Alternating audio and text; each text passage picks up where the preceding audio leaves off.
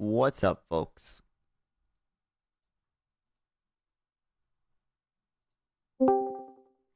How y'all doing?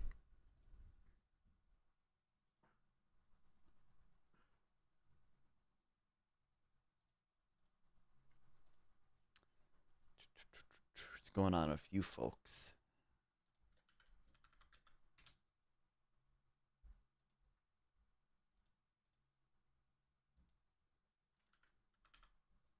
What the hell?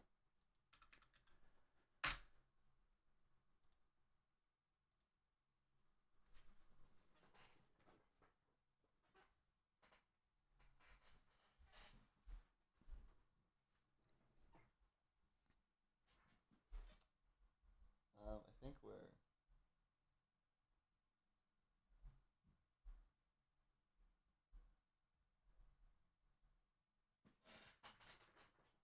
maybe good. Should we?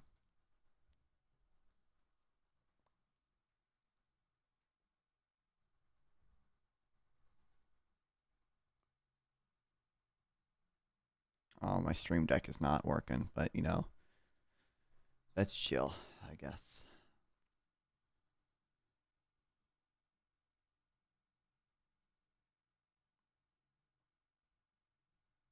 Didn't need it to work anyway.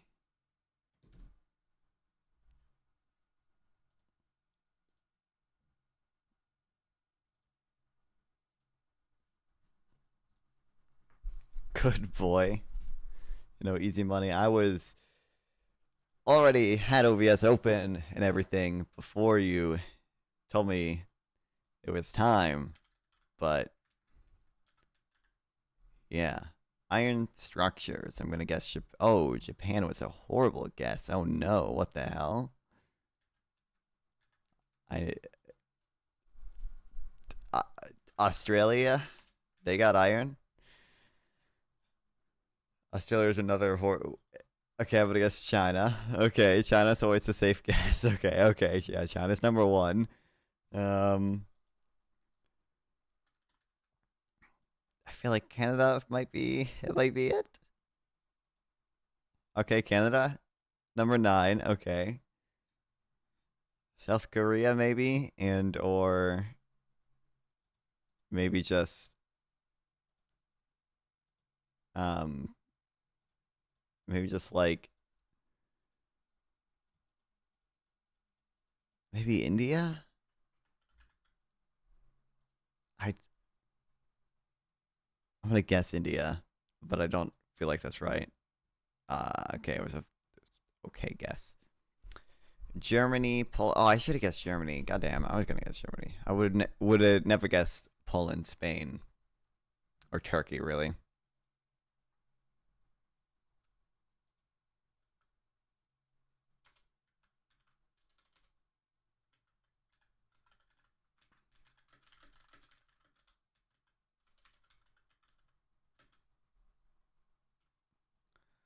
I went to our football game and we had a moment of science for Charlie Kirk, one and a moment of science for school shooting. People care more about the Charlie Kirk shit for some reason.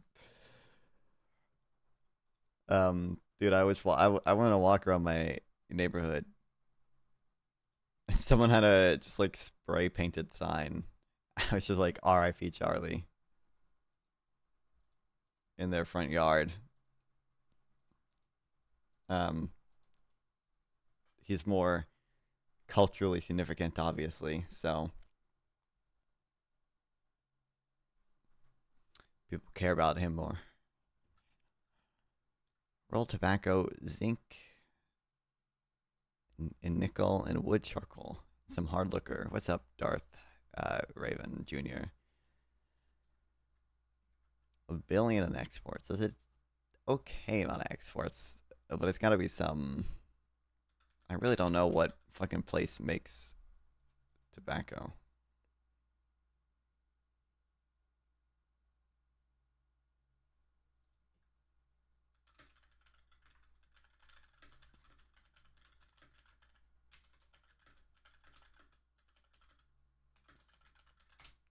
Stream Element bot running. Kirk was the most influential guy in the right outside Donald Trump. Think about this before disagreeing. It's correct. It could be.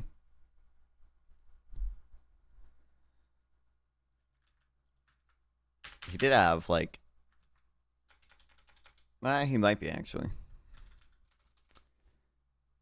I feel like it's got to be some African. I'm gonna guess Equatorial Guinea. Okay, maybe it's in South America then. Cuba. Oh, it would make sense to be Cuba, wouldn't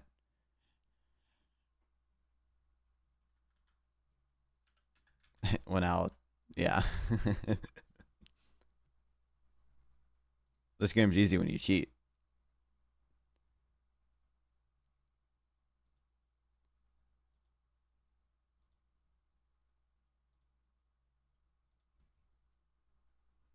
Easy clap, yeah.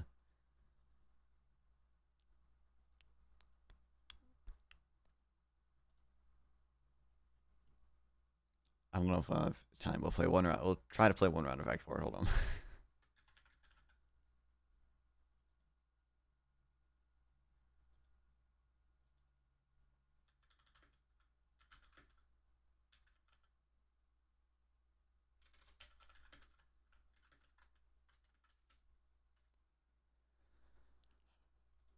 One second.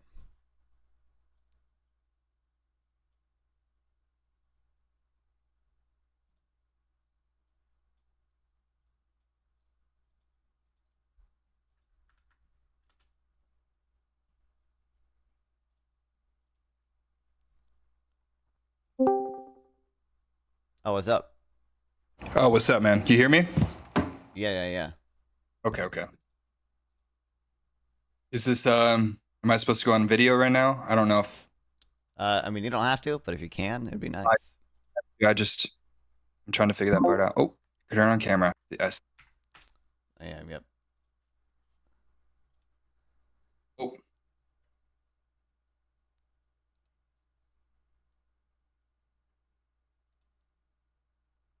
Is it not showing my face? Turn on camera. Not right now. I think. There we go. What's up? What's up? We already live? Yeah. So, yeah. But give me one second. How's it going? Set something Good. up. But yeah.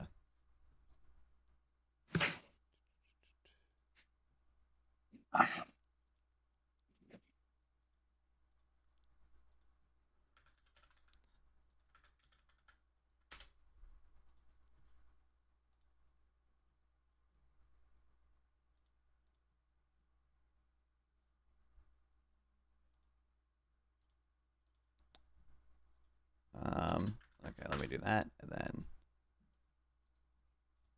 All right. There we go. Okay.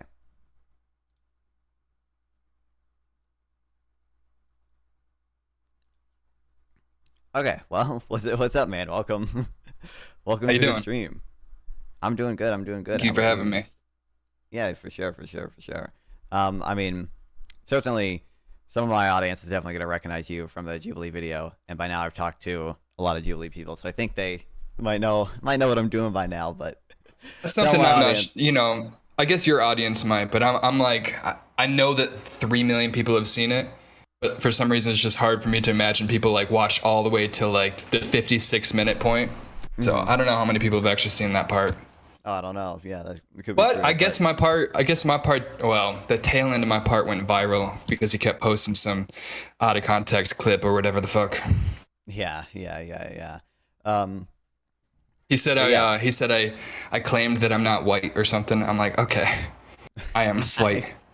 I haven't seen him post any of those clips, but yeah. Oh yeah, it was straight from the PBD podcast. It goes, this young man is told that he could be successful, but he says he can't because he's not tall or white. I'm like, that's clearly not what I'm saying. No, yeah. I did. Oh my god, yeah, I remember that. Oh my god, yeah. I'm like, yeah, which is confusing because I'm like, I know he's not doing that because this is editors, because he's met me and he knows I'm like 6'3" and white. So like, what the fuck are you talking about? But obviously, it's just clickbait. Right. I should be, obviously a part of what I'm doing here is, I'm not, I am not PBD. I think PBD is an asshole. I think he's insane. I think he's rather silly. I think compared yourself. Yeah. He's better than average, but it's not a high bar for me, if I'm being honest. The average what? Yeah. He's every now and then I see takes that he's willing to take that nobody else on the right are, which are more like moderate. And I think part of it is being like he's an immigrant and he's Iranian or whatever. Maybe, yeah. You know what I mean? He's not like in the. Sorry, go ahead. I was just gonna say, certainly, I don't think he's very knowledgeable. I think that, you know, from what I've seen of his podcast, when he has moderate takes, it's like because someone else on the podcast who he brought on is like expressing those things or whatever. But yeah. Yeah, he's more agreeable, generally speaking. I think he's more willing to go along with things to make a broader point to seem like he's correct. But I don't know, he clearly wasn't very knowledgeable, even in the episode, because I didn't feel like my side necessarily won. You know what I mean? At least rhetorically, like I feel like obviously the points were correct, but his points were dog shit. Like he didn't win either. He just like looked more confident and just said some like just kept rambling, talking about how everybody could be successful because he was. You know what I mean? I mean, like one of his points was like he was defining socialism as like the percent of government spending spent on entitlement programs, and like that is just like 100%. There's just like no one who defends that definition of socialism in the history of anywhere ever, and that would lead you to weird places where like you could have like a 90% libertarian state, but then like the 10% of what the government does is like 100% entitlement programs. So that would be apparently a socialist system under his view, when nobody else in history. That was one of my favorite parts, because he was saying like, oh, the United States is more socialist than capitalist. But then the next step, he'd be like, the United States is the greatest country on earth. Yeah, I'm like, that was you're funny a socialist, too. or? Yeah, I know. Yeah, exactly. Yeah. So yeah, I don't think PBD did a good job, but I think unfortunately, kind of the best. Some of his best points rhetorically were the most empty points, sort of substantively. So like him offering people a job, and by job, you know, MLM life insurance thing, right? Like that's going to naturally kind of appeal to a lot of people who have this conservative leaning to begin with. But that's obviously not a it's not a substantive point to just say, oh, you think it was so transparent from the start, you know? It was so we all were like, really, this guy's trying to make us look like we're not willing to take like a job or something like that because he's offering it straight up. It's obviously not like good faith. It's not like he was really intending on hiring anybody. He just wanted to like dunk on them or something like that. So obviously nobody's going to take it. So it was kind of like a trap that I was actually surprised how well the left side was able to like dance around that and like expose him. Especially I didn't see that coming, where he just in the second half of it exposed him for it being like a scam or a pyramid scheme kind of thing, it was the multi-level marketing scheme where he was saying how they get paid out for everybody that they hire kind of shit. So I'm like, oh, so you're trying to make a little money right now by offering these people jobs. That's a little I know. But I thought it was funny because I know that guy Hunter or whatever, and at the little halftime point was just like, all right, quickly, let me look on his Wikipedia page and see what dirt I can find, because none of us knew who it was going to be beforehand, except technically me. Everybody who asked me who it was, I said I don't know.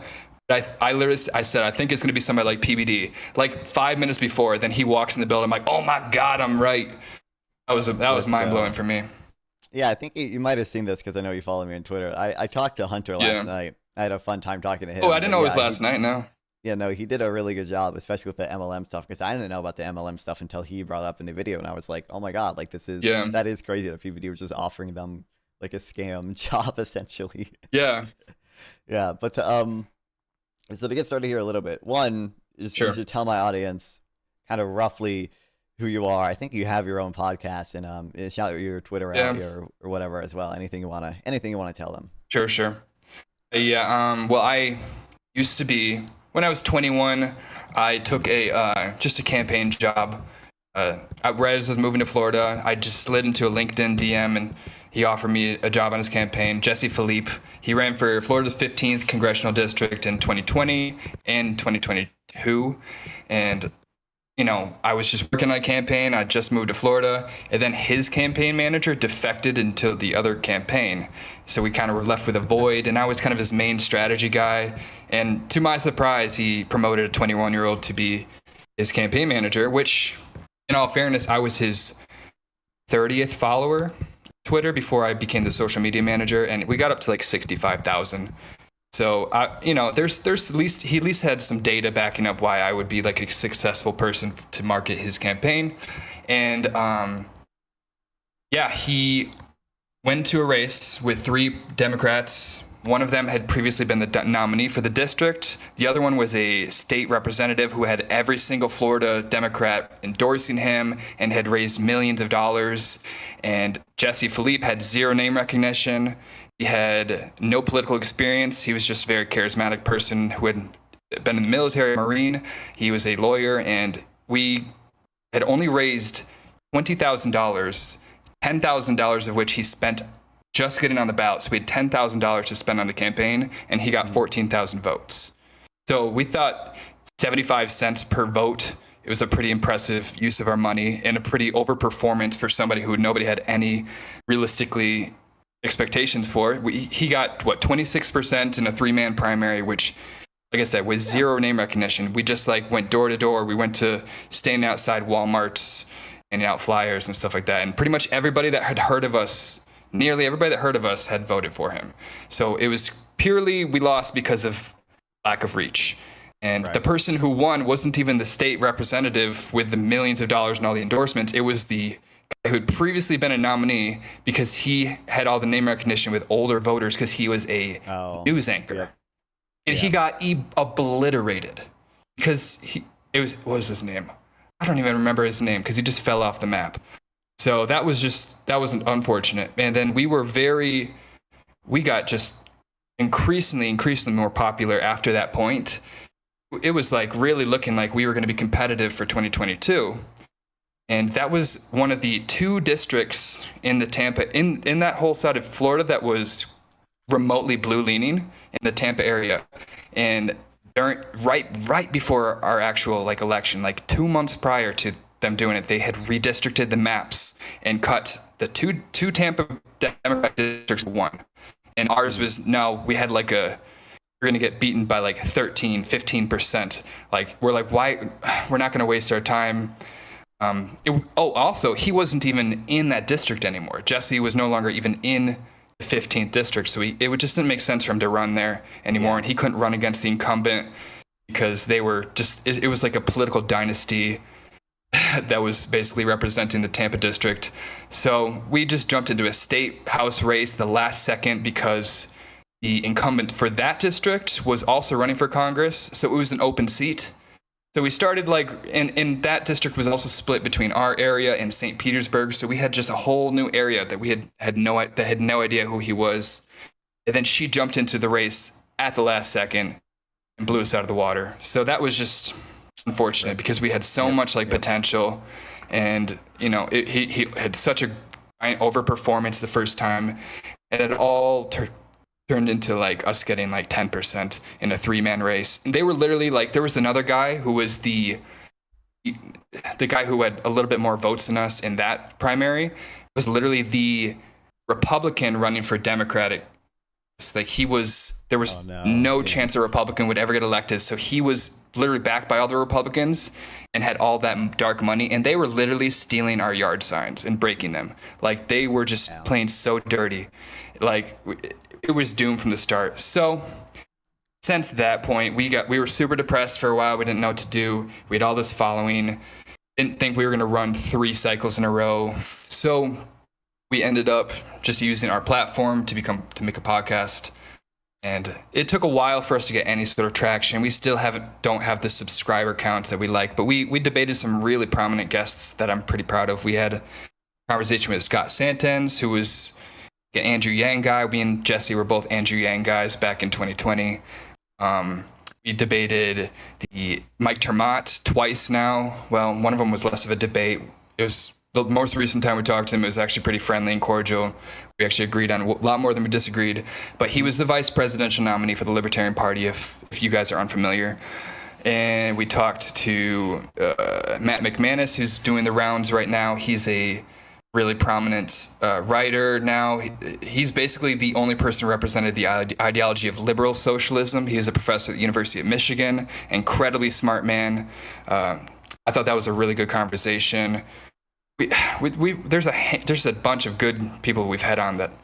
Had we had more, people see our channel, we would have gotten a lot more views. But so we're still working on growing our podcast. It's difficult because he is a full-time lawyer and he owns his own firm, and it's really hard to manage our schedules. We're just very busy people, so it's been hard to stream recently. But this has kind of been like a second win for us, even though we haven't fully taken advantage of it yet. Like me being on a Jubilee, getting a lot of negative attention, honestly, from like the conservatives. But any attention is good attention, in my opinion. Yeah. So well, hopefully, I mean, I'll make sure that's where we're at right now. I'll make sure to link all your stuff. Don't worry when I upload the video and everything. So definitely, and share me the video. I'll make some clips or something too on my end. So hell yeah. Don't worry. Yeah. So I guess it's interesting. Like you said, you were both Andrew Yang guys back in 2020 or whatever. I guess I'm curious. We liked Yang and Elizabeth Warren. Okay. So we were kind of like pragmatic, progressive. We like UBI. I'm more pushing it on Jesse, but he likes it. Land value tax, like it's more like niche online economic things that maybe not the mainstream Democratic Party has fully adopted yet. But right. Yeah, go for it. What you're saying, I know Jubilee brands all of you as anti-capitalist, and I know people, might have some disagreement with that. So today, how would you kind of broadly like frame yourself?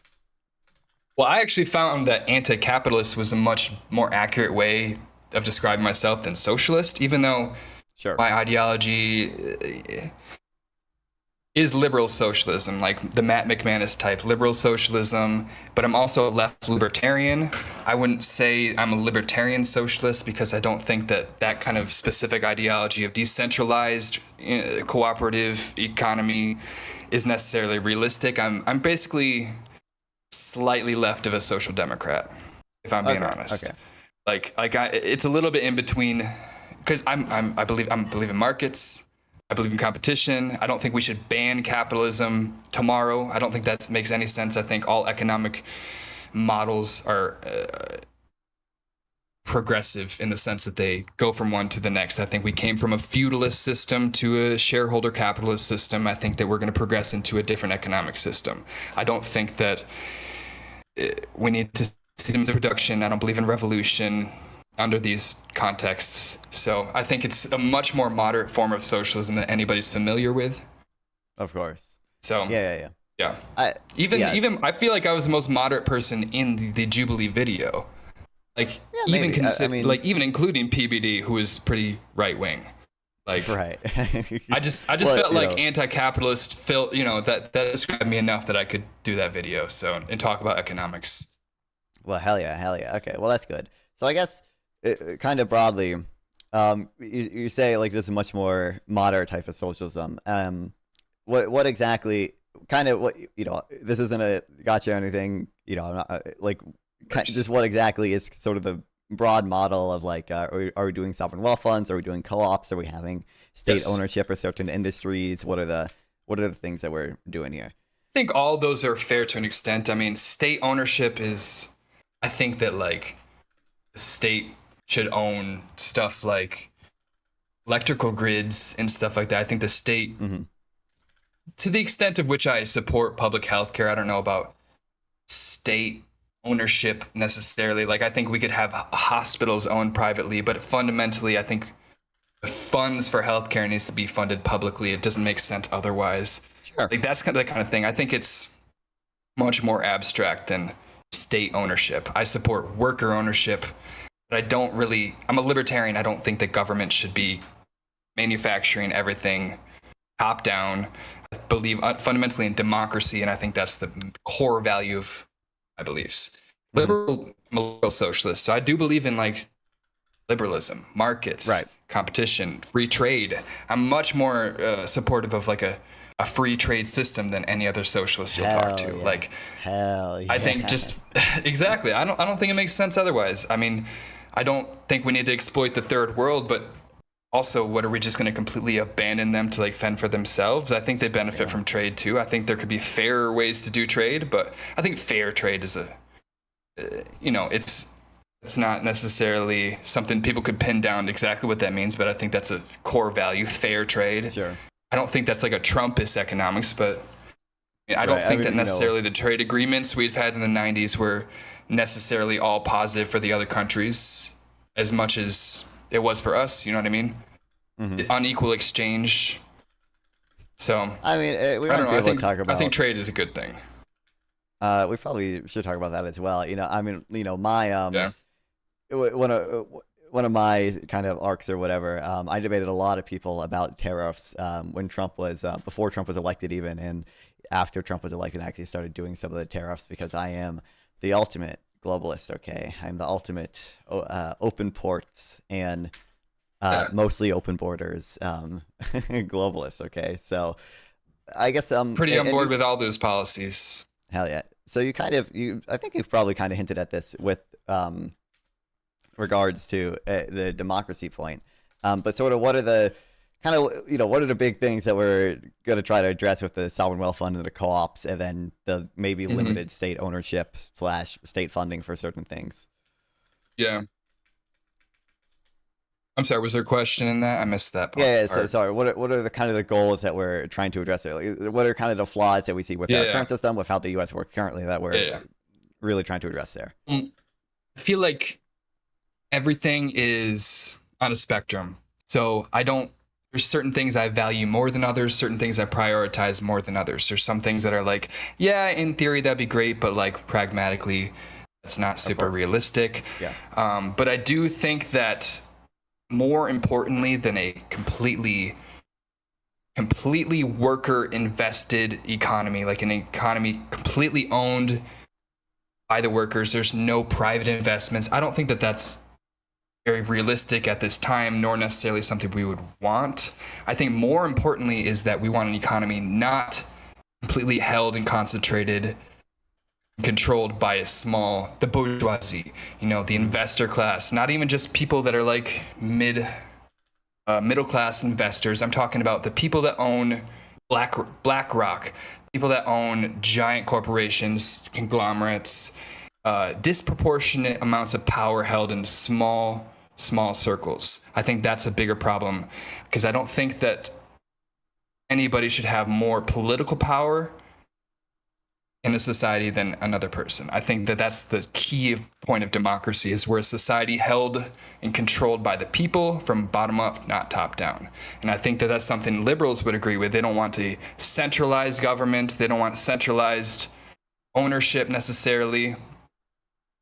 But, how we orchestrate that's obviously the debate. Right. I think proper taxation is very important. How we distribute profits is very important. I think something like employee stock ownership programs are really important, something that we need to be pursuing versus necessarily mandating cooperative ownership. I think it's more something we need to be pushing versus mandating. I think not disincentivizing, but no longer subsidizing capitalist ownerships, like farmer subsidies necessarily, or subsidizing big pharma. All these sort of things are things that we are actively doing to support capitalist ownership. The government capitalism exists because the government finds property rights in a certain way. And that is, I think that that's an almost anarchist perspective, where they think that all capitalism is propped up specifically by the government, and had the government not been there, we would just naturally fall into a cooperative ownership society. There's some aspects of anarchism I find interesting. Other ones I find very unrealistic. So I'm more ideologically anarchist than pragmatically. But I think there's a lot to discuss and think about with that sort of stuff. But fundamentally, we're so far behind the kind of worldview that I would want to implement, that everything is on a sliding scale. You need to start and focus on even getting to a liberal economy before you can talk about getting to a socialist economy. We're not even in that point. We're still super conservative as a society. So I think everything happens on a sliding scale, I said. Right. So there'd be a couple things by now that we've mentioned, but I just wanted to kind of get the broad overview there. So I think sort of fundamentally, we might not totally disagree on this point. because you're relatively moderate. Like I'm gonna generally almost always favor sort of redistributive policies compared to these pre-distributive policies, and so things I'm like sorry, sovereign wealth funds. I didn't hear the difference between those two words. You said redistributive, and then you said what, pre-distributive? Pre-distributive, right? So worker co-ops, for example, are an example of a pre-distributive policy. And now I know you're not necessarily mandating worker co-ops or anything. But when we have these type of programs, at this point, what? Sorry, go ahead. I said at least at this point, like if we're talking about 250 years from now, maybe that's something that would be realistic. But like, it's absolutely nonsensical to think that in a global capitalist system that you can mandate, purely public ownership of the means of production. It's like, are you going to kick out all the people with money? Are you going to seize their assets? I don't think that's very positive towards freedom.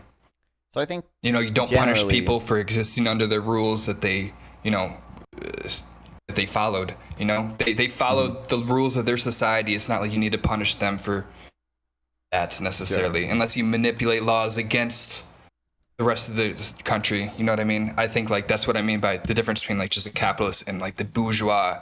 Like somebody like Elon Musk is not necessarily the same as a small business owner. Like those are two different animals altogether. I think so I think kind of the general point is just going to be a lot of these sort of pre-distributive frameworks that like more anti-capitalist people advocate for, and even to some extent liberals with their to the extent that they just support co-op or state ownership or unions or like hardcore support unions. I don't think unions are particularly bad to support in some senses, or even employee stock ownership. You're typically going to see the people you're targeting with these programs are workers. And I think, it can be good to help workers sometimes, but also a lot of the issues that we want to address, that I want to address at least with sort of state intervention, is, getting people out of poverty. And a lot of people in poverty are not workers, right? So with a redistributive policy, with a program that gives welfare benefits to people, the state can kind of target a wider range of people, right? We can target elderly people, children, students, anyone, a lot of people who aren't working, who are in poverty. These sort of worker co-op systems or whatever, even if they have some type of benefits for workers, you're going to see, that might help workers, but it doesn't necessarily help the people who are in poverty because they simply can't work. Sure. I don't think that a lot of people would unless you're like a hardcore, like really libertarian socialist, like really libertarian. I don't think most of them would support a system that's like, it's more like mutualism, where you support a purely like cooperative system, but you don't support social welfare programs. I feel like that's kind of like most So I mean, like me would concede that. Go for what you're saying. Obviously, like, so you can have both to some extent. My point generally is just going to be these sort of redistributive systems allows you to target a wider range of people without, I think, some of the cost of the or the inefficiencies of a lot of the pre-distribution. So, for example, like with co-ops, we might be concerned that they're essentially going to underhire people because you kind of, well, actually, you could have cases where they under or overhire, but when you're going to see less what's called allocated efficiency because worker co-ops essentially have to take on labor and capital at the same time. So there's going to be a lot of firms that want to be able to raise a lot of capital, but under some type of worker co-op system, you're limiting their ability to do that. Because you're not. That's why I'm more critical of a lot of socialist perspectives on this issue, because I am more libertarian. I do think that it needs to be a more decentralized form of system. It's not like every model is going to fit everybody. I don't think everybody could be in a co-op necessarily. Like, not every sort of facet of the economy would work efficiently in that way, but I think a lot of them would.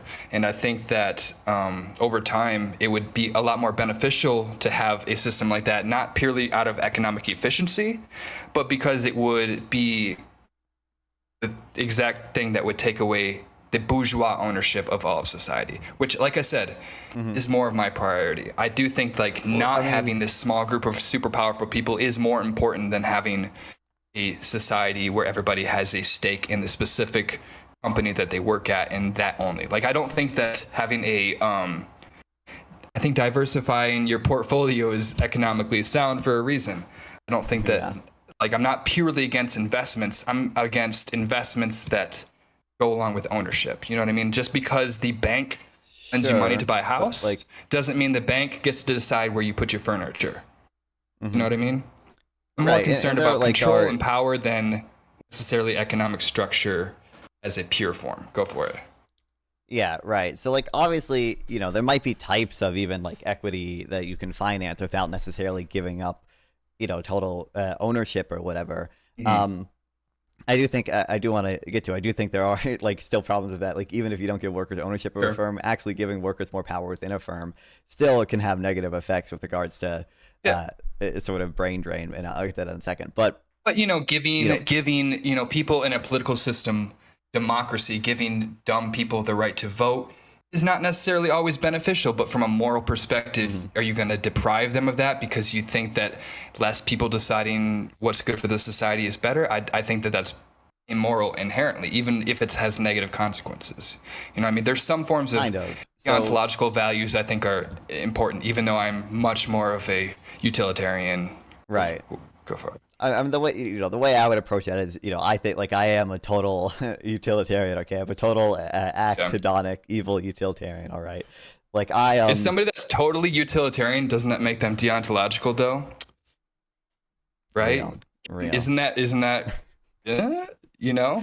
I mean, can you be a total utilitarian and be a utilitarian? I think you can be. Like, I mean, obviously, the sort of general way I would approach it is obviously to say, like, norms, like, matter, and, like, heuristics matter, like, general rules matter. Yeah. So, like, you know, it is just a good thing for society, kind of as a general rule, to give people freedom of speech and or even dumb people, or to give people the right to vote, even dumb people. You know, even if, you know, there might be, like, certain individual cases where, like, this dumb person voting is going to have a negative effect or whatever. You know, as a society, it's probably other costs to preventing that. And it's kind of hard to, like, with regards to freedom of speech, for example, it might be good to, like, censor some people sometimes. But, you know, do we trust the government to appropriately handle that is a question that we, you know, you have to deal with, and therefore it can still be good to, you know, give people freedom of speech as a rule, essentially. I agree. Even if the freedom of speech sort of intrinsically is not the thing that matters. Mm-hmm. But I guess, you know, going back to, I also think it's important. I'm sorry. I also think it's important to note that in my kind of model, it's not like a society where everybody has an equal say. Mm-hmm. It's that they all have a say, and that's fundamentally derived from the workers. Like, I don't think that we have to have a society without leadership. I just think that the leadership, like in a specific corporation, should be to serve the workers, not the investors that hire them. You know what I mean? There's an inherent contradictory value system when the owners hire people that will only cater to their interests. You know, that's dialectical materialism fundamentally, is that you know, the owners benefit most by paying the workers the least and by raising the prices the most, and the workers and consumers benefit the most by the cheapest prices and the highest wages. Those are inherently contradictory values. One side has a freedom, the other side has a freedom. Not everybody can have equal freedom. I don't have the freedom to kill you, even though you would have to use government to stop me from killing. You know what I mean? I think fundamentally a completely pure free system doesn't exist and can't exist because there's an inherently contradictory. So go for what you're saying. Yeah, certainly. I do want to address that briefly. I do think it is relevant that, like, earlier, you know, a little bit earlier, like you mentioned, like, you know, like, diversification is important for a reason and everything. And I do want to mention, I do think that there are concerns when it comes to having workers either buy in or sort of be invested in their firm, especially to whatever extent we sort of artificially subsidize that and or, like, mandate it. For one, if you tell workers they essentially have to buy into firms and like sell their shares or whatever when they leave, in order to make sure the workers are the ones with a say in the company, you're going to see sort of the transaction cost of hiring and firing go up, right? So you're going to see less people get jobs and less people lose their job. That's just overall probably going to lead to higher unemployment. It's just going to take longer for people to find a job overall, and lower job mobility. People are going to switch jobs less often, and those are going to have kind of broad effects, you know, on the economy. You know, we're going to just see labor be more inefficiently allocated overall. You know, it's not going to be where consumers demand it. It's not going to be where it's sort of the most productive employment is, right? It's going to be. This is again why I don't think a purely cooperative system at this point makes any sense whatsoever. Mhm. Like, even in the most positive charitable view of that system, would need vast numbers of or vastly less wealth inequality, because obviously Well, I think a even poor if you worker, saw- somebody that doesn't have a lot of money in the first place, would not be able to have the assets to invest in a company. Therefore, they would be unhireable. I also don't think, like I said, that every single industry needs to be cooperatively owned. I also think that like different scales of private ownership are, something to consider. I think like small businesses, even capitalist businesses, could exist under a certain number. Like once you get to the point where you have to have like a stock market funding your existence because you're a giant conglomeration, I feel like you've gotten too big. You know what I mean? I do think that you could have a business, a local mom and pop shop, like in Wyoming with 20 employees. Like, I feel like that's very much not opposed to my kind of system. Obviously, a lot of liberal socialists I talk to, will sort of have that, either sole proprietor or like small business exemption, where they're not going to say literally every company ever needs to be a co-op or it's socially owned or whatever by the sovereign wealth fund or whatever model they want. And that makes it, and that kind of system makes it a lot easier when you're not able to, join a co-op, because you can sell your labor to a, maybe not a capitalist, but a privately owned company in the short term. Like, I do think that there's a room for private ownership, but I think it needs to exist on a much smaller scale. Like, my perfect system is much more similar to Norway, which how much public ownership do they have? I wish I could fact check it right now, but they have higher public ownership than China, isn't it? Kinda. So public ownership or what exactly? So of the wealth, about 2/3 of the wealth in Norway is socially owned. Of sort of the production of like GDP, essentially, about 40 to 46% of it is sort of produced by collective entities. So be it the government itself and or state-owned enterprises. It's funny. Not state-owned. They have a high cooperative industry too. But they do have some I don't think cooperative share, but I think the state-owned enterprises produce a lot more than cooperative, especially because obviously they the do. state-owned oil They're enterprise. more common. Yeah, right. It's funny. Do you know who Econoboy is? Yes, of course. Yeah. Me and Econoboy had some disputes about that. Because he ended up putting in an article saying like 60% of production in Norway is by collective entities or whatever, and I went down a whole rabbit hole, of Norway statistics websites to calculate the value added by SOEs and calculate blah blah blah blah blah. Eventually, me and Econoboy agreed. We came to an agreement. Okay, it's about 40 to 46%. I don't. That's still incredibly high and much different than almost every other economy on the world. Yet they exceed. What were we saying? The public ownership of wealth is like 67% public ownership of wealth is very high. I don't actually know how super high the like 40% of production essentially is. I'm pretty sure that there's under 20 countries that would come even close. Probably, right? Probably. And the ones that exist are pretty poorly managed. Sure. Vietnam or whatever. Right. I don't know. I would have to one day. I'll look at the numbers for Germany and Vietnam and everything. But Norway's statistics website was annoying enough, and they're very transparent. Exactly. Studying statistics will give you headaches, so I don't blame you.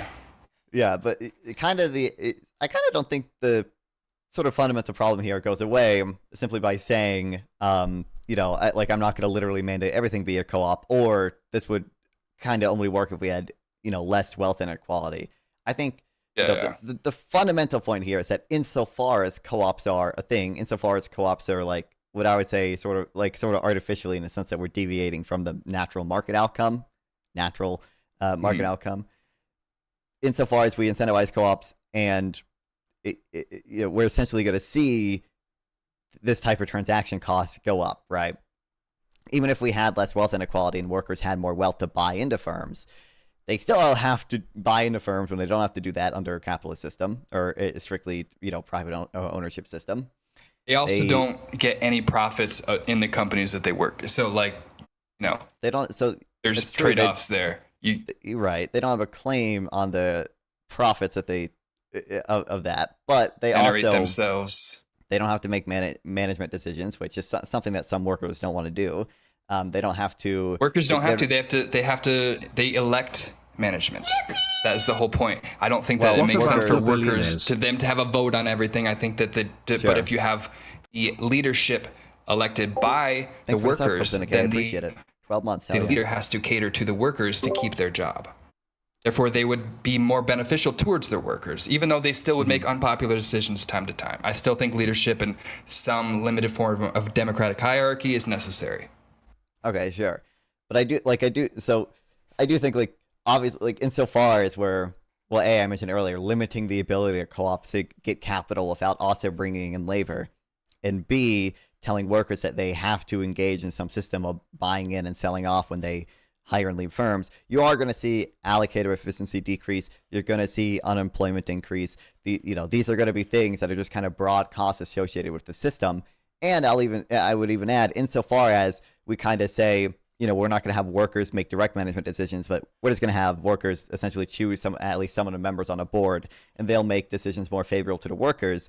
There are trade-offs to that as well, even. So there's evidence from both worker co-ops and from unions that when you sort of have a more compressed wage schedule, right? When we are saying essentially we're going to take a little bit more from the higher earning workers and give it to the lower earning workers to have this sort of compressed wage schedule.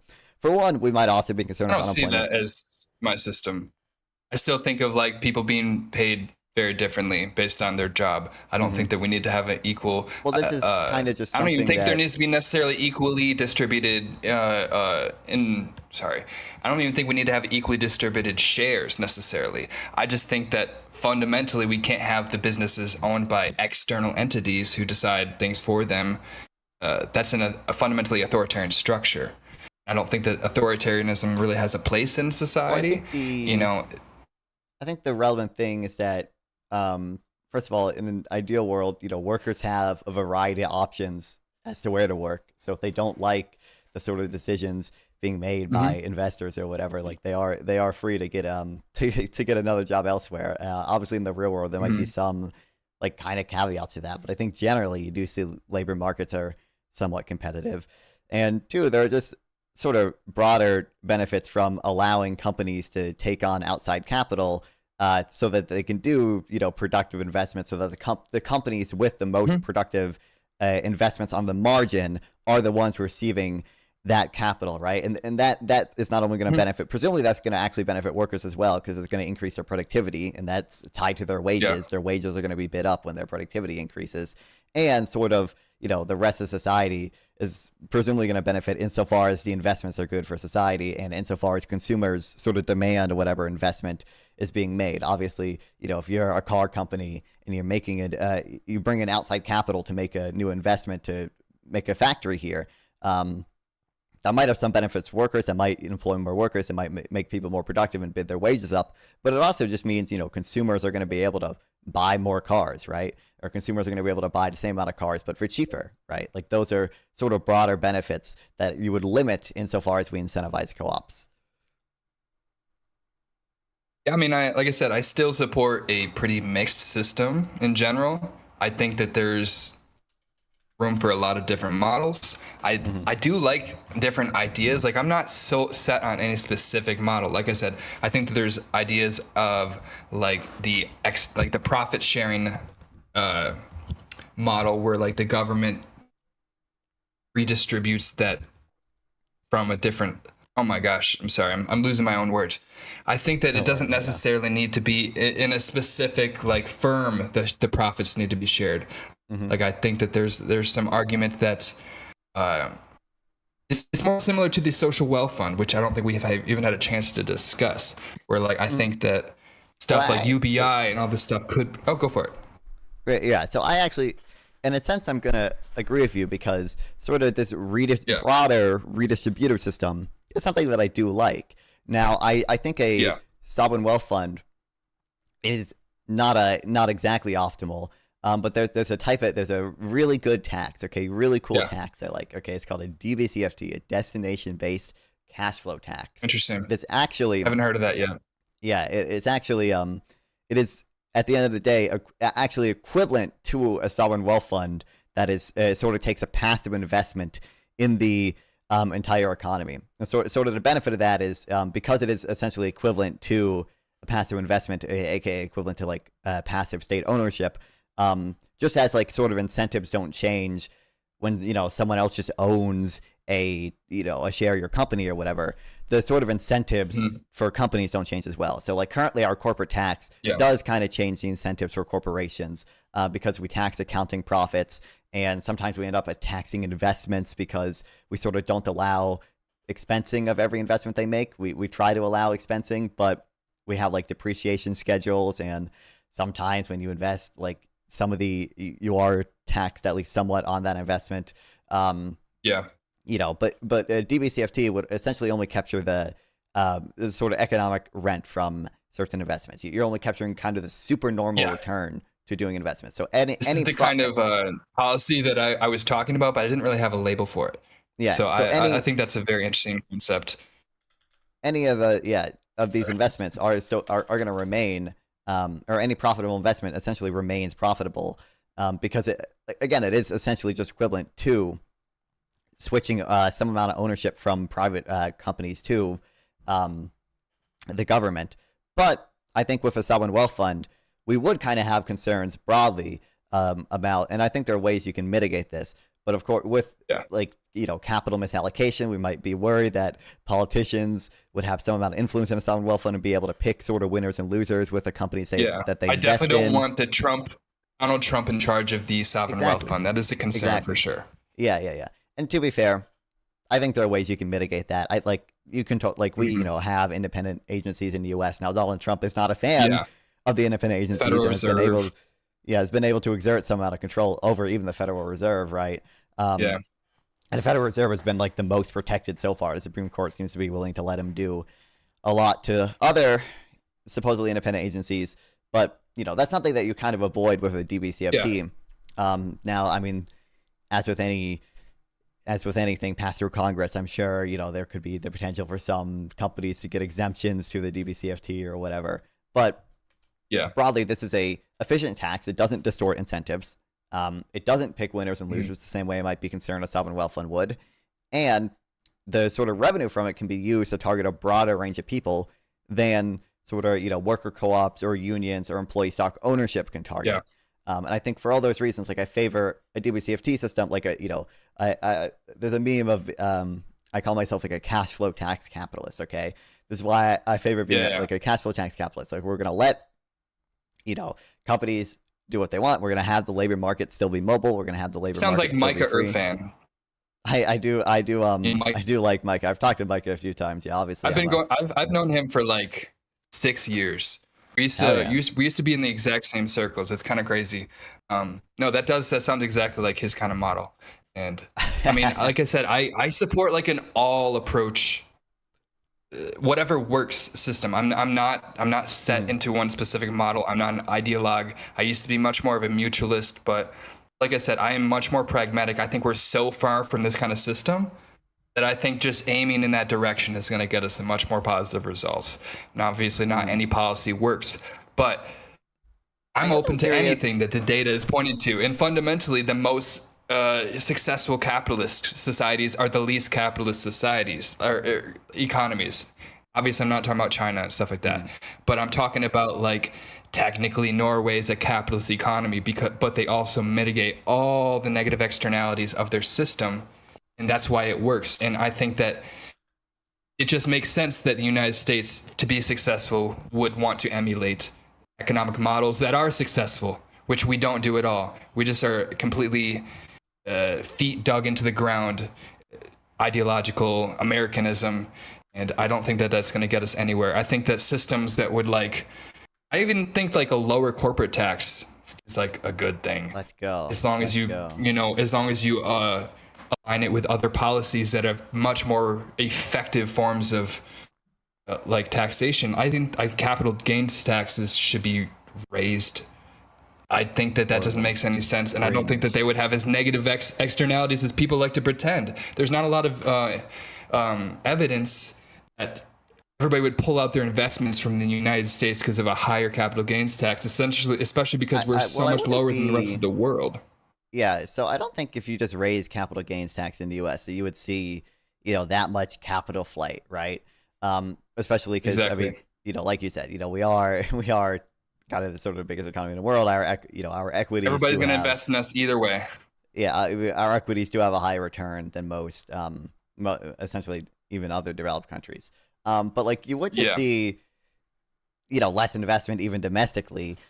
People would be less willing to make investments that would be subject to a capital gains tax because that tax exists, right? Like that would be a thing that we should be. I don't think it would disincentivize almost any forms of investment in the United States. Like I said, because it's not like there's other countries that have even close to as low of a capital gains tax as we have.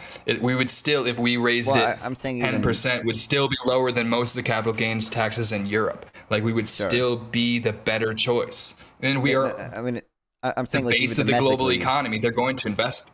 Yeah. For people not even choosing between.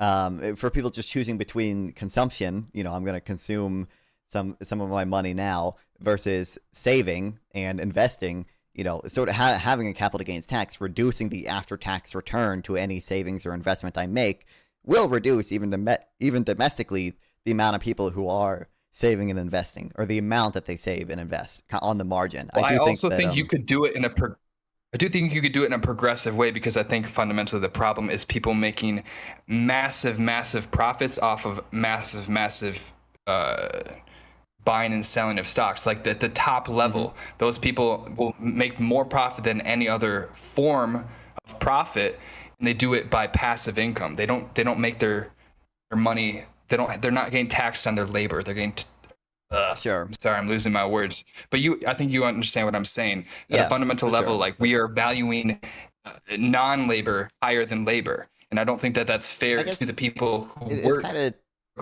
don't know. I feel weird when people say stuff like that. So like, value is a weird word. Like value is kind of a vague term to me. I think kind of the relevant thing is like what kind of the spillover effects are, and like what are the effects of taxing stuff. So, for one, I would say like the first thing I would point to is just that, I don't view people making money by selling stocks on its own as like some big problem. Like and I think the data even shows that like, I understand what you mean. I don't think so either. And like kind of the best data shows that like, despite that, like, if you just look at like post-tax income inequality, for example, like I don't think that's significantly gone up much in the U.S. And now, to be fair, some of that is because we do already have taxes on capital gains, taxes on people selling that stuff. Yeah. But I kind of don't view it as like a super huge problem that like needs to be addressed if inequality and post-tax income inequality is not even increased meaningfully in the U.S. It's basically flat. But also like there just kind of are broader benefits to having capital sort of be allocated to companies with the most productive investments, companies with a higher future expected cash flow. And this is what you kind of, I remember you mentioning. It distorts the market to an extent. I'm sorry. I think that part of the problem with the economy is it doesn't value efficiency as much as it values profitability. I do think that there would be a completely different system in which companies would be more effective and probably better for the consumers, but we choose companies that are better for shareholders necessarily. So I think profitability isn't necessarily the highest attribute. You know what I mean? I think that as long as your workers are properly paid, if they make an even amount of money that pays all their workers and all of the costs, I don't see why necessarily profitability is the priority. I think that we value profitability for the investors when fundamentally we need to be aiming towards our workers making more money necessarily. So and kind of I understand that go ahead. Right. I mean, I'm kind of the big thing about markets or whatever is that, the profit and loss system, the price signal in the market system are, ensures that profit is sort of an indicator of efficiency, right? Like, whether or not you turn a profit is an indicator of whether or not consumers essentially demand you're good enough to, not necessarily though. It could just mean that you you have or there's a higher demand or sorry, it could mean that they just are just charging substantially more, but the demand isn't like so low that they are going to lose profits as a result of that price. You know what I mean? I think that you could charge substantially lower prices at a company, but it's not necessarily going to make them like an inefficient company. You know what I mean? I'm sorry. I'm losing my it might depend train of exactly what you thought mean by at this point. efficiency. So, like, I mean, insofar as sort of companies, could charge lower. So companies can obviously have some amount of market power, and that can sort of allow them to charge prices beyond what the efficient market outcome is. But I think I don't think we observe much market power in the U.S. today, and I think a lot of the reason there could be market power in some cases do you mean by that? Is because of in that I don't think like it seems like markets are kind of broadly efficient in the U.S. today. We don't see I don't think, for example, like I don't think we see, for example, massive price gouging, large scale. I don't think that's true at all. I think it depends obviously on when we're talking about. If we're talking about today, yeah, we're not. We're also not immensely profitable right now for obvious reasons. Like we have super inefficient tax policies, like the tariffs and all this model under the Trump administration. So if we're talking about now versus the Biden administration, then I don't think those are the two. Well, what do you think we saw during the Biden same economies at all? Sorry, what was the question? What do you think we saw during the Biden administration, though, as indicative of companies being inefficient by charging? Oh, I think that's the opposite of what I'm implying. I think we had a much more efficient economy under the Biden administration. It was one of the most efficient economies we've ever had as a society. I don't think that that's the best thing that we could do. And I also think that that's a result of we started off from the lowest place possible with the COVID economy, that kind of thing. So obviously you can give Biden, he gets more credit than he could deserve in some circumstances. Like obviously he's going to consistently grow the GDP because of how fucking far it dropped under Trump. Of course, yeah. But I do think that a lot of the ways in which he organized the economy was so much more effective. Well, I have to mention that I have to leave in 5 minutes because I do have to work. Okay, sure. I was kind of talking about markups. Like people cite under Biden a lot of times, the price gouging by companies or whatever. And I was curious if we were kind of citing supposed price gouging during COVID as evidence that companies are sort of abusing their market power. Oh, I definitely think that they took advantage of that. And I think that inflation a lot of the times is not necessarily a accurate market response. I think that it's a lot of times corporations taking advantage of the fact that people are saying there's inflation, so they can raise the prices. I don't think that they're necessarily a reaction to supply and demand a lot of the times. Obviously, they are other times, but I guess I don't see. I think price gouging is absolutely a thing, and it's a form of taking advantage of an opportunity to profit when it's not necessary at all for you to maintain the same level of profitability, which you don't have to be struggling in order to make a certain amount of money and still rapidly increase your prices just because the economic situation that we're in right now, like the COVID. You know what I mean? Right. I think price gouging was pretty obvious during that time. I don't see particularly good evidence of that anywhere. I mean, there is that one. I mean, wasn't the toilet paper thing we didn't even have a lack of toilet paper? They were literally just. I don't know. I'm sorry. I'm not even gonna. I'm gonna turn off that reference because that was so long ago. I don't even remember the situation.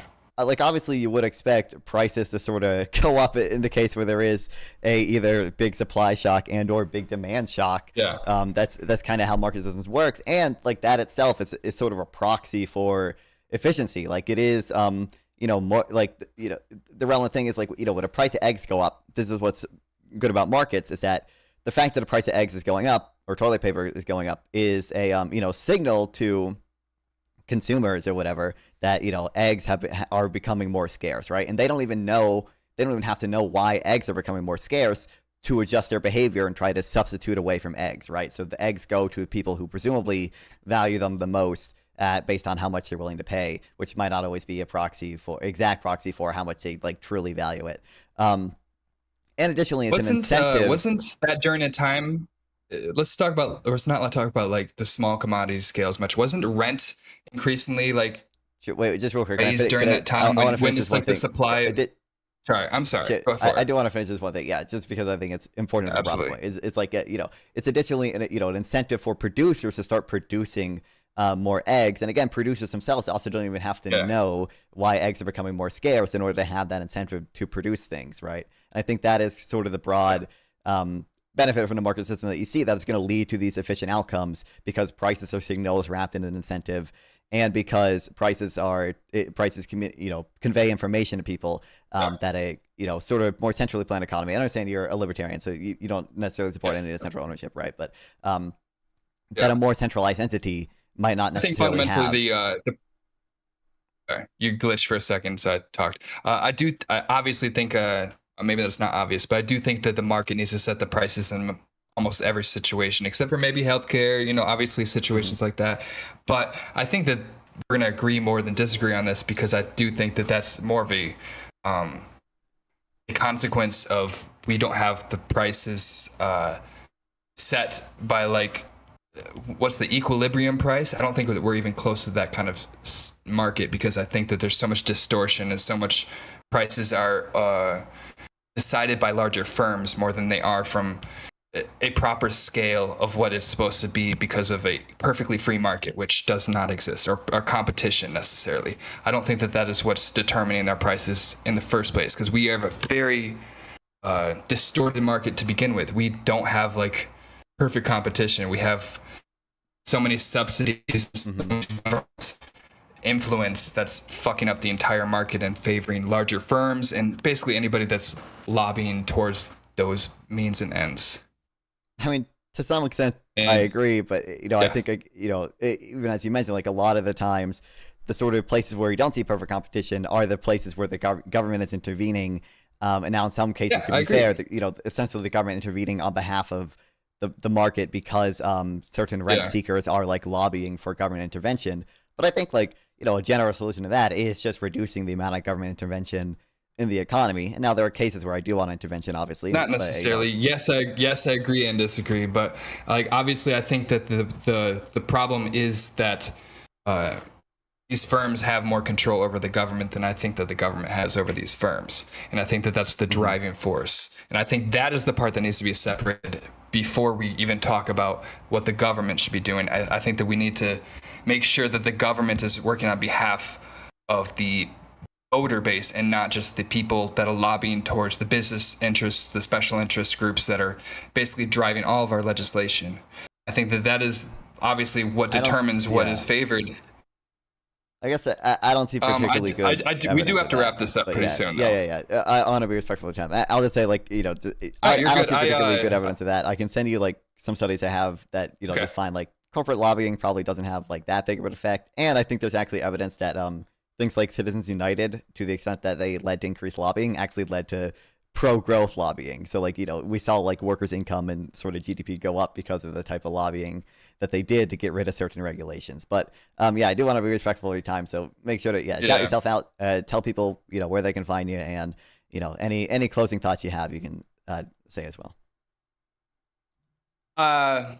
I didn't really think of what I would be saying in this moment, but you guys, my show is called Imagine More. You might have to type Imagine More show, because there's like a million versions of Imagine More on YouTube that are bigger than our show. So Imagine More show if you're trying to find us on YouTube. My name's Seth Kafila, Kafila. Follow Jesse. If you find our Twitter, all this stuff is pretty linked together. I think we should talk again when I have more time too. I feel like we have a lot more of a conversation. Plus, I haven't honestly talked or thought about politics that much in the last year compared to the previous 5 years. I've been a very busy person, so I feel like I didn't have a lot of my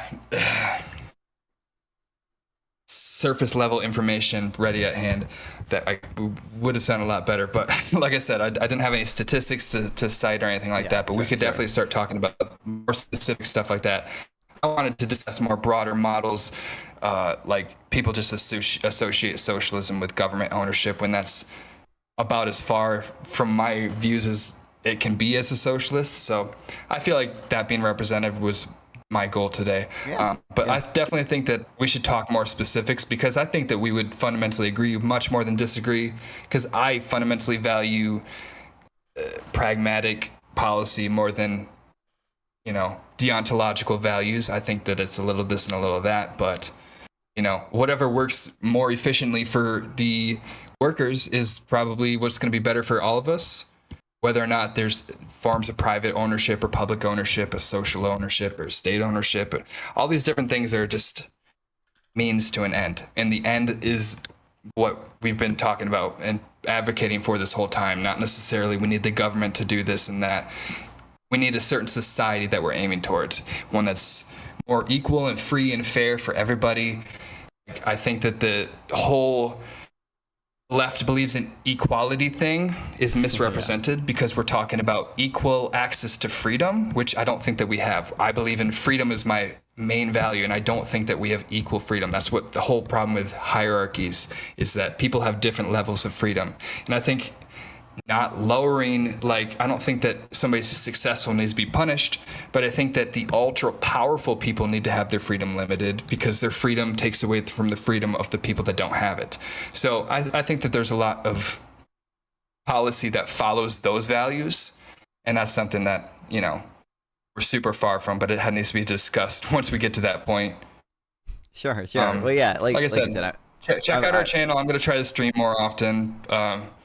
We could talk. I definitely found this conversation interesting. Made me think about politics in a way I haven't in like literally a year and a half. Ever since Trump got elected, I'm like, fuck this, dude. I don't even want to think about economics or whatever. I've just been working, trying to make my living. I used to be super niche into statistics and economics and all that stuff, and it's something I'd like to get back into. Well, yeah, certainly. I'm sure we'll talk more. Check out our channel. Definitely. Yeah, we'd love to talk more. I might try to organize something even with some other Jubilee people as well, and have a. I'd love to talk to them again. Yeah, that would be great. With multiple of them. Yeah. So for sure. Yeah, appreciate you coming on. Sure, we'll see each other again. I'll make sure to reach out again at some point too. But I'll see you around. Appreciate it. I appreciate you. What's your name again? I'm sorry. My real name or my internet name? Are you hiding your real name? That's fine. No, I don't have my real name. My real name is Jared. Okay. If you want to know that, and then my internet name, I'm nonfon on YouTube, and then it's NONFON, and then nonfon420 basically everywhere else: Twitch, Kick, Twitter, Instagram. Yeah. Well, like I said, it's nice to meet you, Jared. I didn't know that was your name till now, but glad to have talked to you. We'll have to do it at a different time. You know. Yeah. We'll talk more in depth about policy one day. Hell yeah. All right, y'all. I got to go to work now, so appreciate y'all. Yep. Appreciate it. I'm going to hop off now. All right. Send me the video. Oh, of course. Yeah. Okay. See you, guy. Well, fun time. I don't know if time was that limited. I would have interrupted 1 or 2 more times, okay, to spout some capitalist propaganda, all right? But fun time. Cool dude. Yeah, I'm sure we'll talk again. It's cool to see that he knew. It's funny that he knew Micah. It's like, oh, that sounds just like Micah. That was interesting. Yeah.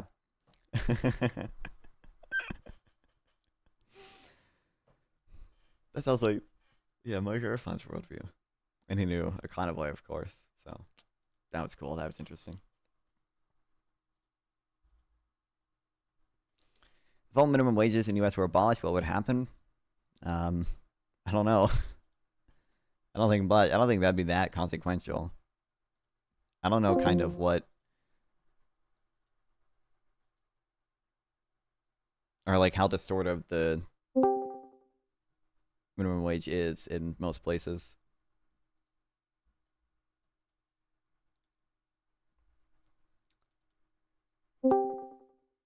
What's up? Total failure, no shrimp filling, no splinter filling. What is this? He name dropped Micah and Econoboy, bro. He did. That was awesome. You got to talk to him again. Yeah, probably. Yeah. Yeah, no, that was nice.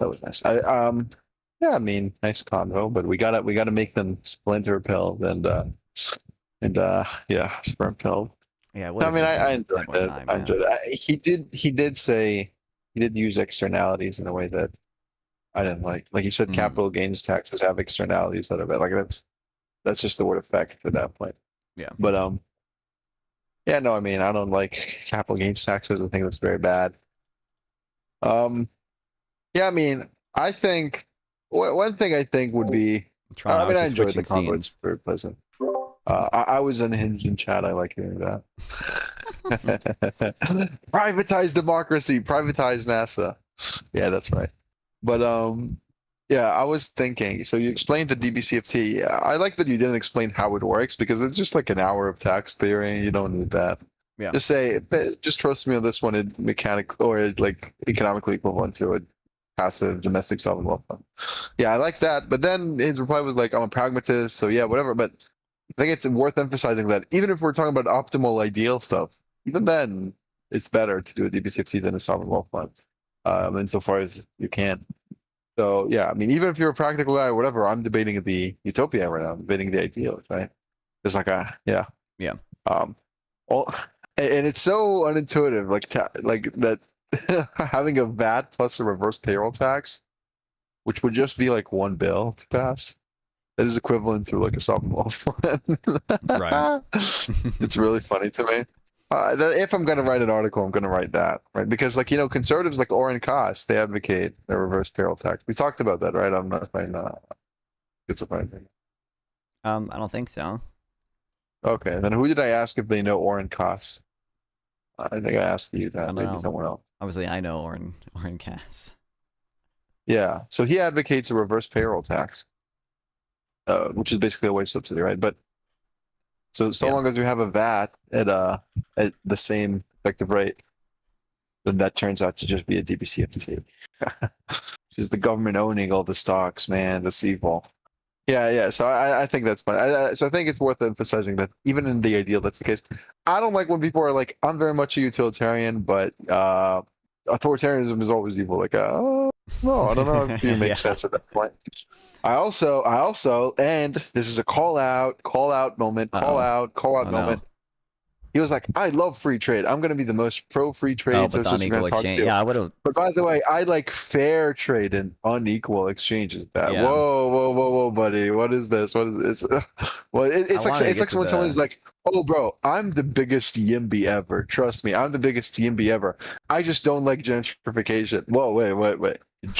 Oh boy, this guy's a NIMBY. This guy's a NIMBY. Right. Yeah, so that's what I think. These are my thoughts. Am I allowed to think them enough? Absolutely not. No, yeah. I would have loved to get to the unequal exchange thing, but unfortunately, we didn't get there. Yeah. Thanks, Liberty Twitcher, It's for bad. the Twitch It's bad. sub.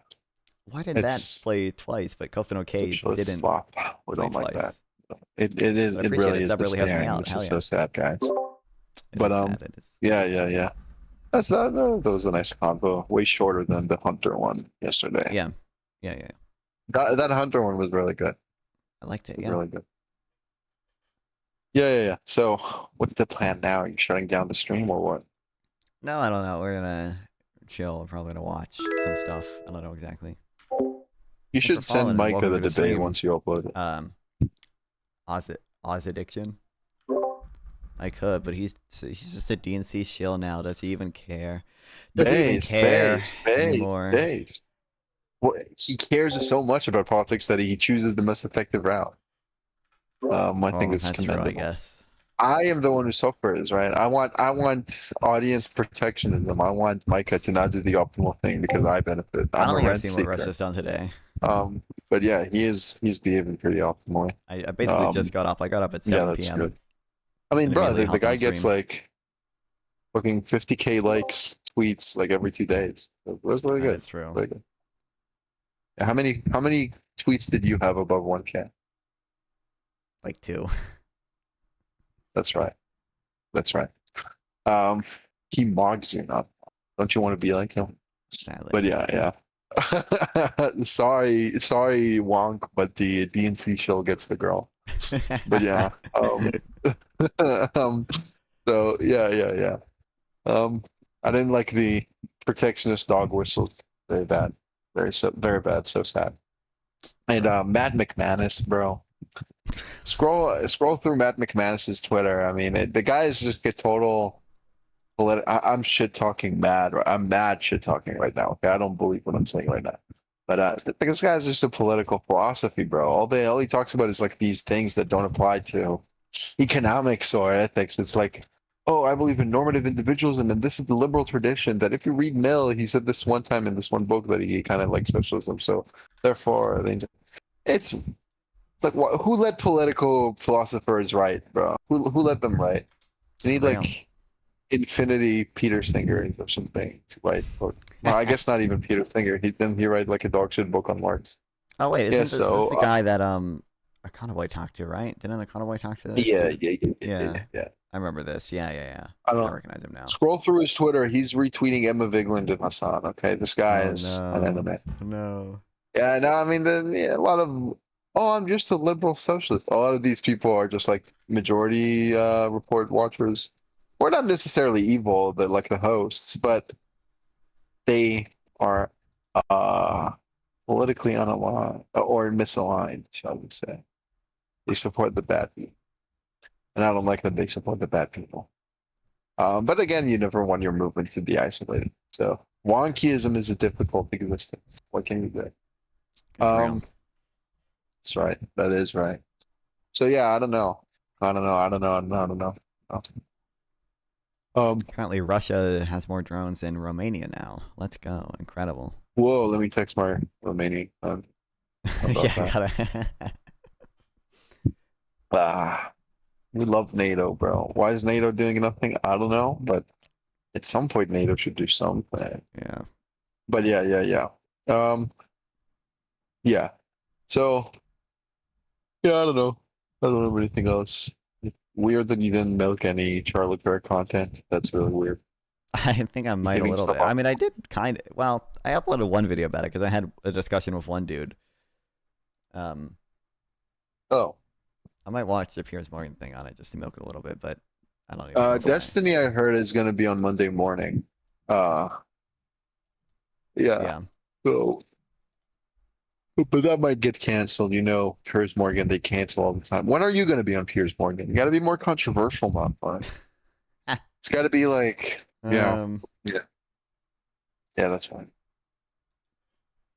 You're gonna do a hit on the sovereign wealth fund manager of Norway. It's gonna be so bad. And then Piers Morgan is gonna cover it. It's gonna be so bad.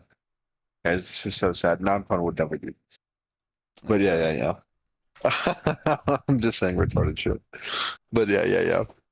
No, we don't love Piers. I don't know. I used to like him, then I hated him, then I love him, then I hate him.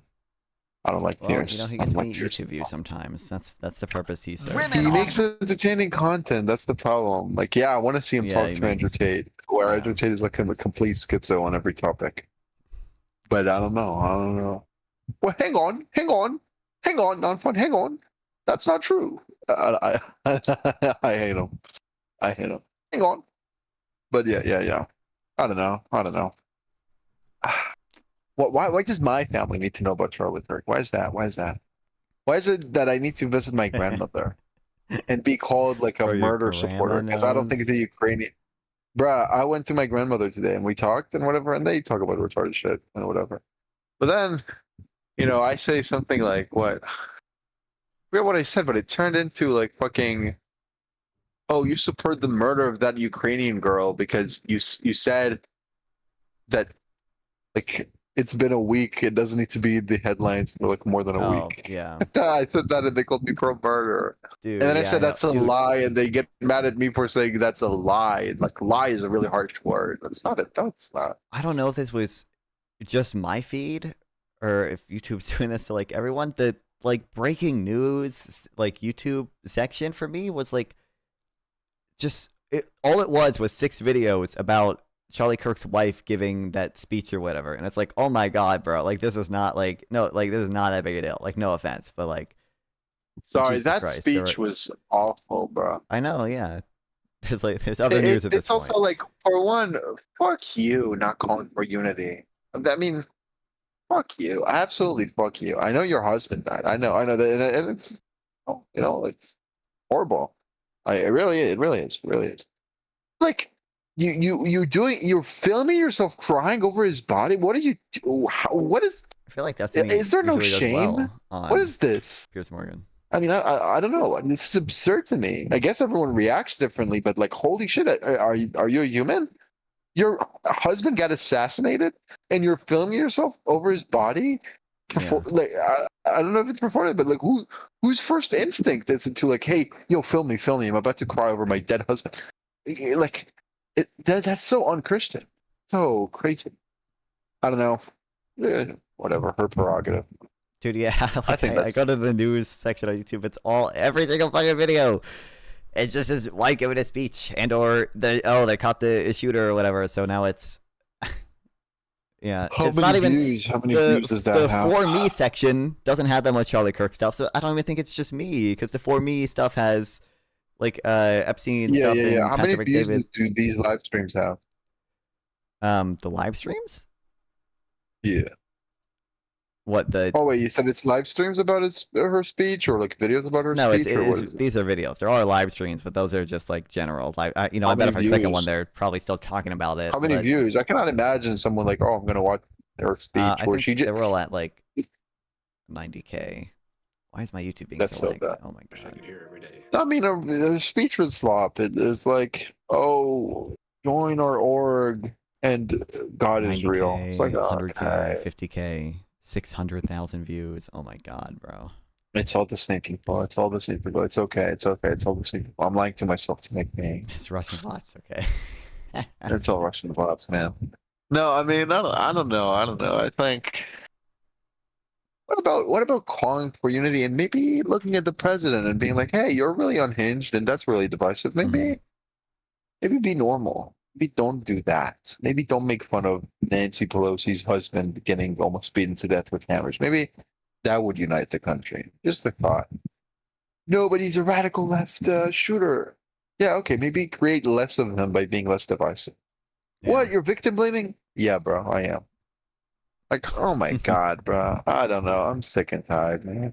Dude, it fucking sucks. The Unfuck America tour might just be entirely screwed now. I don't know what the hell they're gonna do. What did you think on Fuck America, man?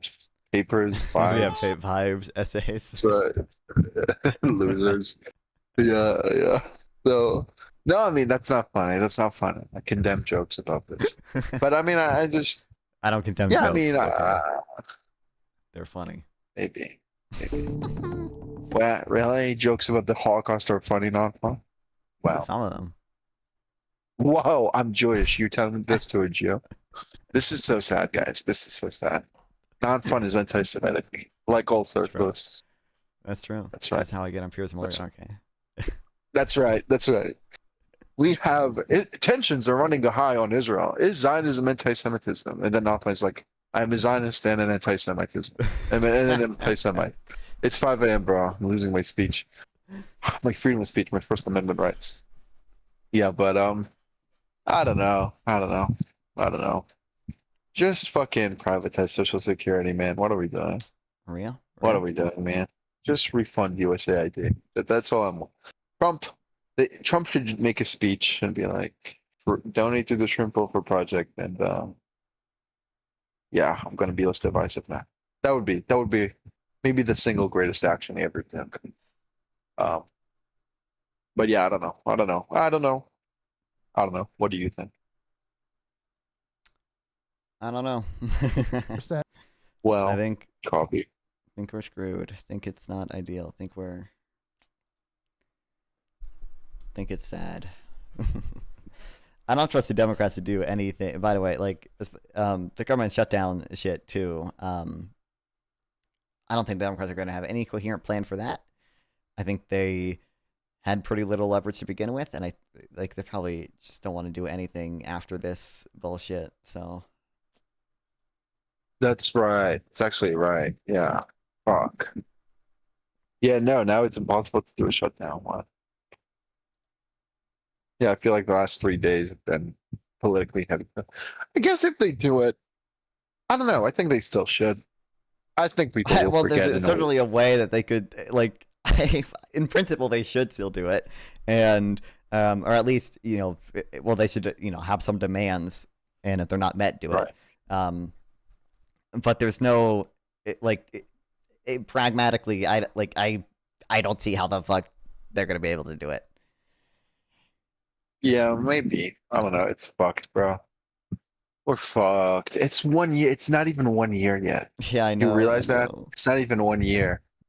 It's not even 1 year. Take all of this stuff, multiply by 4.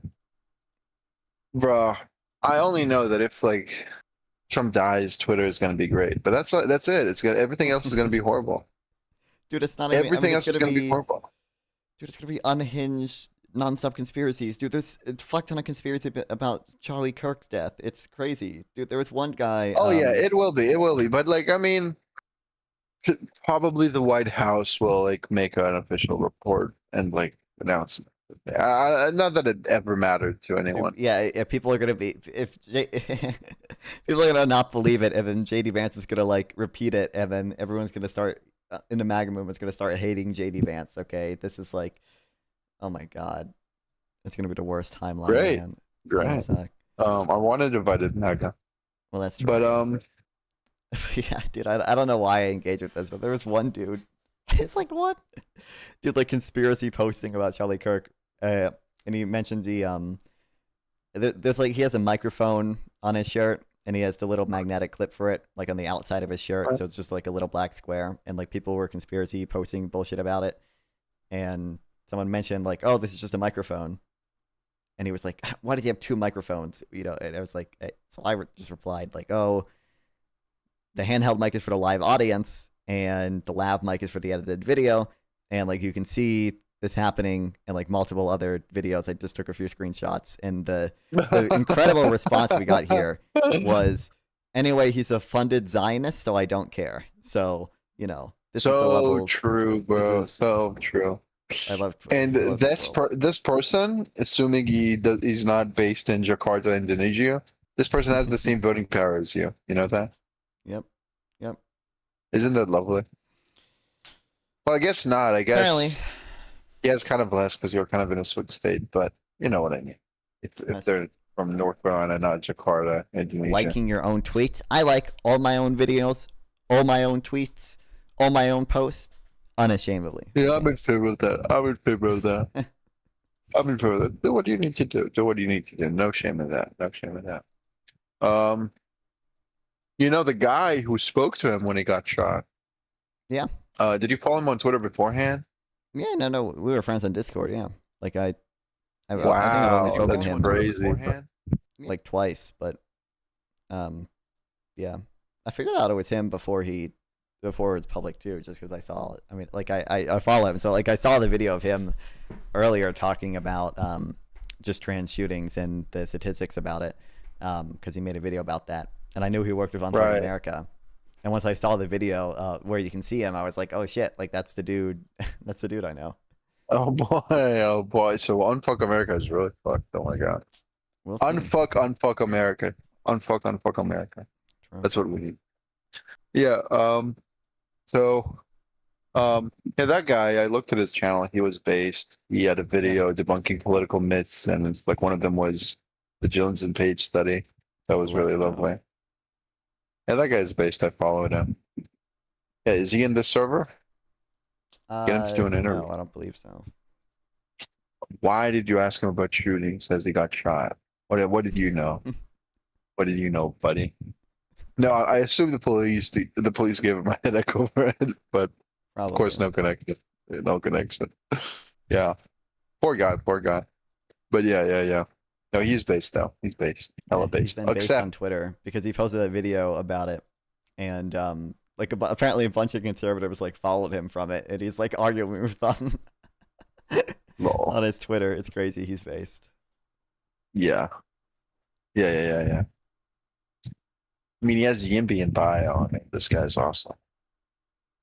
You should ask him, are you a Yimby? And he'd be like, yeah, I'm going to be the most Yimby person that was there when Charlie Kirk got assassinated. Then it's like, wow, awesome. What do you believe in? He's like, I'm anti-gentrification. It's like, whoa, wait a second. Something's off. It's like I love free trade. I love free trade, but like unequal exchange rate. Whoa, don't speak like you like free trade. Whoa, what is this?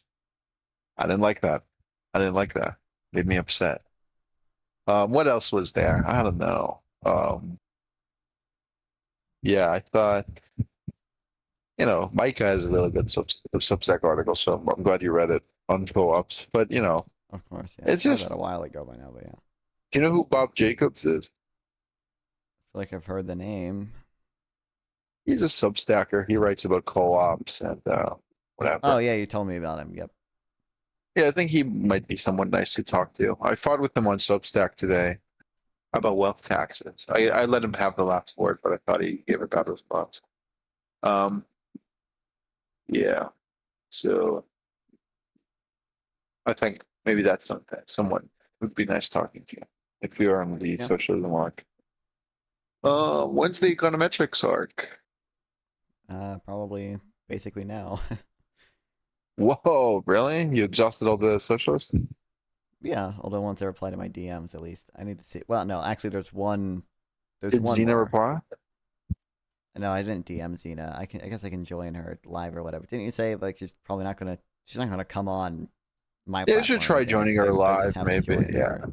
Oh, yeah, she said she won't. I guess, yeah. I mean, I guess. Maybe if you make it clear that you're nice or whatever. But I think she's largely dishonest. I mean, to argue that incentives don't fucking matter because your psychology professor said one thing in the classroom one time. How fucking, oh my God. Do you believe the shit you're saying? Do you have any epistemic humility? Fucking horrible. But yeah. Yeah, she's just posting coal after coal. Maybe you should talk to Quick Thoughts. Maybe be like, For real? Quick Thoughts, shame on you. You don't use PCE. That's shameful. Shame on you. That's what he should do. Yeah. I feel like what he should, as long as he uses CPI, he should know about the distributional CPI. I told you about it, right? Yeah, I'm familiar. Of Yeah. course, yeah. Yeah, so you should know about that. I think he'd like that. I think that'd be useful for him. But yeah, I think that'd be someone nice talking to. I don't know. I like the non-fun content lately. I think it's really good. I think it's really good. I think, yeah. Everyone should like the live, obviously. Yeah, I don't know. I don't know what else. I mean, I think the econometrics arc would be important, although maybe Of boring. course. But I I think mean, I'll marginal find revolution has. only some of it pretty. Hmm? I think I'll find some of Right. it relatively interesting. I might be a bit bored by some of the more complex math or whatever, but Yeah, marginal revolution has like two videos explaining differences and instrumental variables. So mhm. that'd be nice. It's entertaining, I guess, kind of. So that'd be nice. There's no shortage of videos explaining all the other methodologies. Maybe there is no video explaining like synthetic differences, but Probably pretty not. much everything else. But you can imagine. It's probably like reading one paper and you get it. Yeah, I don't know. I feel like if you understand econometrics, you can one. But wait, another thing I liked, although it failed in your conversation. I like that you were like, oh, and then that's going to increase their productivity, and because productivity is tied to wages, then that's blah blah blah. I don't know if you were aware of what you were doing, but it's really good to say stuff like that, like do the Pavlovian thing, where it's like you say the thing they know is false, or not know, but like they think is false. Yeah. And then so to elicit that response, because it does two things. Well, I wasn't like I'm not shifts the intentionally conversation trying out. to provoke that response, but I do know that's gonna be a likely response is gonna be haven't you seen like graph like productivity not tied to like wages like. Yeah, I think it's good to provoke that response intentionally because, like, it does two things. One, it's a topic you're very familiar with, and two, it disabuses them of false beliefs. I think that's a good thing. So yeah. Although I was surprised that he didn't bring it up, but yeah. So I think it's good to say statements that are like truths or not factoids or something. Like false statements that are like popularly believed to be true. Yeah. Say the opposite of them to see if the Pavlovian response is elicited. And then if it is, you're on your own home turf, the conversation naturally moved to that. It's not like a dishonest pivot or anything. And you improve the world by making a socialist less populist and thus more neoliberal. Yes, indeed. It really is neoliberalism versus populism, not fun. And you think you have an ally. You think you have an ally. They come to you and they say, "Whoa, I like liberalism and I like free trade." But then they stab you in the back. Not fun. It's an unsafe world out there. Okay, it's not a safe world out there. That's why, yeah, me and you, we're brothers, but they hate us. They're snakes. They're snakes, not fun. Trust me, I'm a veteran. I'm a neoliberal veteran. But yeah, I don't know. I don't have any other thoughts. I don't have any other thoughts. I've memed enough. But yeah, you can. I can fuck off. You'll watch something else. But yeah, also, I don't know if I brought it up. Capital gains taxes absolutely reduce investment. What a horrible belief. I Yeah, I don't know don't why have you would any. ever believe If you that. have estimates on like the elasticity, you can send them to me. I don't have any like estimates of the elasticity of that on hand, but like obviously, even without capital flight, you're still going to reduce. People are just going to choose to consume more. But Yeah, I remember some evidence from. I didn't look too deeply into it. I mean, it's kind of obvious, but I didn't look too deeply into it. But I recall some studies from Korea, um, actually South Korea. We're talking about it. I'll find them. I'll send them to you if you want. Um, yeah. I didn't save them to my notes. I should save everything to my notes, man. But wait, another thing. Maybe I'm making this up. Maybe I'm misremembering. When you talked to Nicholas Decker, right, like 2 weeks ago or something. Yeah. Did he say that he was? Was he the one who said anything about the study from the about like market power or anything? yeah, I think he asked if I had any opinions on how markup should be measured, and I said no, not really. And then he explained some of the controversy about that, but I don't remember the specifics. Right. Okay. Yeah. Because I thought I've heard someone say something about that paper, which I've seen like 2 years ago when COVID inflation happened. But yeah, um, yeah, that's right. By the way, if I say EFA, you know what that is? I do know what EFOC is, Which believe is it or not, funny. Which is funny. because Which I is don't funny. get EFOC. Here, see Oh, this has tweet. I'm X-ray very proud of vision this for tweet. grippers. Adrian. Oh, what? A barbershop? Right? Shut up. Shut up. Shut the fuck up. Shut the fuck up. I'm very proud of this tweet. Okay, I'm very proud of this tweet. Don't share it off screen, but Sure. here, just because I have my name. But yeah, read this. Read this. Very funny. Coffee Late is spelled funny. backwards. No. Read the original tweet and then the reply and then the reply. Oh, I gotta open this on my second monitor then.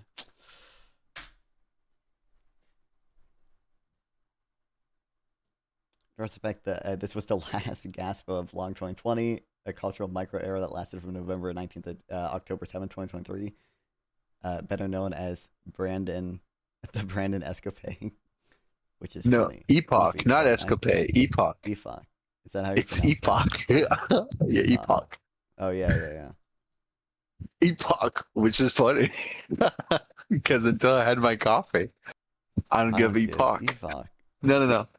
Kind of redundant to not show the tweet with my full name on stream and then read the tweet so people can look it up and see my name. But that's okay.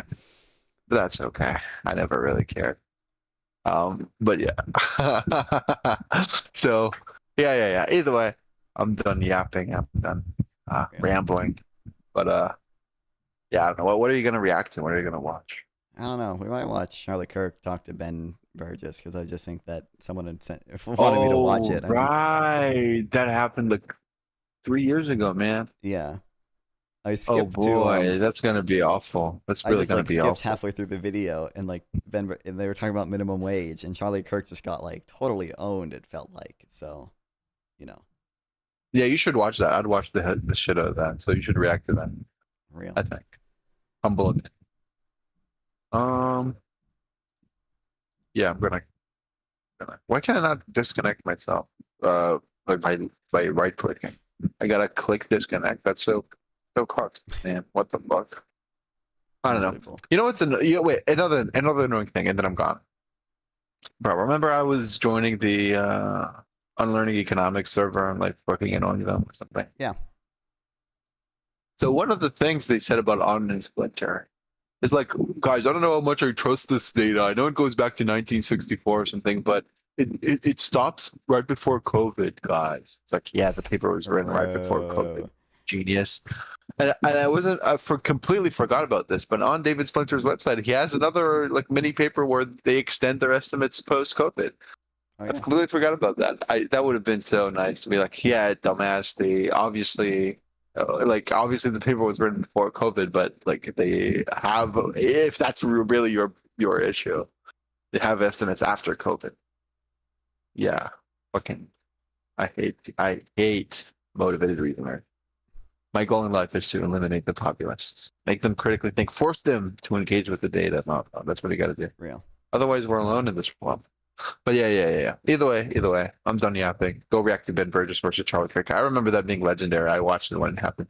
Obviously, I don't like Ben Burgess. I don't like Ben Burgess. I mean, the guy never saw a nationalization he didn't like. I don't like Ben Burgess at all. But better than Charlie Kirk, tentatively, but better than Charlie Kirk. I mean, by a long mile. By a long mile? Do you say a long mile or do you say by a long shot? Or what? By a long shot, yeah. Yeah, by a long mile. That's made up nonsense. How can 1 mile be longer than another? I'm just retarded. That's true. Yeah. Sorry. Whoa. Why would you say that? Yep. Okay. Well, talk to her. I think we will watch this just because Ben Burgess didn't destroy him nearly as much as the dolphin guy.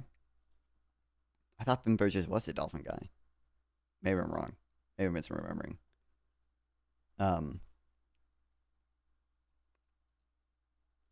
It is the same like setup though. I guess it's probably the same show. Like you just had like a Charlie Kirk Debate Night 2021 thing. Nautical mile versus mile. Is nautical mile even longer than a mile? It probably is, I guess. It's all gonna be new. You're not gonna be able to find it. It's buried. It's buried.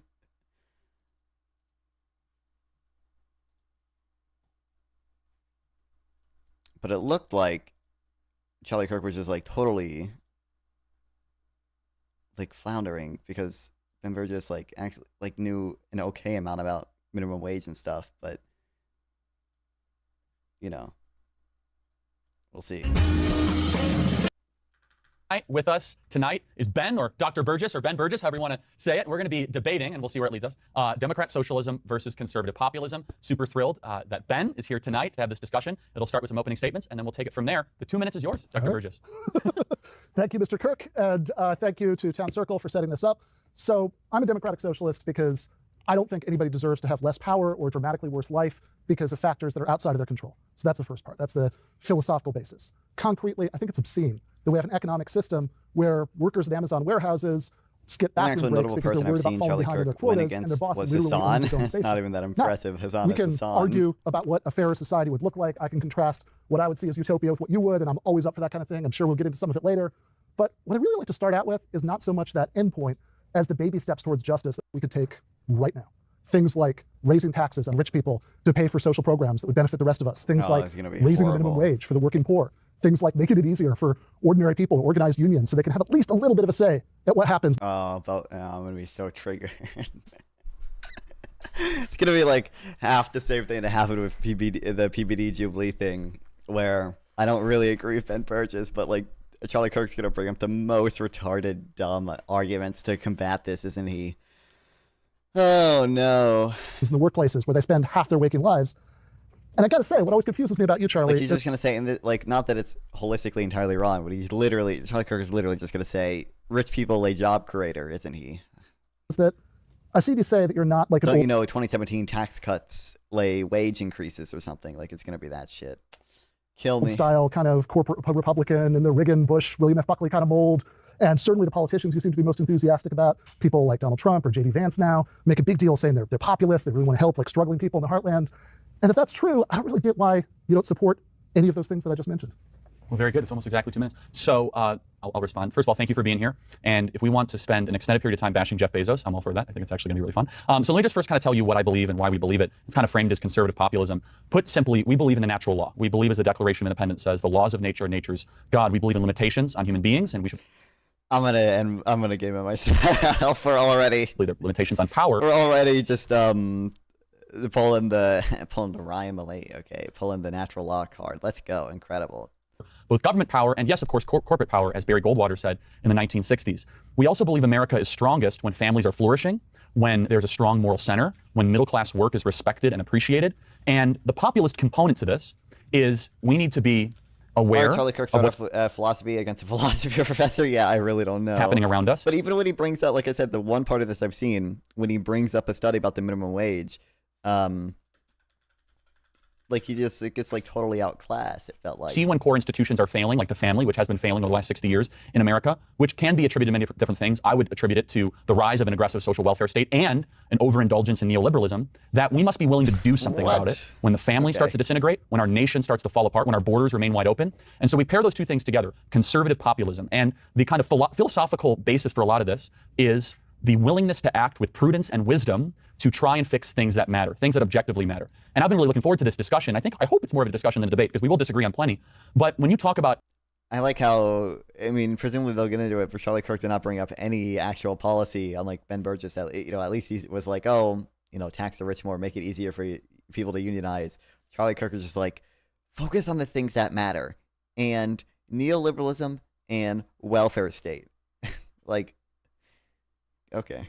A untouchable oligarchy, I completely agree. I think that there is an untouchable oligarchy in this country, both corporate and governmental, scientific and technological, that is crushing the everyday common man. Where I think we're going to disagree is that I think the end goal, the thing that we must strive to, is family formation, family protection, and that strong moral center. And conservative populism is a resurgence of focusing on these things and developing solutions to hopefully fix it. All right. Well, I guess what I would say is when you talk about limited power, right? I get that. That makes sense to me. I think that absolutely, I think oftentimes actually people get the relationship between these things really wrong, and they'll think, well, the more you think that human nature is good and cooperative, the more you might think that a fairer society is possible, and the more you think that human nature is flawed and selfish and cruel, then the more you should think that, hey, we might as well just stick with free market capitalism. But I think the opposite is true. I think that the more you worry that given too much power over another, one person over another, that person is going to treat the other the way that Walmart treats its employees, the way that Harvey Weinstein treated aspiring actresses. The more you're worried about the more you should want power to be distributed as evenly as at all possible. And that's really why I'm a democratic socialist. And I think whether you're talking about Russia under Stalin or Amazon under our mutual friend Jeff Bezos. I really think Charlie Kirk, especially with the Stalin comment, oh my God, he's gonna just take that and run with it. He's gonna be, oh, always falls into dictatorship, blah, blah, blah, blah, blah, blah, blah. Oh man, people whose main political view is everything should just have a nuclear family and go to church, and things will fix themselves. Are so irritating. Yep. Kill me. Not a friend. Then anytime you have one person having way too much power over another without democratic accountability, I think you're going to get really bad abuses. So I think that's helpful. Where I think we'll disagree, though, is the means of which we can represent individual people against oppressors or people that have power. This is why I tend to defend markets. And I want to be very clear. Markets are a tool, something we set up to hopefully help human beings. There are externalities. There are jerks and dirtbags like Jeff Bezos that tend to con the system, not pay taxes, not treat their workers. And oh my God. Why are we even conceding this? What the fuck? One of the reasons why this has become an emphasis. I mean, no, Jeff Bezos is any taxes he doesn't pay is goaded, okay. So I think of conservatives is we're willing to use prudence in a non-dogmatic way and say, wait a second, if we're trying to conserve something that is eternal and beautiful and true, is it a good thing that this kind of, let's just use Bezos again, $200 billion of net worth, while the average American family is struggling to pay off student loan debt or financial debt? Where I think we're going to explore, I can't do this in the remaining 20 seconds I have though, is true decentralization must happen in a way that is consistent with both reining in the administrative state and reining in the technological and corporate power sources in our country. And the ultimate form of decentralization is the family. Strong families, strong households. Oh my God.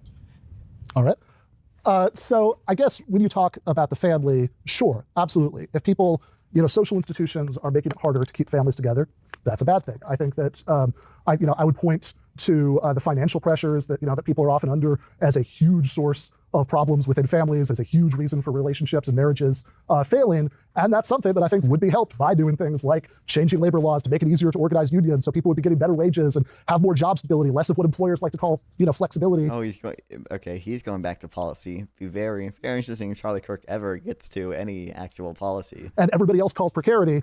And so that might be one place to start exploring this. Is, I mean, maybe you'll surprise me here, right? But I do not think we disagree. We agree on that.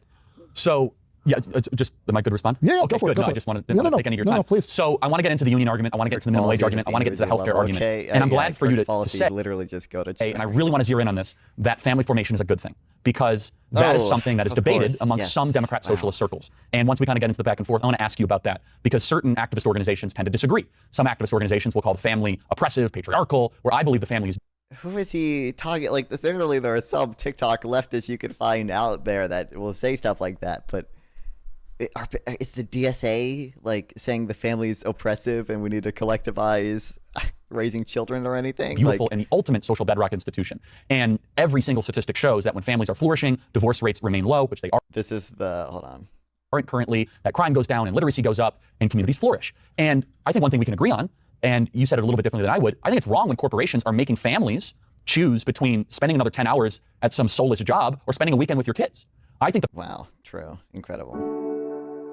Hey, yo, what up? It's Cody. This is the church going ideology, all right. Listen up.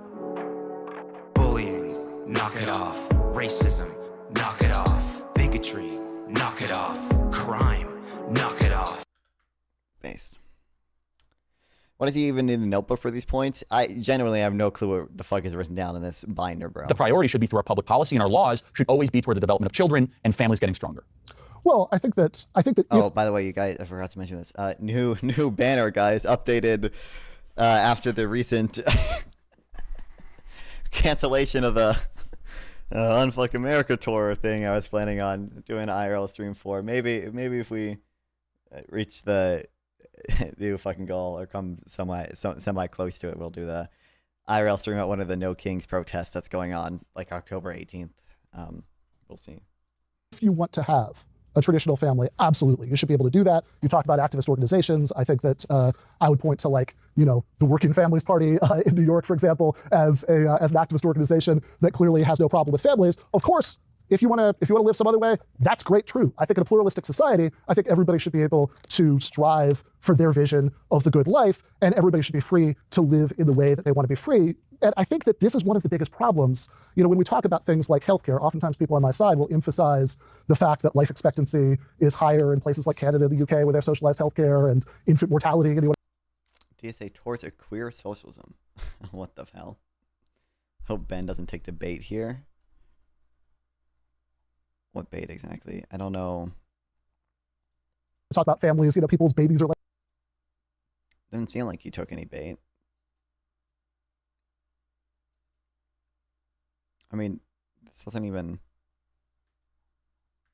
I think this is like, obviously the DSA is going to be pro queer whites. Contract a nuclear family with a integrated gender norms about a husband and wife who reproduce for the good of the economy is a linchpin of American capitalism. Real.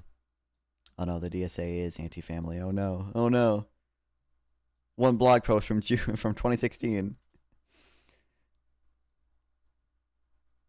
North Carolina.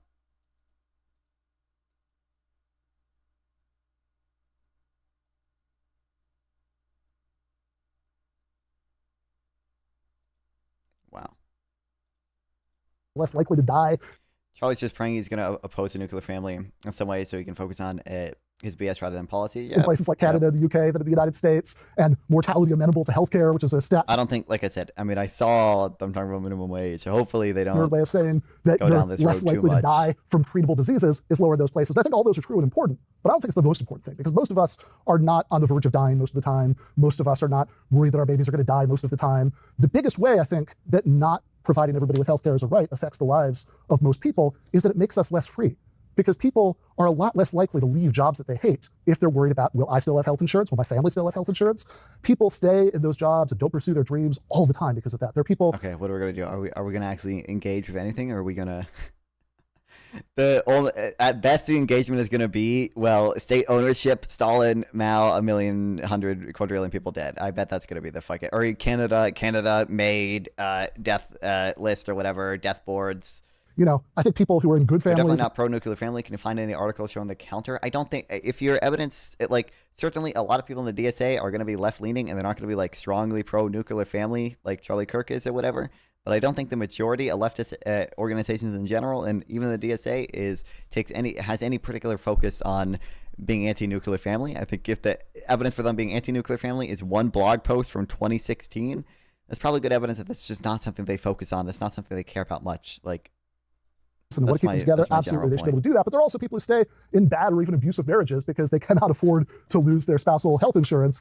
And so I think that we're not only happier and we not only live longer, but I think we're also freer if we take care of those things. So that's an interesting point. And what you're articulating, as before we get into the back and forth here, is what Lyndon Baines Johnson would call freedom from necessity, which is something I take exception with. I do not believe the state should play an interventionist role in saying that it is the role of government to say that you should be free from wants or necessity. I would argue that through a natural rights compact, that you should be free to pursue virtue. And that's not to say you shouldn't have a social safety net, which far too often. Collins, though, a lot of the left does hold these views in a family, and it will happily take debate and die in that hill. It becomes a hammock, not a social safety net. Especially now, by the way. I mean, nowadays, when it's a lot of the young leftists probably do hold these views. If you scroll through fucking TikTok, I'm sure you can find a ton of them that do. But I think the design of government and the state, which is really what we're debating here, right? What is the role of public policy, should be supporting things that are objectively good for people, for children, for the nation, and for the country. And so I'm happy to go into the kind of three categories that are common points of Democrat socialists next: healthcare, union membership, and kind of the development of unions. All right, no more rules. We can interrupt each other. It's totally voluntary, unlike socialism. I'm kidding. That's my first socialist joke tonight. Wow. So I want to ask you just kind of generally about Democrat socialism. Sure, let's do it. Where would you point to as 1, 2, or 3 examples that you think are the best embodiment of the worldview that you hold? Yeah, so I think that all of the things that I want, I do not think exist together right now in the world. But if you want to talk about places where a lot of the policy goals that I'd support, have been implemented, I certainly don't think they're fully socialist societies by any stretch of the imagination, but I think a lot of it has been implemented.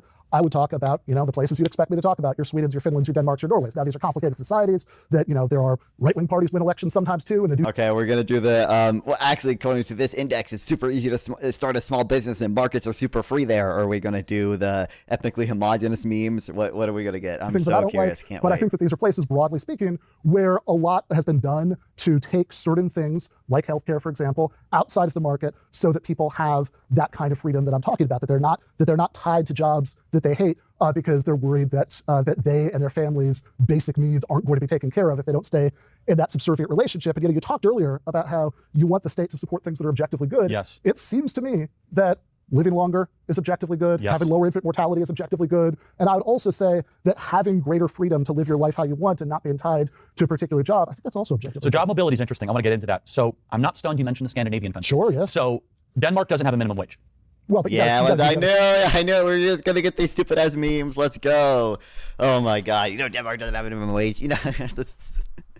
I'm not that pro minimum wage. I'm not the pro union. I don't even agree with Ben Burgess. I think there's a lot of other issues you can point out with his flaws or whatever. But my understanding, the reason Denmark doesn't have a minimum wage is because they have enough unions where it's not particularly relevant whether or not they have a minimum wage, right? Oh my god. These are these are the memes people cite a lot. They're like, according to some economic freedom indexes that measure things that people don't really intuitively are like relevant here. They measure things like government transparency or whatever. Like some of the Scandinavian countries are more economically free than the U.S., right? Sometimes people cite like the amount of permits you need to open a small business or whatever, which I do genuinely think that that is sort of restriction that on markets that the U.S. has that some Scandinavian countries don't have. And I don't think we should have those restrictions. I don't think most socialists think we should even have those restrictions. But it's not really the most relevant thing here. And then, the minimum wage point and stuff like this. See the Drew Pavlou hardcore on crime public transport memes? Kind of. I follow him on Twitter, so I obviously see a lot of his tweets and stuff. And I've seen him tweet quite a bit about the Charlie Kirk and what's the name of the Ukrainian girl or whatever. Half of that they don't have a minimum wage, but they have vastly more favorable terrain for unions than the United States does, and so a lot of the wage floor is enforced that way. It's still not just they get whatever the market says they get. But no government mandated minimum wage. What I find interesting, and there are some aspects of the Scandinavian countries appeal to me. Sure. According to the World Economic Freedom Index. Yeah, I can foresee the future. Okay, it's the same 10 memes over and over again. Every country outside of Norway is more economically free than the United States. And so is that something that would interest you? If economic freedom is the definition of your view, then I would change the Bernie Sanders shirt. I think that what I mean by economic freedom and what they mean by economic freedom are going to be very different. I think oftentimes if you look at the methodology of those lists, it's very unclear. Like you'll get like the Cato Institute or whoever in some cases will do these lists where they rank places by freedom. And it's like, the things that they get points for, the things they don't get points for, abortion doesn't matter. Whether because they mentioned Denmark has this zero tolerance approach when it comes to public transport. Oh, I didn't know about that.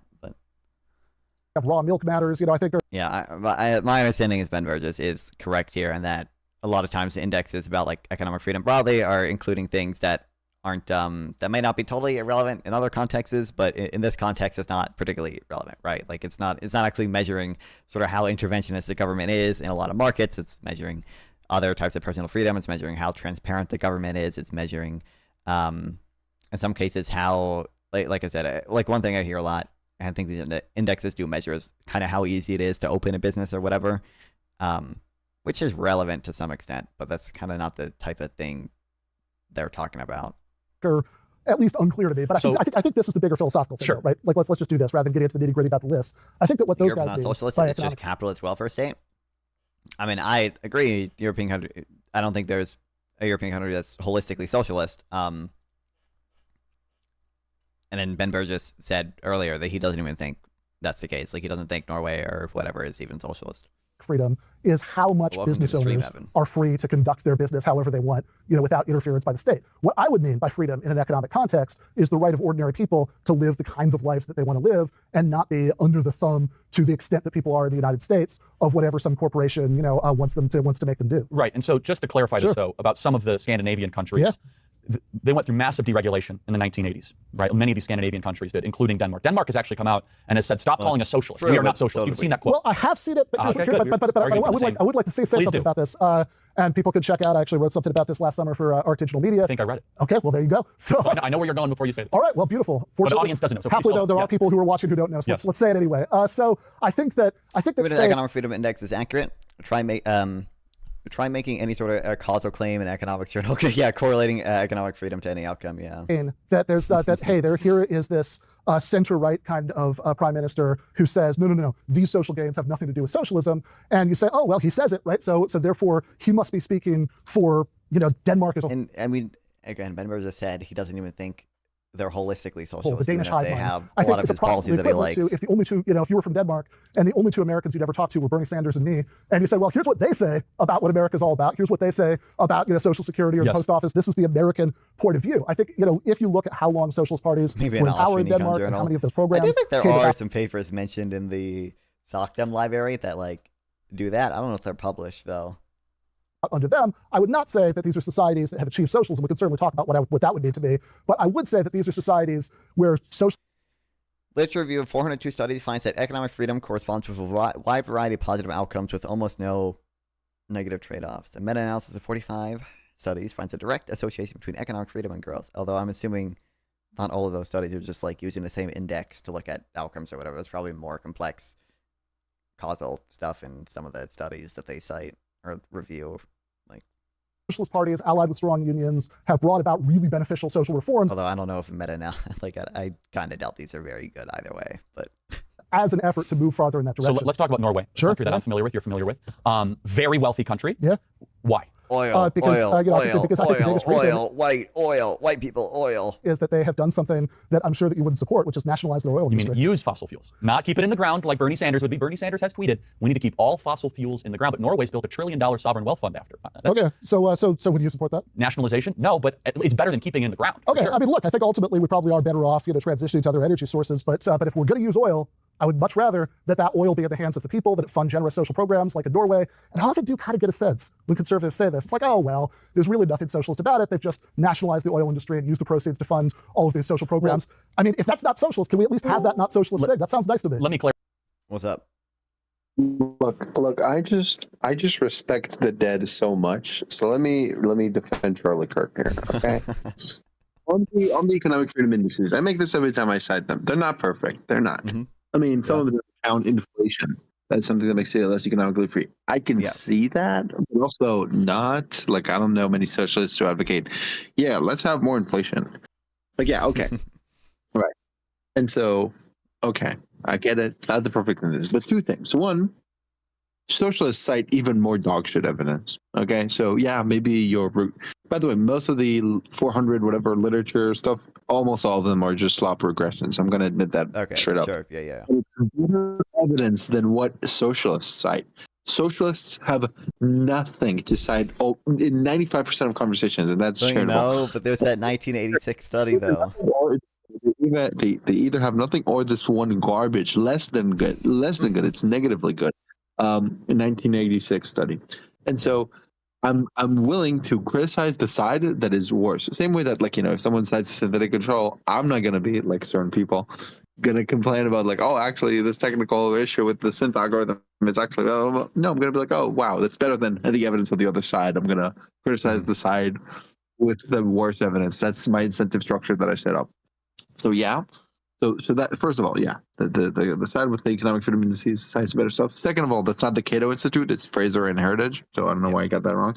But the third thing, Tibor Rutar wrote a book, what was it? Capitalism for Realists, where there's a chapter dedicated to responding to Ben Burgess, and you see that after you make the adjustments that Ben Burgess advocates for, or at least criticizes not making. You see that, yeah, basically everything stays the same. I mean, yeah, there's a substantial variation. Like, I mean, some countries move a quarter on the list, but like no country moves more than one quarter on the list, I think, or something like that.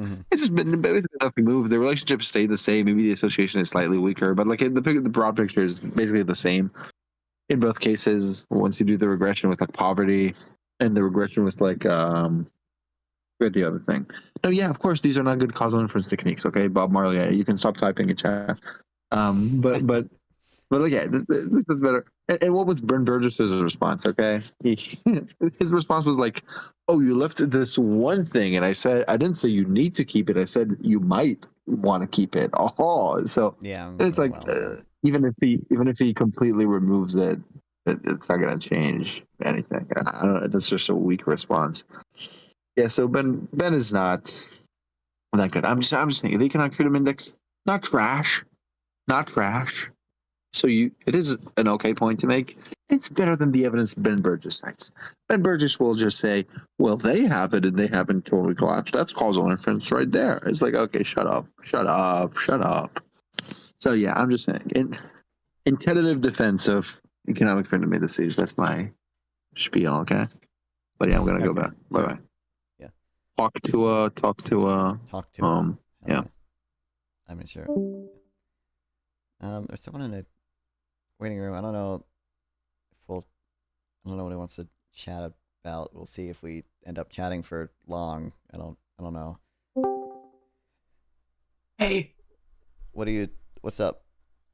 Oh, I just wanted to address quickly that if he argues that Europe has more equity, the reason why that is the case is that Europeans are actually more poor, have higher rates of poverty, and have worse rates of rural poverty on average than the United States. Also have lower more poor on average. Do they have higher rates of poverty by what metric? I don't know what we're looking at for that exactly, but oh well, I would have to tell you.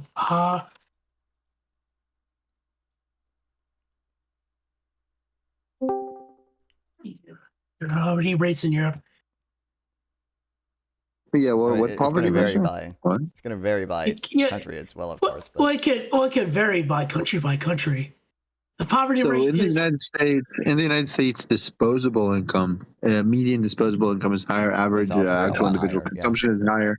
All that. The only way you can make the case for the Nordic countries is if you look at per hour, and the hours data is not the best. I think yesterday there was like a published data set. Places like Turkey.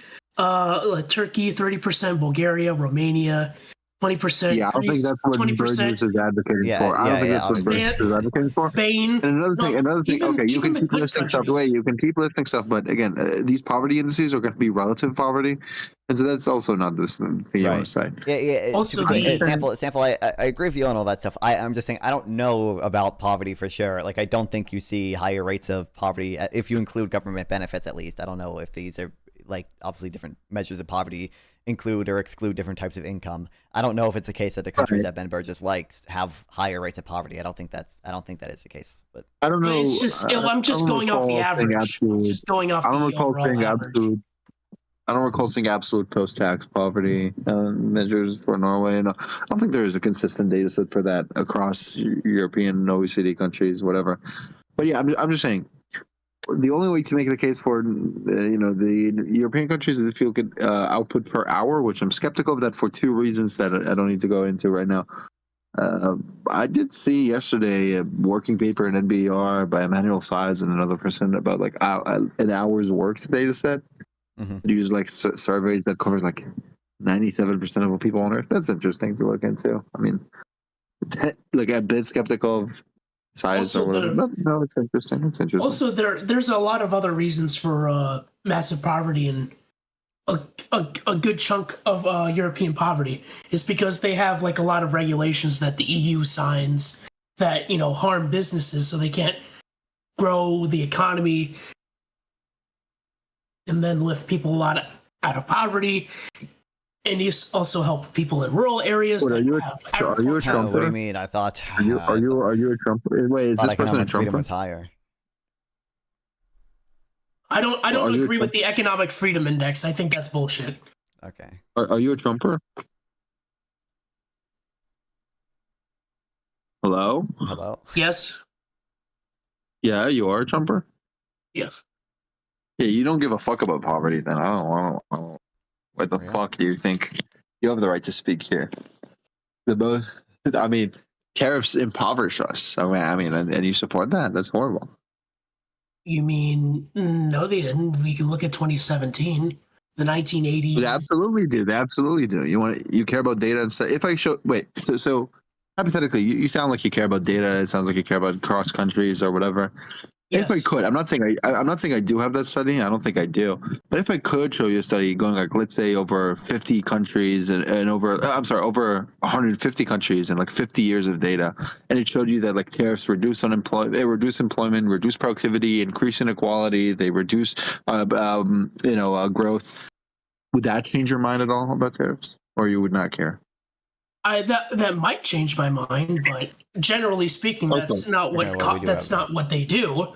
But also, how is that not what they do? Generally speaking, you cannot say that's not what they do. I'm saying if I could. Wait, I'm saying if I could show you a study. I'm not saying I have that study. I'm saying if I could. I'm not saying you don't. Would that move you at all? Like maybe you don't change your overall position, but would that move you at all ever? It would move me a bit. I'm just saying that there are some tariffs that are good or bad. There are some tariffs. Can you open Google? Can you open Google? That Trump is doing all tariffs all at once and all the bad ones. So don't talk to me about there's nuance here or that. No, I don't. I don't like those ones either. Very quickly. You absolutely love them. The vast majority of them. You love them. But here's my question then. Well, let's look at the empirical evidence on overall tariffs. I can show you the stock market back in 2017 when it. Yeah. What the fuck? First of all, wait. Hold on, just real quick. We have evidence even from the 2018 trade war, by the way, that the stock market responded negatively to new tariff announcements. So I don't know what the fuck you're citing the stock market for. Why did they grow then? Because you could obviously experience growth overall when the counterfactual would have been higher. Because they come here to the United States. Wait.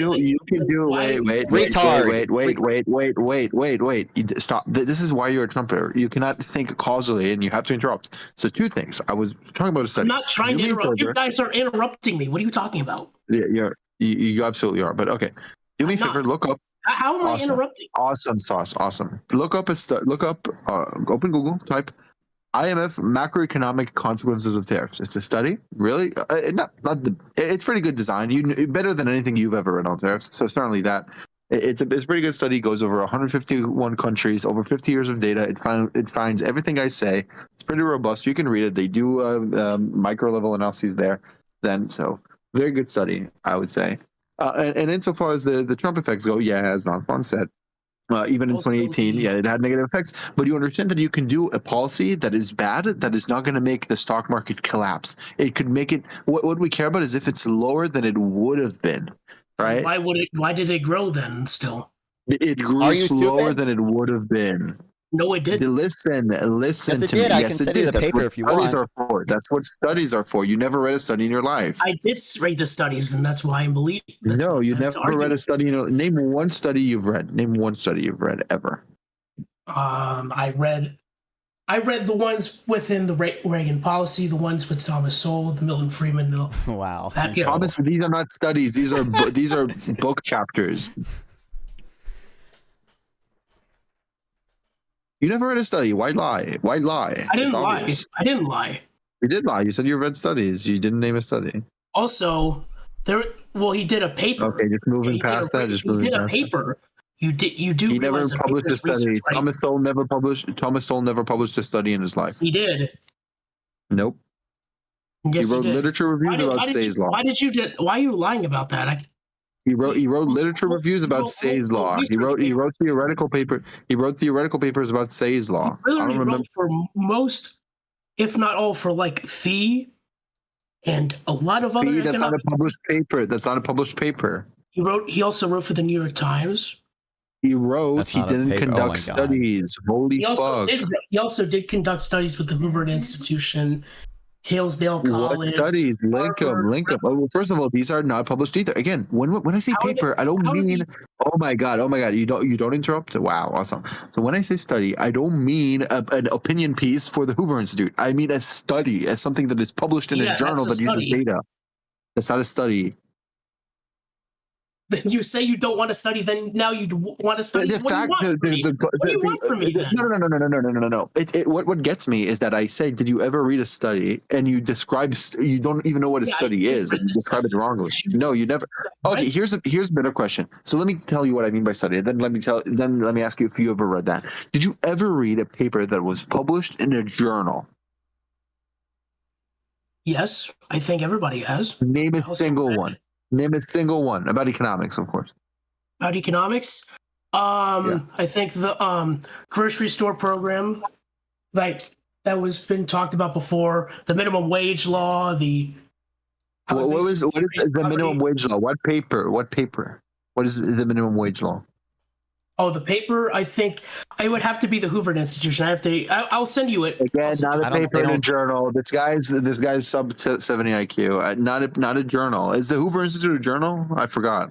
Yes, there's a journal for the Hoover Institute. Yes. No, they don't. That's not a journal. They don't have a journal. They're not a journal. No, they don't. Not an academic journal. What are you talking? Yes, they have like some. No, they're not an academic journal. No, absolutely not.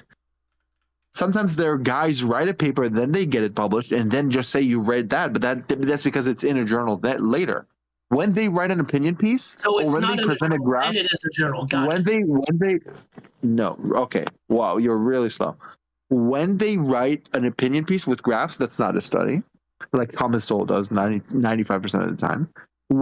Sometimes they write papers and then they submit it to journals, and then it becomes a study because it's published in a journal. Then that's when I care about it.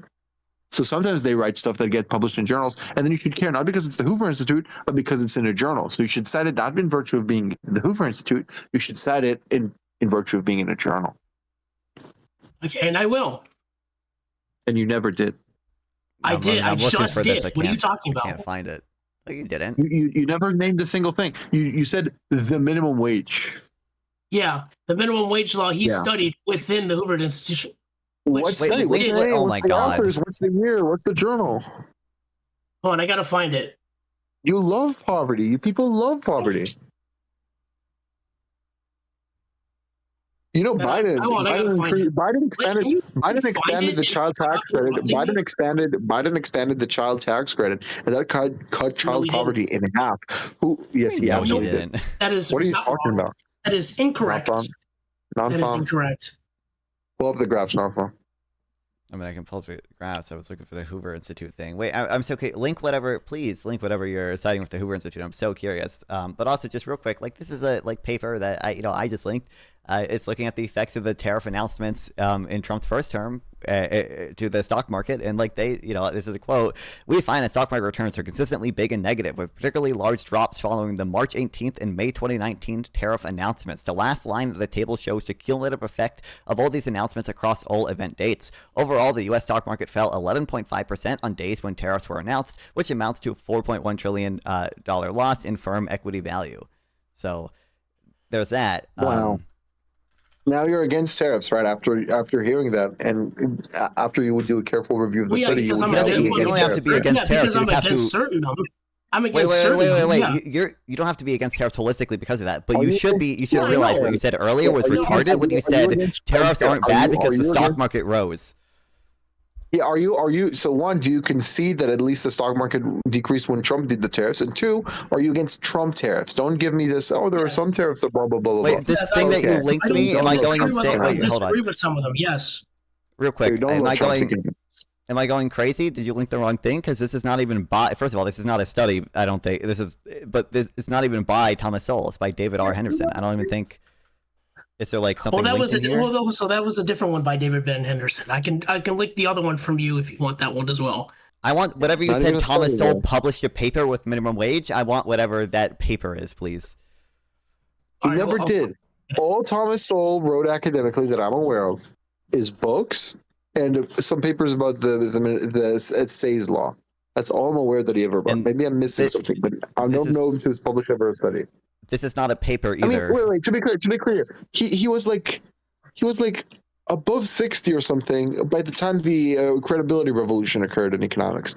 He was way like old to like care about that at that point. Wait, hold on. To be clear, this is an AEI article quoting a video that Thomas Sowell is in. Yeah, from the Hoover Institute. That's not a study. That's not a paper. What the fuck are you talking about?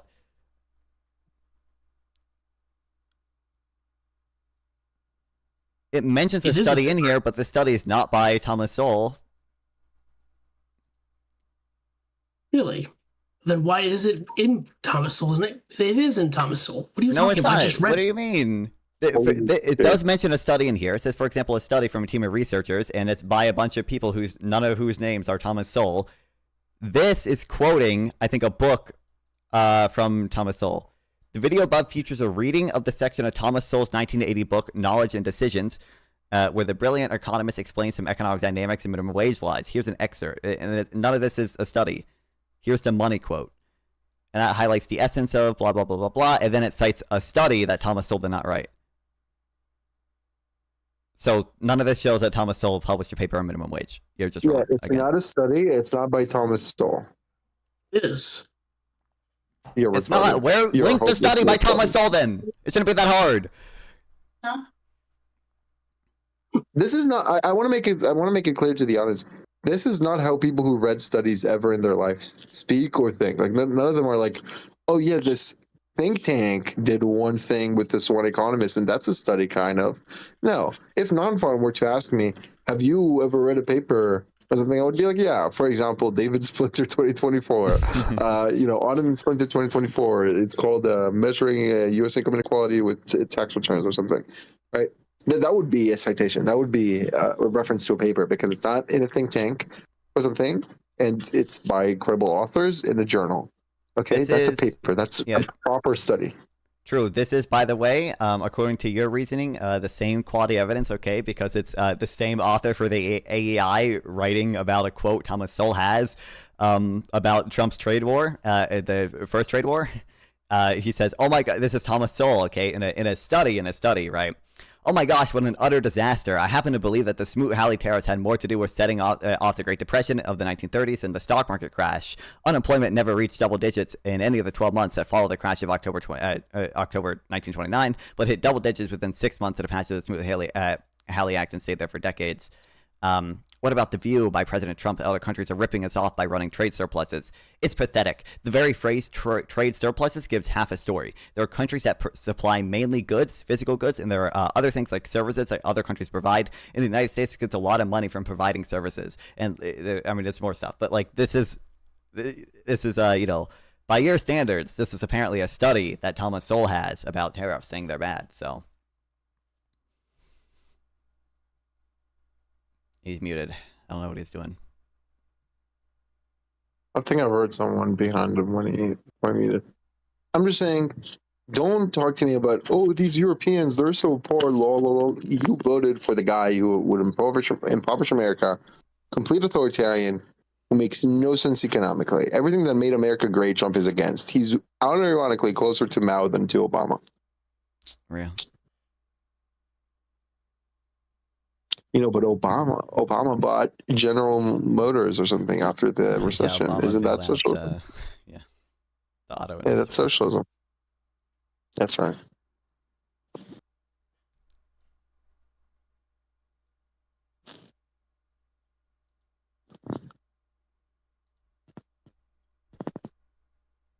Either way, keep watching the debate. The fuck? This guy joined to complain about Europeans when he's like the fucking anti-American hack. Why are we, what is this? What is this?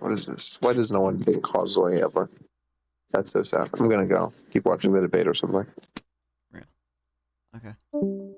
Yeah, I don't know he's gone, but bro, he's trolling. Ban him. He's doing it on purpose. Aren't you the guy, Evan? Because you said in chat earlier, Evan, didn't you, that the same exact point that he made. Right? You said, this is a direct quote from you, Evan. Also, the reason why there's more equity in Europe is because Europeans are more poorer and are worse in rural/urban poverty than the U.S. So I think you just got tired of being humiliated and tried to, in chat, cover for it by claiming to be someone else and thinking I want to know and telling me to ban him. I'm not going to ban him, but I will disconnect him. Oh, he disconnected himself. Okay. Incredible. I think that it's a kid that has a lot to learn, probably.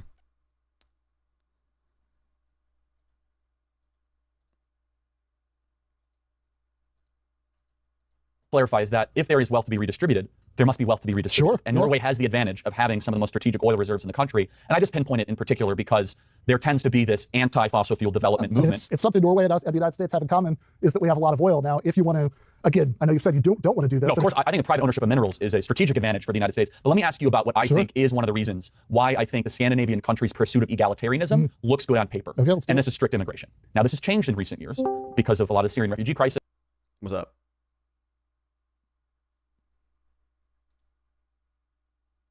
Okay. Incredible. Is my mic working? Okay. Yeah, now that Can you hear me? Yep. Okay.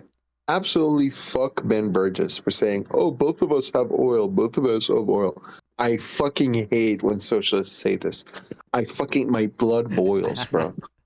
Fuck. Absolutely. Do me a favor. Look up like oil wealth per citizen in the United States versus Norway. In Norway, it's like orders of magnitude higher. It's not fucking comparable. Shut the fuck up. Just say like, yes, Norway is propped up by oil. Yes, their economy would be way smaller if they didn't have oil. Like, yeah, just concede this. Why are you doing this? Oh my god. I guess whatever. His opponent is Charlie Kirk, the king of good faith, right? But obviously. yeah, bro. Also, I feel bad for Charlie. I mean, look, people are saying this on Twitter, and it's so true. It's like the only person in his life after his death that showed any kind of empathy or like real human connection to him is fucking Candace Owens.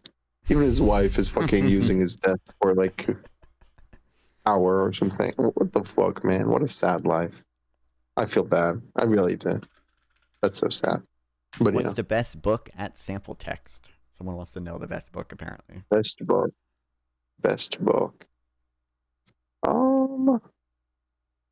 Bertrand Russell's The Conquest of Happiness. Okay, that's what I'll say. Wow. But I just like Bertrand Russell a lot. Yeah, I don't know. Yeah, either one. It's capital in the 21st century. Okay, that's right. R is greater than G, guys. That's so sad. That's so sad, guys. No, either way, I'm gonna fuck up. Incredible. And more kind of left-wing governments taking over Sweden in particular. But Norway, for example, takes in about 70 immigrants a day, even with their more relaxed policies. And now we're doing the ethnically homogenous meme. Let's go. America, much bigger country, albeit 2,740 legal immigrants, about 5,000 if you include the people going across the southern border. Do you as being a Democrat socialist, do you support closed borders and strict immigration? No, I don't. And I'll tell you why. So 2 reasons. One is that I think that, all of the economic data that I've seen says that having more immigrants actually increases the amount of wealth that society has Charlie Kirk's gonna have one to go around. like one shitty study. Oh no. And the second is I would ask what the alternatives are, right? So, we can do, like those families that, that you talk about, right? We can do things like separating families. We can do things like raiding, churches, to drag out immigrants. But I think Borjas, we that'd really be have to step awesome, up man. that, That'd be goated. by like a factor of 100 to actually get rid of all the undocumented immigrants in the country. Whereas I think a much better solution, if what you're worried about is, hey, here are people coming in who, they definitely contribute to economic growth, but here are people coming in who are willing to work for low wages, whatever. I think a much better solution to that problem is for those people to have a pathway to citizenship so that they're not afraid to do things like join unions, or they're not afraid to do things. Both have the cringe. We need to worry about immigrants lowering wages. Okay, cringe, horrible cringe. Who cares? Who cares if they do, bro? Best book is We Wanted Workers by Borjas, I'm sure. Things like, take their employers to court when they violate labor laws. I think that's a much better solution to that problem than the sort of heavy-handed, I was looking forward to police. Hassan versus Kirk debate, not gonna lie. Yeah, I mean, it would have been interesting. It would have been good to react stop content too, but police state rip. They had to take it away. Kinds of tactics, which I think would be the only way that you're actually going to resolve the status quo in the other direction. One of the things I like about Norway that you just said you don't like is to become a Norwegian citizen, you must speak the native language. It's a non-negotiable. You must have citizenship by birth. It's not applicable. And you must you have to speak English to become a citizen of the U.S., don't you? You might not have to speak English to become like a permanent resident. Certainly to become an asylum seeker, you don't have to be proficient in English, but like to be a citizen, my understanding is you have to speak English. Have lived in Norway for at least 8 out of the past 11 years. And so maybe you can help. And I'm pretty sure to be a citizen, you have to live here for maybe not that long, but like at least 5 years.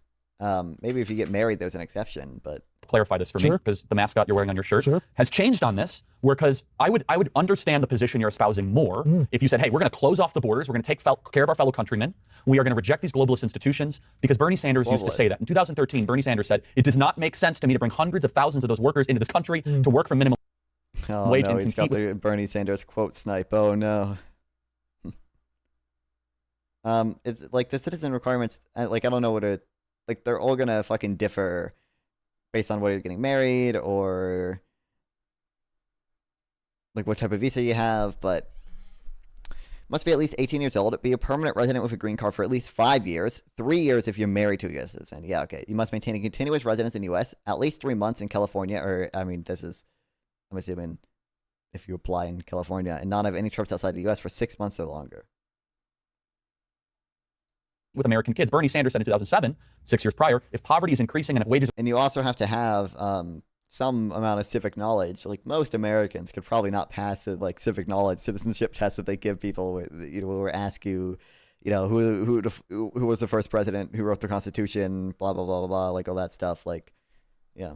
Are going down. I don't know why we need millions of people to be coming into this country as guest workers. What changed? Well, I think that the main thing that changed is that the context of both of those quotes that you just read was not about whether there should be a pathway to citizenship. It was about exactly the opposite. It was about the Bush administration's interest in 2007 and then later revivals of it in 2013. I don't doubt that you could, Michael. I don't doubt that maybe 50% of the people in this stream could, okay? But a lot of Americans, if not most Americans, I don't know if it's most or not, could not pass that citizenship test. To create a guest worker program, which I think he rightly compared to legalized slavery. A lot of immigrant rights groups were actually against those proposals for the same reasons, because those are things that instead of giving people the rights of Americans so that they aren't afraid to do things like organize unions, those are things that would essentially just legalize the status quo. This is a second tier of workers who are not going to have those citizenship rights, who it's much easier to get, it's easy, who you can kick out of the country if their employer decides they don't like them anymore. And I think that that is a completely different thing. I think it could also, so I think in that case, I think there's less of a contradiction there than you think. But hey, look, Bernie Sanders is not my shirt, because I think that the man is infallible. I could rattle off a list of things that he's gotten wrong over the years, but the reason he is that I think he's been the most important champion of doing things like raising the minimum wage to $15 an hour, like giving everybody health care, ending the wars, et cetera, that would actually really materially benefit the majority of the population. And I guess I really struggle when I hear, conservatives being interested in the welfare of the working class suddenly when it's this issue of competition from low-wage workers, which is a question of pitting some workers over other workers, but okay, it's a question of doing one point though, Ben Burgess, true things that would benefit workers in general, like raising the minimum wage, like giving everybody health care. Except the implications I don't think follow, but then- or not the implications of policies. I don't agree with. Okay, but he is right. Okay, conservatives don't give a fuck. It's weird to see them pretend like they give a fuck about fucking workers when they clearly don't. But no one cares about Bernie. Fuck them. Real. Suddenly it seems to be a different story. Suddenly it seems to be that this is too interventionist. This is too Well, administrative state. so I mean, kicking immigrants out seems like a big expansion of state power to me too. Well, I want a small yet strong. Whoa, Strong and what? Charlie Kirk defends that now too. Well, did defend that. He defended all the Trump deportations, including like the ones that were done without due process. I'm pretty sure he defended the deportation of Abrego Garcia. Even like he just ran like the sort of classic like, of course you're gonna make mistakes sometimes. Like, oh my god.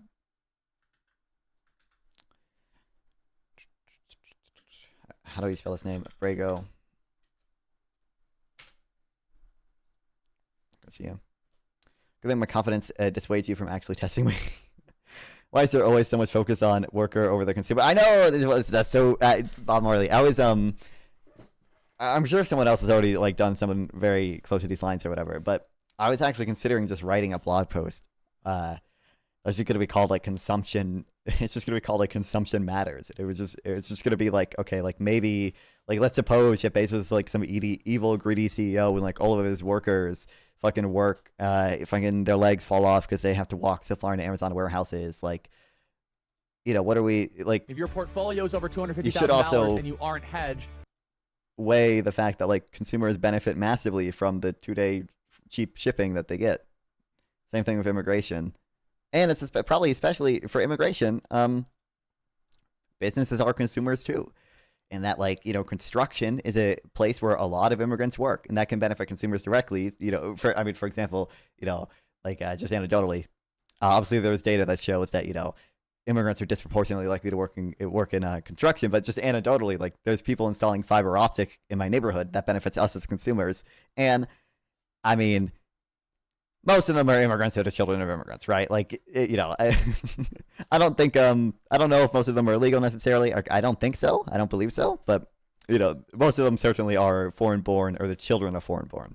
But also, like, businesses also consume construction, right? When they build a factory, when they build out whatever, when they have to build, you know, retail space, they have to build office space. If the price of construction falls because construction wages fall, like the businesses will just consume more construction. Like the quantity supplied of construction will go up. Like that's a good thing. Like, yeah. if your portfolio is over $250,000 and you aren't hedged, you are. Why can't I hear it?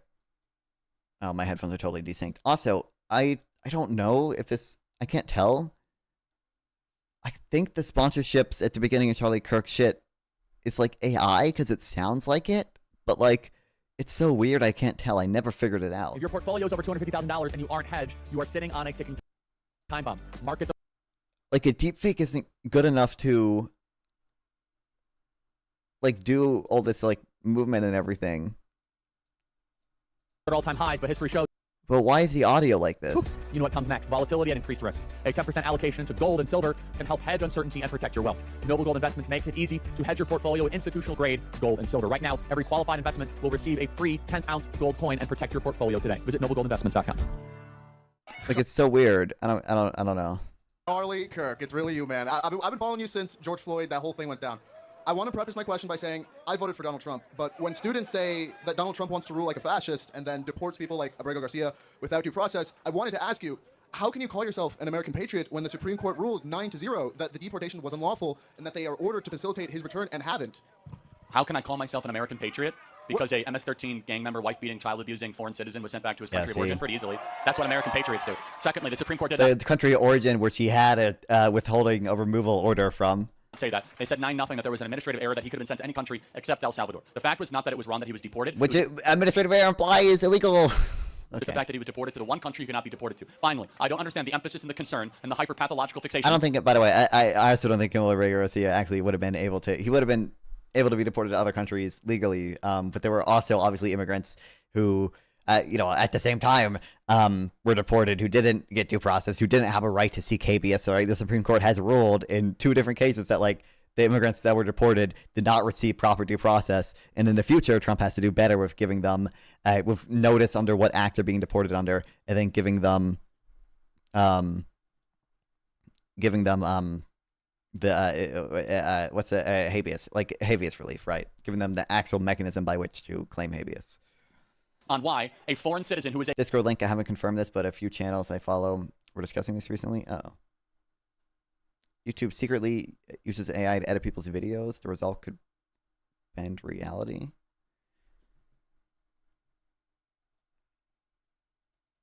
I don't think, there's no way this would be for Charlie Kirk, though, but turns out not really. Months YouTube has secretly used artificial intelligence to tweak people's videos without letting them know, asking permission. Wrinkles in shirts seem to be more defined. Skin is sharper in some places and smoother in others. Pay close attention. Yeah, I mean, this would be... I mean, YouTube does have, like, some audio processing stuff, but, like, the level is just so crazy. And, like, you can... actually, this is the YouTube extension thing. There is a... like stable volume, I think, for that YouTube has for like, yeah, for some stuff. And they do have like auto AI dubbing to other languages for some people. But it wouldn't have done what we saw at the beginning of the video. I'm pretty sure that's just the way they edit it for some reason. I guess because they probably like speed it up or whatever, and they try to keep the same pitch. And it makes them sound weird, maybe.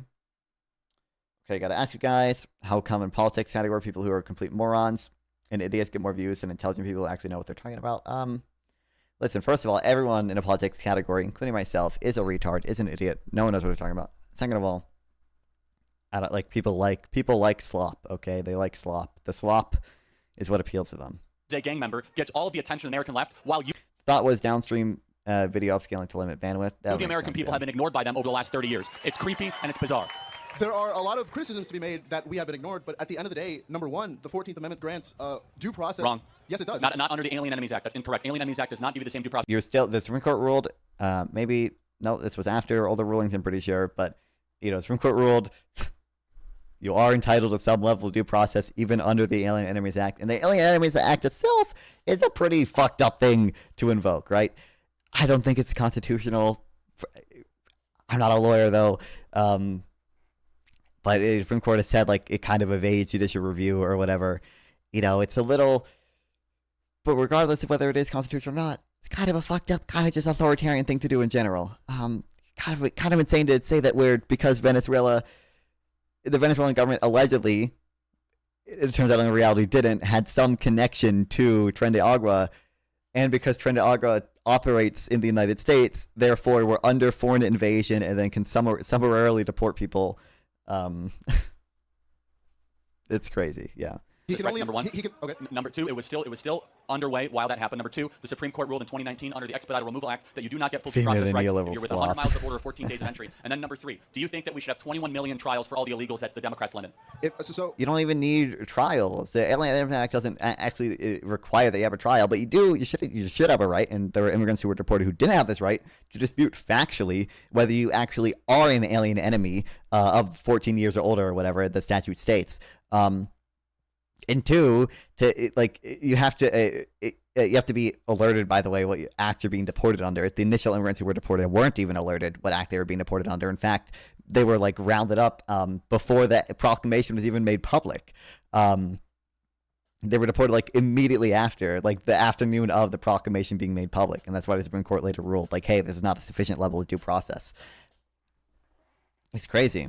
To take each point, Also, have you seen the nasty PUBG stream without a shirt? Of course I have. one, the Alien Enemies Act can only be invoked if there's, I believe, reason to suspect war, or if there's... Yes, we've been invaded the last 4 years, so yes. You can't just say that. Yes, you can. A court has... Tren de Aragua and MS-13 invaded this country the last 4 years. We have material proof to show that. What's your next point? Okay, that has to be proven in a court of law, but my next point No, it does not. You could do it and then you prove it. The point is the president has full authority to You invoke can do the it ADA. and then you can prove Yes, it? that's correct. The commander, for example, the commander-in-chief... Notice how, like, this is, like, blatantly authoritarian, but he just doesn't give a fuck. Like, this is exactly what Ben Berger was talking about. Like, he doesn't, like... Which is a question of pitting some workers over other workers, but when it's a question of doing things that would benefit workers in general, like raising the minimum wage, like giving everybody health care, then suddenly it seems to be a different story. Suddenly it seems to be that this is too interventionist, this is too administrative state. I mean, kicking immigrants out seems like a big expansion of state power to me, too. Well, I want a This isn't even... small yet strong government. Strong in what it does, and foreign citizens, not foreign citizens, sure, or illegals in the country should be deported, should be taken out. And I think there's a cultural aspect. This isn't even, like, this is beyond what Ben Berger is talking about. This isn't, like, just kicking out immigrants. This is fucking Charlie, he's just invoking unitary executive theory here. He's just saying, like, the president should have the sole determination, essentially, to invoke the Alien Enemies Act, deport people, and then after the fact, that's when he might have some burden of proof to prove that Tren de Agua is actually connected to the Venezuelan government and this actually constitutes a foreign invasion. It's okay, Nathan, you can be honest with me. What? Oh, are you saying he had it coming?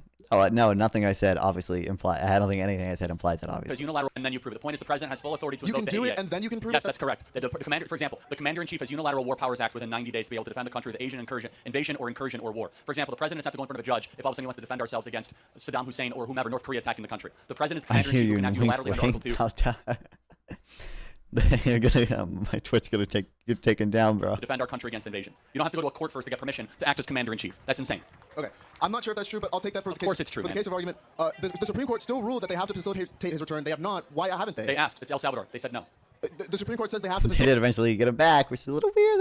That, they were able to get him back once Trump did actually ask, like legitimately, They don't Take control El return. Salvador. I'm sorry. They don't control El Salvador. So we can send people. Except being moderated out of it. No, I mean it's fine. To be clear, legitimately not saying he had it coming. Okay, I'm just saying it. Like the context of this is we're watching Ben Burgers talk to Charlie Kirk, and they're talking about essentially the scale of government and its interventions in markets like healthcare and natural resources, and Ben Burgers is making a point that like, hey Charlie, it doesn't seem like you mind this shit. And he made this point in 2021 when no one knew that Trump was going to invoke the Alien Enemies Act and start summarily deporting El Salvador, we can't bring immigrants. No, I agree with you. Kirk was at its Back? fuck yeah. Yes, we don't control El Salvador. But It's we not can- our country. So we can send people there Whoa. You mean, hold on. We Whoa. sent an El Salvadorian back to El Salvador. against the law. Wrong. There It was an administrative error. It was against the law. Administrative, you could an error is against the law. Like it obviously, so there are some probably errors that you can make that are against the law but aren't like criminal, right? But error imply the reason it was against the law was because it was an administrative error. They sent him to a country which he had a withholding of removal order from. And also, they sent him to. It is very funny that Charlie Kirk, like there in this debate, is like laying out like, we can't give free healthcare or whatever because I care so much about natural rights. Like natural rights are the things that matter. Like family matters and of course natural rights. Okay, but then it's like we sent someone to CCOT without due process, and CCOT is known for human rights abuses, and he just doesn't give a fuck. He doesn't care. It was not against the law. It's not against the there law. was a 2019 Either Mr. Art of the deal, Trump can't get Bukele to send him back was wild cope. Yeah, exactly. court ruling under Dave M. I'm just wondering if there's a person alive that's never lied. Well, I mean, obviously not, but. Jones that he The has ironic thing is the bulletproof vest he was wearing caused the bullet to hit him in the neck. No, he wasn't wearing a bulletproof vest.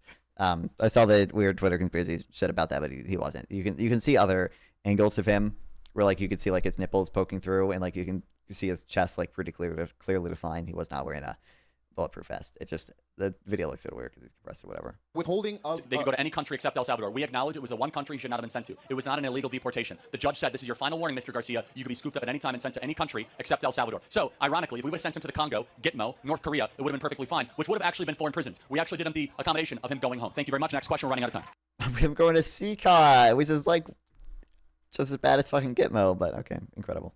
Aspect to it, it's deep down you agree with, and that's what Norway gets right. Like PPGs too, huh? They realize I if you don't know, speak the it's language, you don't crazy. have a shared culture, then there's I don't know why he started streaming shirtless. Like, something that all of a I sudden don't makes know if he's trying to convince people he's a different person. Okay, after the allegations, if he thinks being shirtless is just going to distract us from the fact that he like sexted a 16-year-old or whatever. it less like a nation and more like a colony or more like a temporary place for corporations to make money. Let's talk about the minimum wage. So the reason why I don't want abrupt, quick, let's say increases in the minimum wage, is it actually hurts workers. Washington Post, a very credible news study Wow. on Seattle's $15 minimum wage says the following. Workers Dude, his right tit looks like a cone fat with pepperoni on it. Right tit. Yeah. Well, yeah. I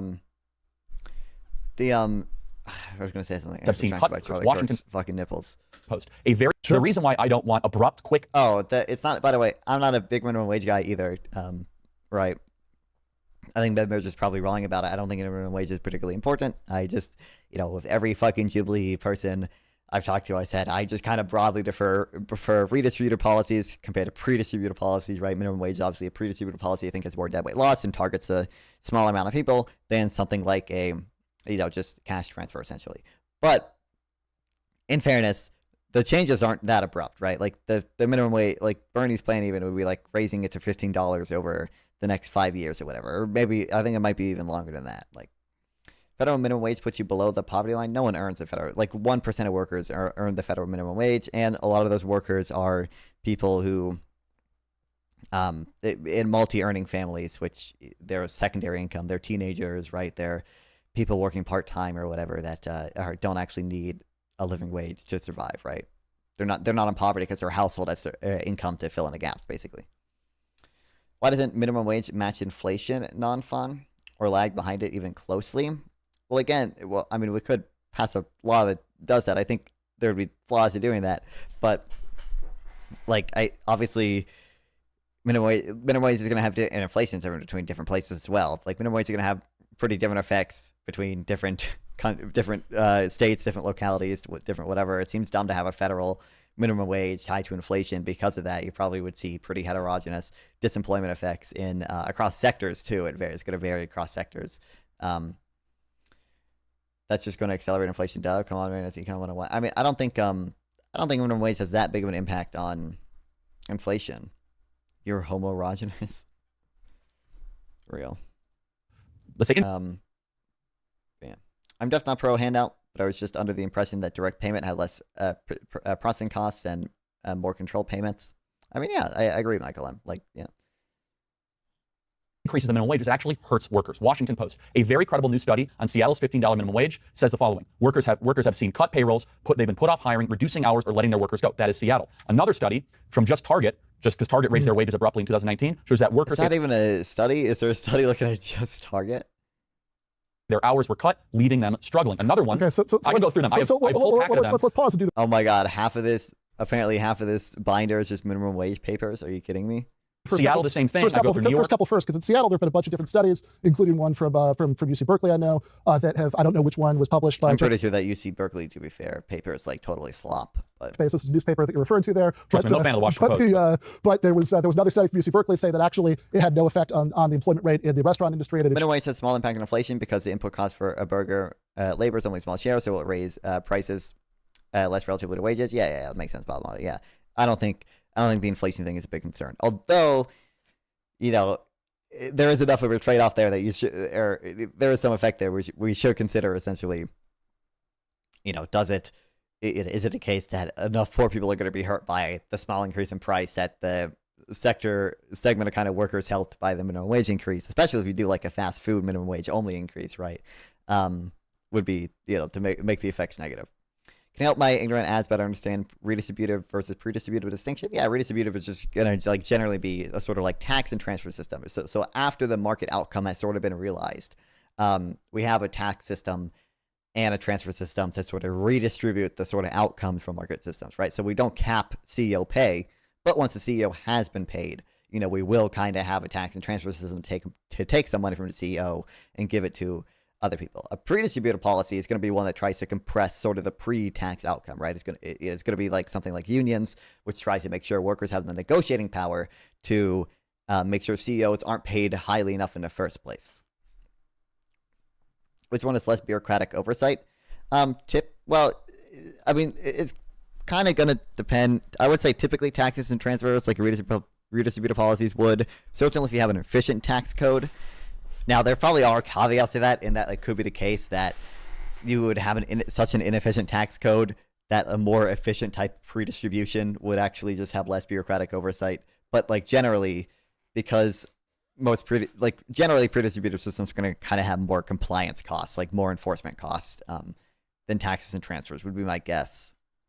Achieved its goals. I know if you look at the Congressional Budget Office, which oftentimes people with your position love to cite, they said that if you raise the minimum wage to $15 an hour, and by the way, I thought it was interesting you said abrupt, because I'm interested in whether you'd be okay with it if you did it slowly. I think moderately kept up with inflation, done prudently, especially as we're about to have a period of mass inflation. I think that coupled with a workers' tax cut and other pro-growth policies wouldn't be the worst thing for the economy. No, I think that's a moderate economic position. But keeping up with inflation, right? You know, like you're still saying the purchasing power of low-wage workers should be what it is now. And I would say that if you want to run this argument that, well, it's actually going to hurt, you know, it's actually going to hurt workers more than help them. The studies show that it has. I don't think the studies do show that. Well, so here's what it says. Here's why. I mean, like, I understand what you're saying, that the studies show, some of the studies show that minimum wage increases lead to increased unemployment. That's the big claim that's usually made. Sometimes people will also say that, you know, leads to a reduction in hours, but the big one is usually increased unemployment. And so I'd say two things about this. First of all, the effect of minimum wage increases on employment is like the most studied thing in empirical economics in the last several decades. And There are studies you can find that say yes. There are a lot of studies that you can find that say no. And a word I almost never hear from people who say that it's going to lead to unemployment increases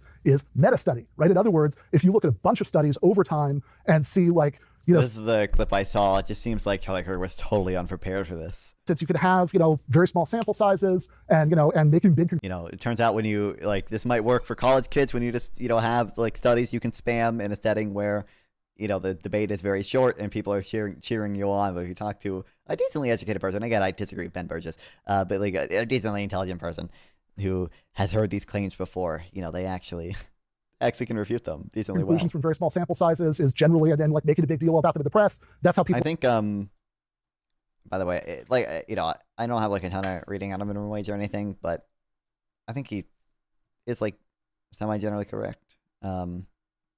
Also, this is funny because this is talking about the study that he was citing or whatever. There was another study done in this, I think, later that found actually probably didn't. Okay, incredible. New paper by the same author shows that raising minimum wage generated major increases for the workers who had the most hours, whose hours were only cut a little, but still came out ahead thanks to the wage increase. Workers with fewer hours saw no financial harm from the rising minimum wage. Workers with fewer hours in bringing home the same sum, and they found some harm to people who had the smallest number of hours, which may actually reflect stronger demand for workers and fewer workers in the category of very low hour work.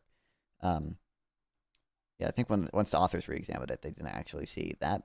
They didn't really see super negative effects from the Seattle minimum wage stuff.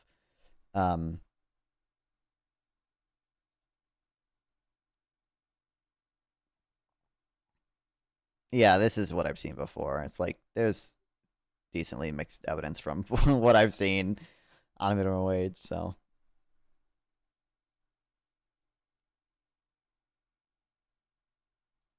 End up believing that plants can think and coffee cures cancer, that they looked at like some study with some super small sample size. But when you do the meta study of a bunch of different studies, most of those show no. But let's say for the sake of argument, yes, let's say that it does lead to some unemployment increase. Because you agree certain studies do show that. Yes, certain studies do show that. I think most of them, and especially meta studies over time, say no, but sure, let's say yes. So if yes, would that mean that it was going to hurt workers more than help them? Well, we could look at like the Congressional Budget Office, what they said in 2019, which was that 2/3 confidence that you'd have a range of unemployment effects somewhere in between 0 and 3.7 million, and most likely they said 1.3 billion people would lose their jobs. Now that's bad. I don't want 1.3 billion people to lose their jobs. That's a lot of jobs. But they also said that 27 million people would keep the jobs they have right now and be paid more and would have more purchasing power. And so we say, okay, we have 27 million people who are being lifted out of poverty by this. We have 1.3 billion people out of jobs. Now, even if there was nothing that you could do about that, I'd still say that treated this as a knockdown. Well, this is going to help poor people, working poor people more than it's hurt them more. Many studies aren't a cure-all. I agree. I haven't developed an opinion much on it on my own, but I have seen people who I think are smart. Like I think I know King of Coast has complained about them. I know Nicholas Decker has complained about them. Said that meta-analysis basically aren't like particularly meaningful or good sometimes, but they're subject to this same author bias as any regular study. Sure. It's going to help them. I don't think makes sense, but also I don't think we have to accept that those 1.3 billion people, if that's the true estimate, have to be permanently out of a job. We could have public works programs just a study of studies that could employ those 1.3 billion people, give them dignified, unionized public sector jobs. And if you don't think that there's plenty of work for those 1.3 billion people to do in terms of federal public works, trust me, I could give you a long also this shit is cringe or whatever list of things that could be doing. Let me build out the study, and then I want to ask you a question. Sure. So low-wage workers on average now clock 9% fewer hours. Fucking meta-analysis, and it's not called a meta-study. Yeah, sample. I don't know why he kept calling it a meta study. That is weird. I've never heard people refer to that as it, or refer to meta-analysis as meta-studies before.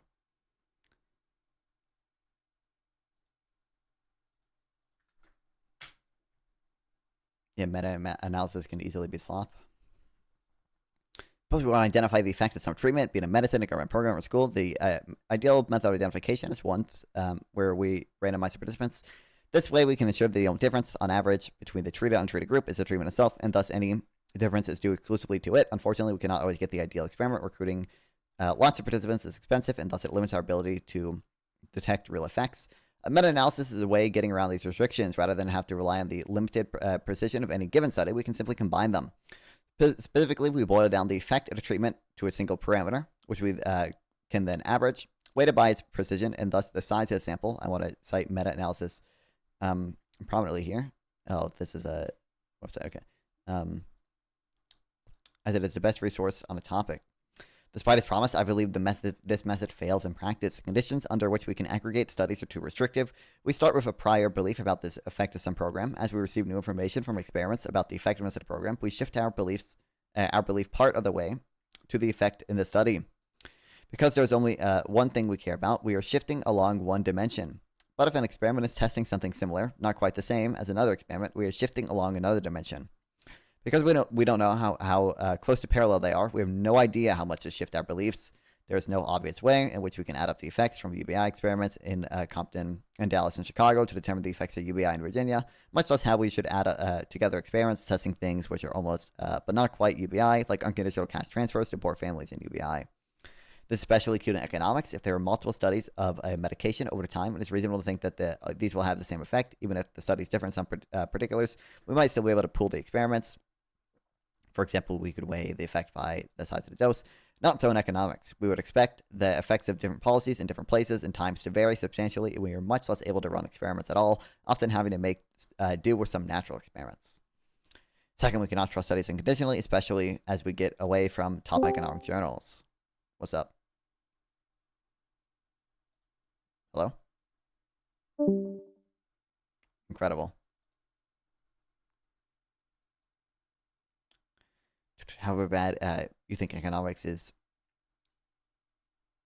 that making believable, reproducible research? I assure you the rest is so much worse. All these studies are going in or at most weighted by sample. It could be all it could take is one shady or fraudulent study to make muck up the whole thing. Yeah. $125 less each month. But this isn't, by the way, this isn't really. This is just looking at elasticities of the found elasticity of a bunch of different papers. This is not really a meta-analysis, but this is I've seen this before. This is useful, I think. Month, that's Seattle. There's another one. New York City businesses struggle to keep up after a minimum wage increase. Would you support eliminating the FICA contribution for workers? That's a 7% tax on wages before we even talked about raising the minimum wage. Well, I'd like to talk about raising the minimum wage with no preconditions. You want to raise the minimum wage? Have you considered getting rid of the payroll tax? But why not the workers' tax cut? That's what I always don't understand, because we tax workers at 7%. Mm-hmm. 7% of our workers here lose their paycheck as half of their FICA contribution. I never hear that from workers' rights advocates. Why? Well, I think that first of all, the first question you'd have to ask is what's the money that's going to be generated by that for those workers? Then the second question that you want to ask is what's going to be lost on the other end in terms of services if that's cut. And I think that paying people a higher minimum wage, having those 27 million people get a living wage. I can give them a 7%. I can give them a 7% wage increase tomorrow. And it's called cutting the FICA tax. Yeah. Every working person deserves 7% of their wages that are currently being taken by them by the government. Why don't you instantaneously agree? So what are you going to? Well, because I know what the other shoe is that's going to drop there. What are you going to cut to pay for that tax okay, increase? So there's plenty. I could name a whole litany of departments I think I would cut to try to pay for it. But let's pretend that it's paid for, like everything Washington D.C. says. Yes, if you could cut workers' wages and not wages, the taxes on workers' wages, if you could cut that, and on the other end there would be absolutely no loss in anything that's a beneficial thing that's going to make workers' lives better, then sure, why not? But I think you should still raise the minimum wage, because I think, again, having those 27 million people now having a living wage, having the ripple effects for lots of people who are already making more than minimum wage, is going to increase their wages, and then 1.3 million people need new jobs. Trust me, we can take care of that. So you're obviously no fan of President Trump or his administration. During his presidency, the bottom 10% of workers actually had an income growth faster than the top 10% of workers. Yeah, let's just cite random. Yes, yay. Don't address any of his points substantively. Yes. Pivot to what happened under Trump, doing no causal analysis at all. Let's go. And so what we saw was a real blueprint. I don't know if that, it wouldn't surprise me if that's true. That could totally be true. But for one, I do think you observe somewhat of the same thing under Biden, because the tight labor market post-COVID did lead to a decent amount of wage compression between, the kind of bottom 10% or 20% of workers and the top 40, 60%, top 10% of workers. And I don't know what type of income he's looking at here, but it wouldn't surprise me if it did happen. Blue-collar boom over in the prior administration. I think without having to abruptly raise the minimum wage. And the reason was, let me just finish, is an emphasis on entrepreneurship. This is an indicator that I don't hear talked about a lot, which is how many new businesses are being started. And when you raise the minimum wage, it's harder for the deli owner, the dry cleaner to enter into the market, because all of a sudden the labor pool is like, man, $15 an hour, I could barely pay to keep the lights on. So if we... I think the kind of one of the points there is relevant. So the fact that the minimum wage would kind of increase the barrier to entry for starting a new business is relevant, right? Like that's that's kind of a loss that's kind of hard to study. And, we don't we kind of don't see much or whatever. But I mean, to some extent, you could account for that, even if like differences if you compared over time. But regardless, I don't know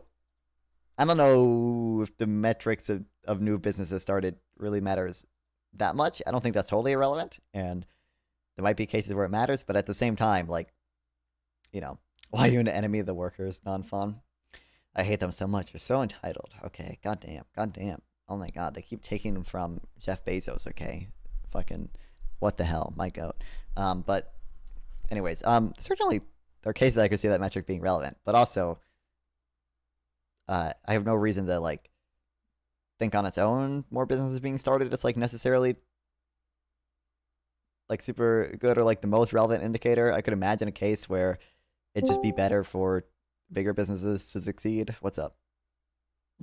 No, Ben Burgess is so smart. If you do it via reversing the FICA taxes, that has a cost because then you have to cut programs. But doing a minimum wage, that just has zero trade-offs, guys. We live in a world where it has zero trade-offs if you just give the 1.3 million people who would lose their job a job. Let's put them to the public.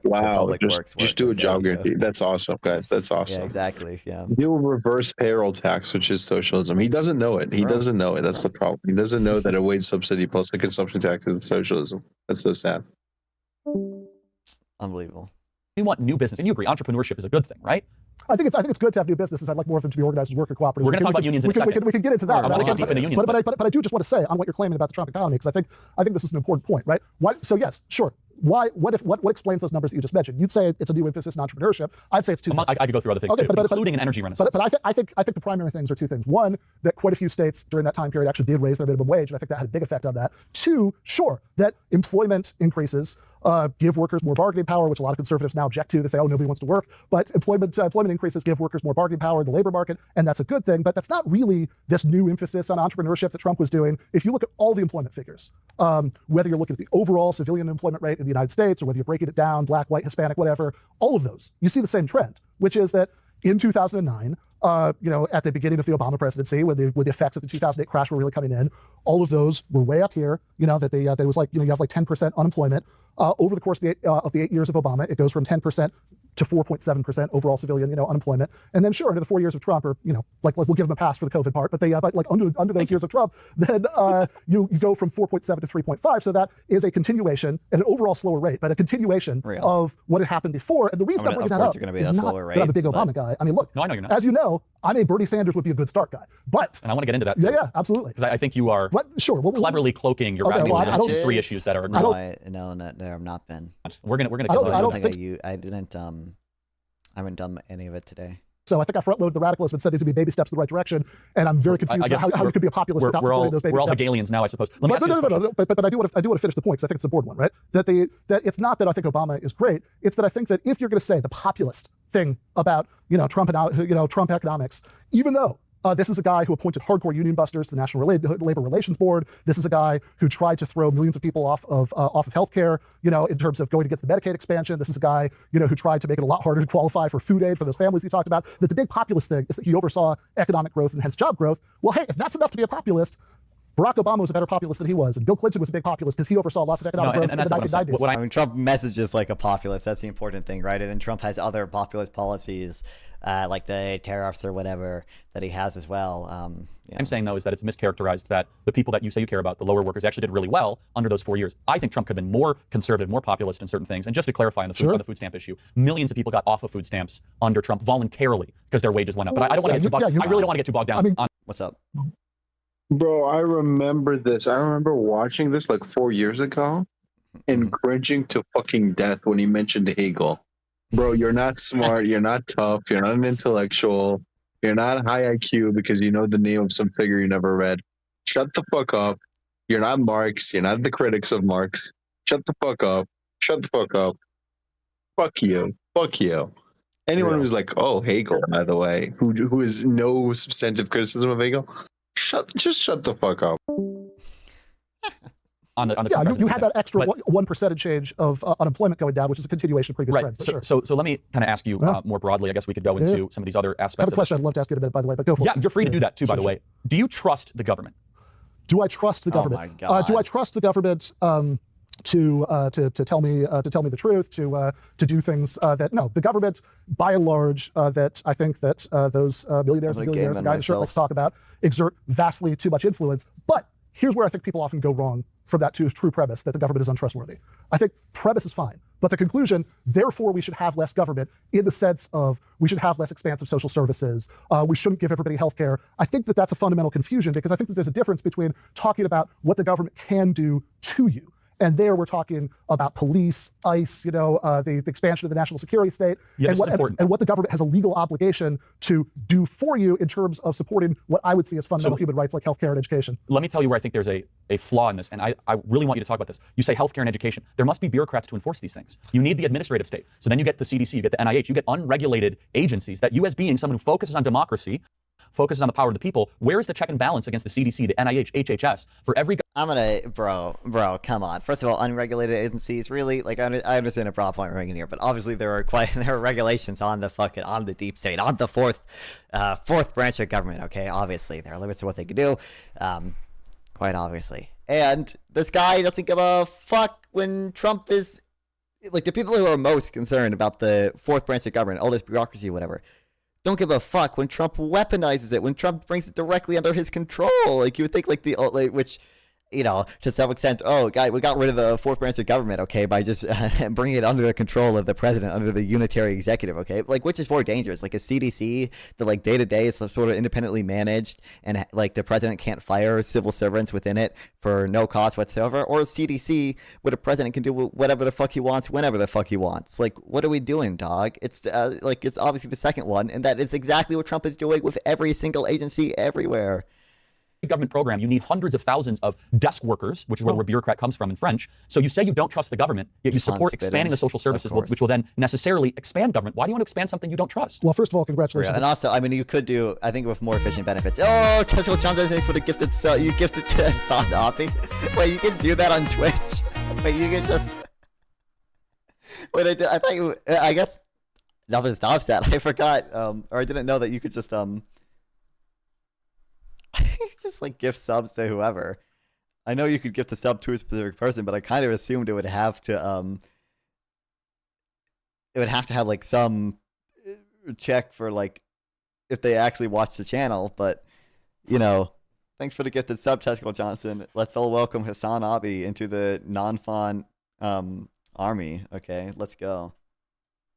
But anyway, you could also do, like, I think you could have more administratively efficient benefits. Like, I think this is why even libertarians like certain types of like UBI and cash transfers as opposed to like food stamps or whatever. Like Milton Friedman likes the negative income tax as opposed to like food stamps and stuff. Is because you just require sort of less government bureaucrats when you don't have people tracking your income, when you don't do these in-kind benefits that have to have a lot of administrative complexity to administer.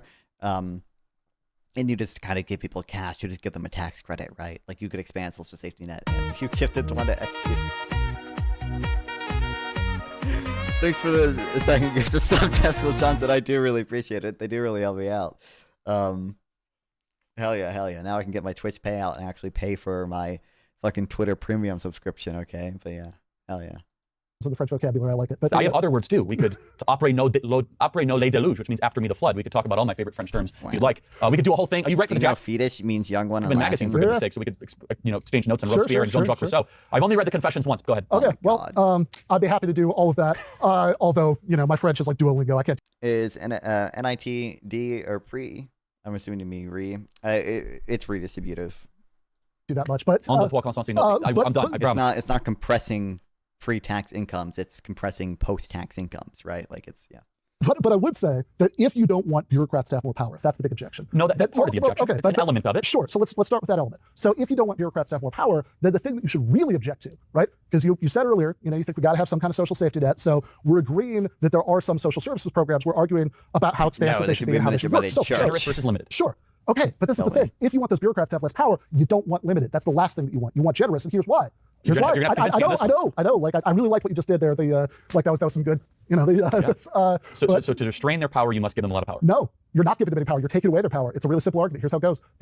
That means-tested programs give power to bureaucrats. When you say you have to jump through all these hoops to qualify for something, and there's some bureaucrat who gets to decide whether you get it or not, bureaucrats have to have more power. Whereas when you say this is a legal right that every single person has as a citizen, no Canadian is having a bureaucrat decide whether they qualify for healthcare. Or in Finland, you talked about all of the policies that, you know, in Norway that you thought would be an issue for me. Finland is the poorest where they have, okay, I don't think it's because of this, but you know, in Finland where they don't even have private schools, and certainly you have a right to higher education as a citizen, the way that you have historically in lots of countries, and I think it's worked very well. But when you have that, I've been compromised, guys. It's over. It's over. You don't have, you know. The new PPG theory is that you were funded by Israel to take out Kirk. Supposedly you got away with it, and why would Israel want to take out Kirk? Kirk was like Israel's fucking greatest warrior. Okay. Supposedly you got away with it, and the current guy is just a fall guy. Any statement on this matter? I will not confirm where I was on September 10th, 11th, September 10th.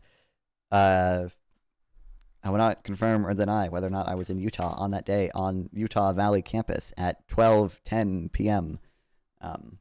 Students jumping through financial aid, bureaucracy, you know, hurdles, and does this person qualify to get school? Does that person qualify to school? Where bureaucrats have the power to decide what's up, because that's the case where bureaucrats have power over you, and everybody gets something as a right of citizenship. Bureaucrats have no power in that circumstance. But let me ask you something though. So you want Medicare for all? Yeah. Yet HHS is the largest civilian branch of our government. So as we have expanded, Charlie Kirk is never gonna seriously engage with anything Ben Burgess says, is he? Oh my God, it's like the third time like he's kind of done this like weird pivot where he's not like substantially engaging with anything he says. He's just kind of moving on to like another example. Like, well, have you considered that this branch is somewhat representative of what you want, and it's bad in some way?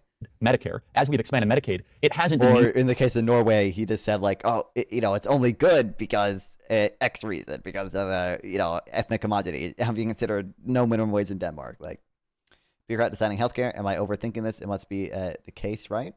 Test as you want. We have. What do you mean? Have hundreds of thousands of desk workers that are doing the means testing. Are you qualified? Yeah. Medicare reimbursements. And so even under your example, it's woefully idealistic. The point is, obviously administrative costs would go down if you had Ben Burgess's ideal system, but that's every Charlie. You cannot have a generous social program without a massive bureaucratic and, dare I say, corrupt administrative state. Well, Woodrow Wilson would even say that. Well, you need the administrative state. You think I like Woodrow Wilson, the guy who... Probably. He was a college professor, so... And a college president, so he's kind of in your world. Well, okay, trust me, neither of those things earn any points for me, but I think that... Again, by the way, the guy who cares so much about the corrupt bureaucratic state doesn't give a fuck that Trump fired the head of the BLS, doesn't give a fuck about the Schedule F appointments, doesn't give a fuck that Trump, for example, in 2020, this isn't even really the bureaucratic state, this is a step further, wanted the head of the DOJ, not Jack Rosen or Jeffrey Rosen or whoever, whoever was the head that he wanted to replace with Jeffrey Rosen, to send out or Jeffrey Clark? I forget. One of them's Rosen, one of them's Clark. I think he wanted to replace Clark with Rosen.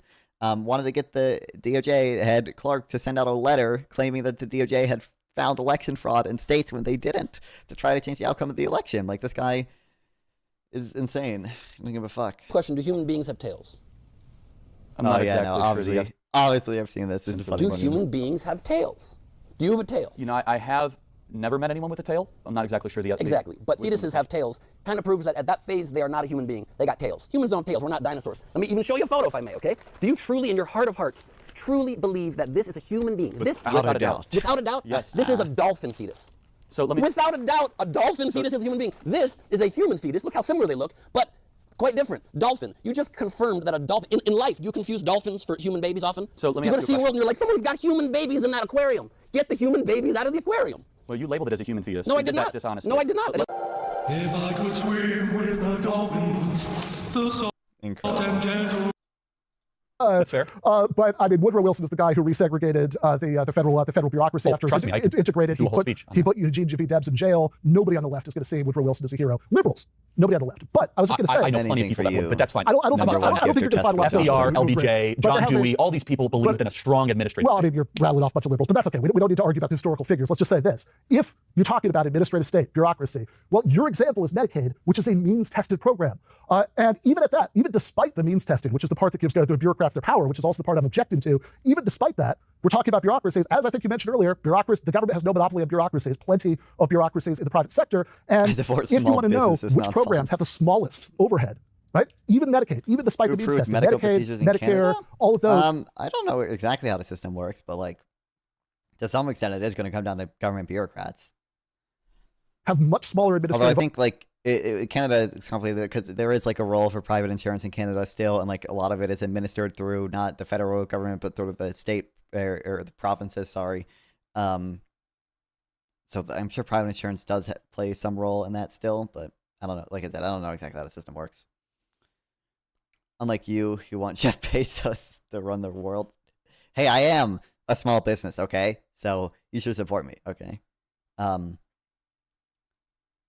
Technically, I could be a small business. I'm not, but I could. I do like. I think if you have like over $600 in revenue, you can make an LLC or something. So technically, I think I could make an LLC. I could make the non-fund LLC and be a little bit tax advantaged. But yeah. Of overhead than any of the private insurance companies, because the private insurance companies, one, they have to plan out their strategy for competing with each other, and two. Oh, and by the way, you know what's funny? Every single time I fill out some form or whatever that requires me to like have a business, like there are a lot of like more like academic things or whatever that like like you can't just download the PDF. Like you have to type in your email and your name and your business, and then they email you the PDF. I always just put non-fund LLC for the business. Okay, so you know we've already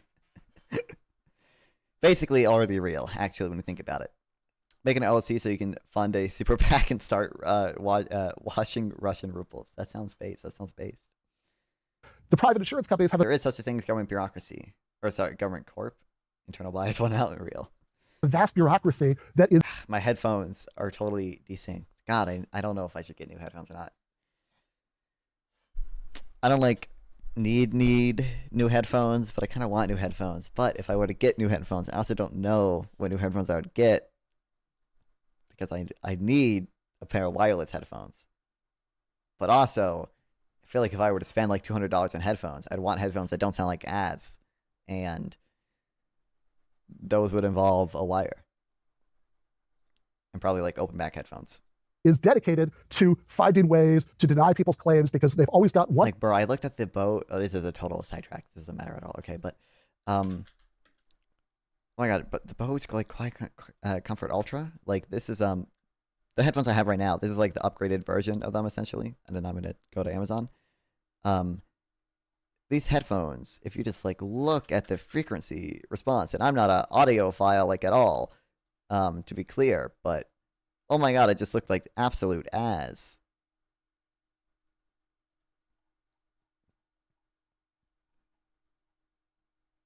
I think this isn't even the most extreme version of graphics seen, but like oh my god, like the bass is like pretty heavily boosted. This is flat, and then there's like such a fucked up like downward trend here. It's like oh my god, it's horrible. That's really good. This is not really good, dog. There was another site.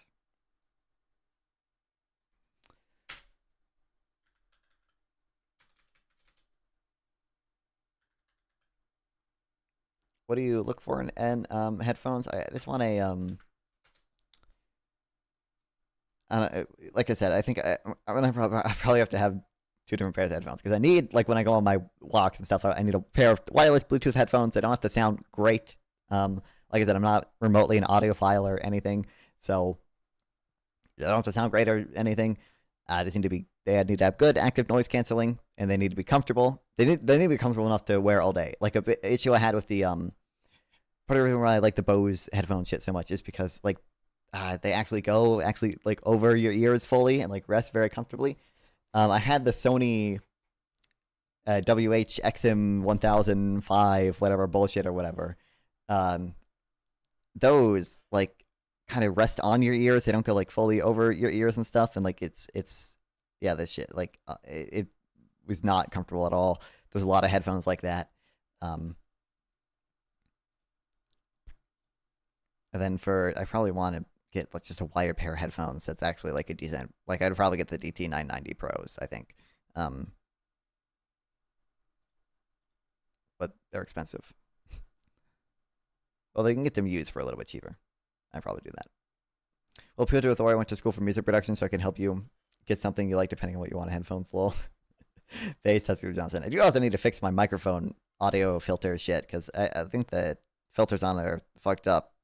But I'm not, like I said, I'm not enough of an audio guy to even know what's exactly fucked up about it. But one eye on the bottom line for shareholders. And one question I'm very curious please, about. For following Clariface. Right, how about is that that? they, $10 says it's a bot.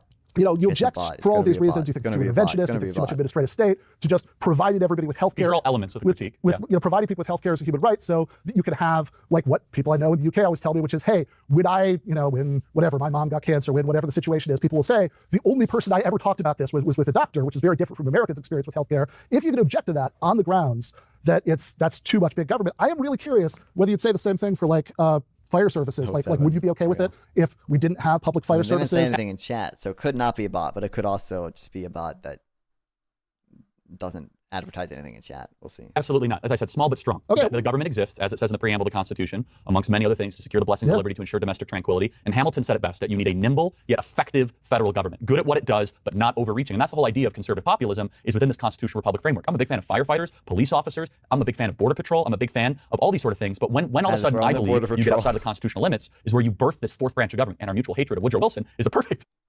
You don't give a fuck about anything that's unconstitutional, dog. You don't give a fuck about January 6th. You don't give a fuck about, like, oh my God, kill me. Example of the this. Deportations, like we went over earlier. Because he really believed the state, this is a Hegelian idea, will usher in that utopia. But the state is God, that through the mechanisms of the state, we will be able to turn the chapter and with it remake man. He wasn't the only person that believed that. FDR did, Lyndon Baines Johnson did as well. Where we as conservatives and conservative populists say, hold on a second, that is not what the state is there to do for. Let me just say one last thing, which is that the state is there to preserve the natural law with prudence and wisdom, to hopefully develop families and foster children, not to try to remake human beings. When it comes to healthcare, not only do I have a moral complaint that it's not the role of government, it's also not good at doing it, and it also hurts the everyday common man. So I don't think either of those things are true. But I have a moral argument, and I also have a utilitarian argument. I just want to make sure that's clear. Let's start with the moral argument, because I am very unclear on this, because why is it that having public firefighters or public police is not overreach, but having public healthcare is? Why would it be objectionable if instead of having public fire services that everybody gets to use, you had everybody just having to have private fire insurance, and if you had a better private fire insurance plan, they'd probably put out your fire faster, or maybe we had public fire insurance, but only for people, the poorest people or the oldest people, which would be the exact equivalent for healthcare, or the same thing for policing, the equivalent, for like security insurance. It's not necessarily the exact equivalent, but also, to be fair, to some extent, by the way, if you do believe in like hardcore like natural rights and stuff, like it is kind of weird to say like public ownership of firefighters and everything is okay, but public ownership of healthcare would be like some weird violation of natural rights, like if you go like full hardcore in it. But things seem very similar to me, because having your house burned down, being victimized by a crime, or needing chemotherapy, those are all cases where your life and limb is in danger. Like these seem pretty parallel to me. What do you see as the big disanalogy? So the first problem is mostly local, police and fire, so therefore it's more accountable. Okay. So yes, we need it local. Yes, wow. I think I've seen this. Michael, I don't have any strong opinion on this stuff. Where's localist? I ran across this in college. The Discord, yeah. I mean, like, I don't have a strong opinion on the effect of the New Deal on the Great Depression. My only opinion is that like it's probably also necessary to like leave the gold standard. People definitely like overstate the extent to which, for example, the New Deal, like post-war bullshit New Deal programs were so good. It was we taxed the rich so much and blah blah blah blah. And also, I mean, I think obviously like it was probably always necessary to do some type of monetary intervention to get rid of the depression as well. I don't think that the New Deal stuff is probably I don't know if it helped or hurt from what I've read, but the dollar was not sufficient. Don't go to some sort of albatross to the kingdom of Washington, D.C. of unelected, unknown, kind of just unchecked bureaucrats. That's number one. Number two, we do have a system in the country, despite what you're saying, where if you need healthcare, you will be taken care of. Is it broken? Is it inadequate? Said, though, right? Well, hold on a second. I'm saying it is illegal to deny someone service of care. Illegal. Now, do we have problems with our healthcare system? Do you think if you could put me in a room and I could strike a huge bargain with you? I think that there are elements of the German system that are admirable. I will say that. Where you have a public system and a private system. Where I start to all of a sudden say timeout, no go, no fly zone, is where I hear people like Bernie Sanders, and I'm paraphrasing, who want to get rid of private insurance as we know it. That's a big mistake. Here's how I think the biggest problem with healthcare is. It's not individualized. It's way too bureaucratic, way too top down. And yes, we have pharmaceutical companies that are addicting people to drugs that they should not be addicted to. We have a sick care problem in our country. And I agree with a lot of people on the left with this.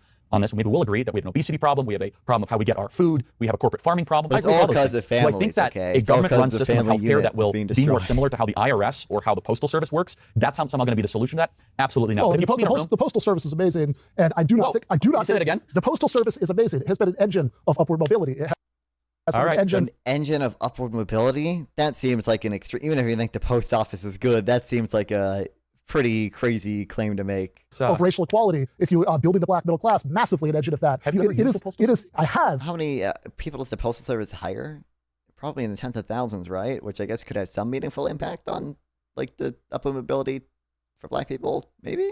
And the Postal Service will carry a letter from here to Alaska for not for the same price, and they're certainly not going to serve. You know it's going to get there. No, I do not know that, and it's certainly not going to do it. It's never going to get there with as much service to out of the way rural areas. I got to give you credit. Anything. I've never.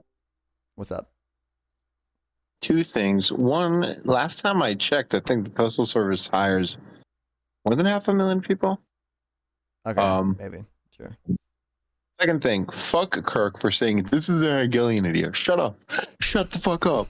Shut the fuck up. You're not smart. Shut up. Shut up. You're not intellectual. Fucking conservatives pretending to be intellectuals because they're like James Lindsay 2.0 or something. Fuck off. Holy shit. Real.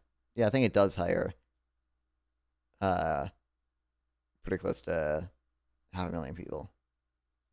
Never heard anyone defend the post office. Like it's cheap. Well, you need to talk to more people because like the post office is an amazing institution and it should be massively expanded. In fact, one of the best things I think they have in some of those Scandinavian countries is postal banking, which if we did that, Bernie Sanders' proposal would immediately put out of business all the payday loan vampires that prey on unbanked people, would create millions of new good unionized jobs. Postal service is great, but I do want to go back because I don't want this. I don't want this to get lost. The post office lost hundreds of thousands of packages and was 6 months late. That's where you want to run our healthcare system? I think that. Well, first of all, I think that if you actually have a fair. What was the metric he cited? I do want to go back because I don't want this. I don't want this to get lost. The post office lost hundreds of thousands of packages and was 6 months late. That's where you want to run our healthcare system? I think that. Compared to, I mean, absolutely would not surprise me if the performance of the post office was worse than the private sector in terms of like lost packages and timely delivery. But are we not going to do any type of comparison there at all, or cite any like actual solid statistics? Like, first of all, I think that if you actually have a fairer look at the numbers, I think the Postal Service does do a really good job. I think that oftentimes when people say no, what's up? None of them are going to be honest about this. So, Postal Service, again, complete and total privatization, complete, total socialist genocide, like absolute destruction. That's what I advocate. But Postal Service, Kirk is complaining about it being inefficient. And I agree with Kirk here, unfortunately. Very painful to say. But one of the big reasons why it's inefficient is those fucking unions, bro. They employ, again, more than 1,000 people. They have 4 separate unions. Yeah. 4 separate units. Like having, I don't believe in the Bible, but it only has like 1 Satan. The Postal Service has 4. That's like really bad, right? Yeah, that's really bad, So I'm just saying. Maybe we got to do something about these unions. I'm just saying. Real, true, incredible. They are not using the same metrics to evaluate it they've used to evaluate everything else. But if you want to know something that would be very much like what Medicare for All would be like if we had it in the United States, then I'd say looking at delivery of packages is probably not what you want to do. What you probably want to look at is countries like Canada, where they already have Medicare for All, Great Britain, where they've gone further, and the hospitals are publicly owned. That's all the. Let's talk about that. Well, okay, but those are places that's a different thing. Where people live longer, where fewer of their babies die. Oh my God, none of this is. The rate. I mean, we have the. You guys should know my opinions on healthcare by now. How many times do I have to go on the same rant basically that I've gone on with half the Jubilee people? Obviously it is not probably due to the public other ghost shit. Americans are just very unhealthy to begin with. Americans do, when they get care, a lot of times they do have higher quality care in terms of like stroke survivability and stuff like that. But, of mortality amenable to healthcare is way better. Or look, you said you want it to be local, that you don't like the fact. Super localized. Sure, local, great. So Super localized. if all the Oh my hospitals God, were locals would municipally love owned, this cool with dude, that? actually. All the hospitals, it would be, well, first of all, that's actually the case in a lot of places. There's like county-run hospitals all across the country. I'm not denying they're county-run. Actually. Okay, so you would be okay with that. So it really has nothing to do with centralization. Well, it does. Trust me. The city of Chicago can be equally, if not more corrupt than the Kingdom of Washington, D.C. Is it going to be more corrupt than the private insurance companies? I mean, that's a good question. Okay, Let me ask you a question. but you did also say, right, and I really want to make sure that local is generally better, but I'm not going to die on the Cook County is a great county hill. Well, this does go back to what you said earlier, though, when I asked you about fire protection, because you said, well, the difference is that nobody can be turned down from the hospital. That is a law. Yes, that is a law. I'm glad that it's a law. I am too. Okay, good, wonderful. We agree on that. That is a good government intervention to stop the private sector from doing what it would otherwise do and did otherwise do before that law was passed. But also, I would say, do the equivalent for the fire services. That the only people who get it without having to pay at the point of service are the poorest people, are the oldest people. Everybody else has to rely on private fire insurance, which varies I wildly. don't think that many. On Twitch we have, well, it says 1, but I think that's inaccurate. I think it's probably 2 or 3. Oh no, it still says 1 on Twitch, but I feel like that's not accurate. If we go to users in chat, it should, I think. I don't know. It might be right. Might be only Tesco, Wisconsin. And then 6 on YouTube, and then probably 1 on Kick. And Twitter is inaccurate. So, because Twitter just shows total views. Oh, there's 2 on Kick, it says. So, Wildly in quality. And if you don't have private fire insurance, and you're not poor enough to qualify for the means-tested bureaucrat-enabling system for poor people, and you're not old enough for the other one, and you end up having to have the fire department come and save you anyway, then you have a giant bill that's going to bankrupt you. Do you think that sounds like a fair system? No. So let me ask you a question. Yeah. So is that, here's where, how do you define healthcare? This is a very important question, right? Because healthcare could be, hey, I just got a gunshot wound that need to be taken care of. Absolutely. Restream's telling me 11, but I do think that includes Twitter stuff, which is total views and not concurrent viewers. Or healthcare could be, I'm 800 pounds overweight, I'm eating terribly, I have no sort of interest. No, it's not, because it says 52 views on Twitter, so never mind. Okay, so it's got to be just, yeah, so then 11 then. To exercise or eat. Not too bad for 12. I mean, I had quite a few viewers the last 2 streams. I was at like almost, I think I had like a peak of like 30 concurrent viewers last stream, which is nice, but yeah. Well, why all of a sudden should that person be put into the same exact level of care of someone that has saved money and taken care of their health? Why should someone who's 800 pounds overweight be given in this sort of realm? Why should human agency and choice have zero emphasis on? What you're describing, the only difference between that and what already exists in the United States is that we would have to add, and they're rich enough that they can afford really high quality medical care. Right now, somebody who's 800 pounds, who doesn't watch their diet, who chain smokes, etc. I agree. Yes. But you can add chain smoking. But sure, yeah, all those things. So you think that none of that should be given a preference? Well, here's what I'm saying. That I think the system. You could, by the way, still have like a public health insurance system that like charges higher premiums if you're obese or whatever, but also we solved this problem. Okay, nationalize Ozempic and make it free. Okay, it's easy. We have right now somebody who checks every single one of those boxes, but is rich enough to afford the best medical care, skips in line ahead of the person who takes care of their health, exercises every day, doesn't smoke, eats well, but lost their job or just is cobbling together 4 part-time jobs like so many Americans are, and thus doesn't have employer health insurance. It's an interesting question. So you believe just because you have better money, you shouldn't be able to have better stuff? I believe, or more money, better stuff. I believe that when it comes to something like healthcare, no. That's a very broad thing. I do not believe that people should get life-saving services preferentially because of how much money they have. I think that so how much money they've saved. How about that? Someone saved their whole life, and they said, in case there's a disaster, I'm going to put $500 away a month. They get $45, and they realize that they have some sort of health complication. They should be able to take advantage of the money they've saved for their entire life. Well, this actually goes back to the very first thing that I said, like the opening couple sentences. What is justice? That I said, because what I said is that I don't want some people to have dramatically worse lives than others because of factors outside of their control. Now, what about things they can control, though? Well, if we like saving money. If we lived in a world where all economic inequality was due to the externalities versus of the indolence thought or behind laziness versus investment, have a combinational explosion problem. I would have much less objection Also, to the stuff that I do in the world where we actually live, where somebody who saved up their whole lives, but then they have unexpected medical expenses that bankrupt them, which happens all the time. That they have is going to get worse healthcare than somebody who has never saved at all. But if somebody if Hunter Biden, right, had some massive medical bill tomorrow, he would probably have. I mean, yeah, considering his lifestyle. Sure, right. So if Hunter Biden had that huge medical bill tomorrow, then he would get in line ahead of people for multiple reasons, both access to power and also money. Sure. So that's a good example. Those are both bad things, but they have. The rapid growth and complexity of a problem due to the way its combinations depend on input constraints and compounds, constraints and bounds, sometimes used to justify inexorability of certain problems. Examples include mathematical functions. I mean, I don't necessarily see why it would apply, but largely unearned, and I agree. Sure. So, and I would say the same thing about the Walton children. I would say the same thing about anybody who is inheriting money. When you go to the hospital, or by the way, Charlie Kirk probably got preferential medical care. I don't know for sure, but like I said last stream or whatever, almost certainly dead within fucking 30 seconds. No chance of surviving at all. But they did, at one point, there was a spokesperson that said he underwent surgery, and there was definitely no good reason to do that. I don't actually know if that was true, though, because only the one university spokesperson mentioned the surgery. Everyone else just said basically he got to the hospital and later died. Or you go to buy insurance, they don't ask you, did this money come from being thrifty and saving your whole life? Let me ask you a question. Or did this money come from stock ownership? Or did this money come from inheritance? They just ask, do you have the money to afford this? And that's part of markets, right? Is that you're not able to make a moral claim for every dollar bill, but generally markets will go towards value and value creation. I actually want to close this thought on one thing, because it goes to your other thing that you're... Actually, if you'll indulge me, can I ask you like a 30-second question? Sure, because I really want to close that point. I know we're coming up to it, yes. but I'm so fascinated by this, right? So we agreed earlier... Is the firefighter thing again? It's not the firefighter. Okay. Although, I think there's more to discuss. I'm very anti-fire.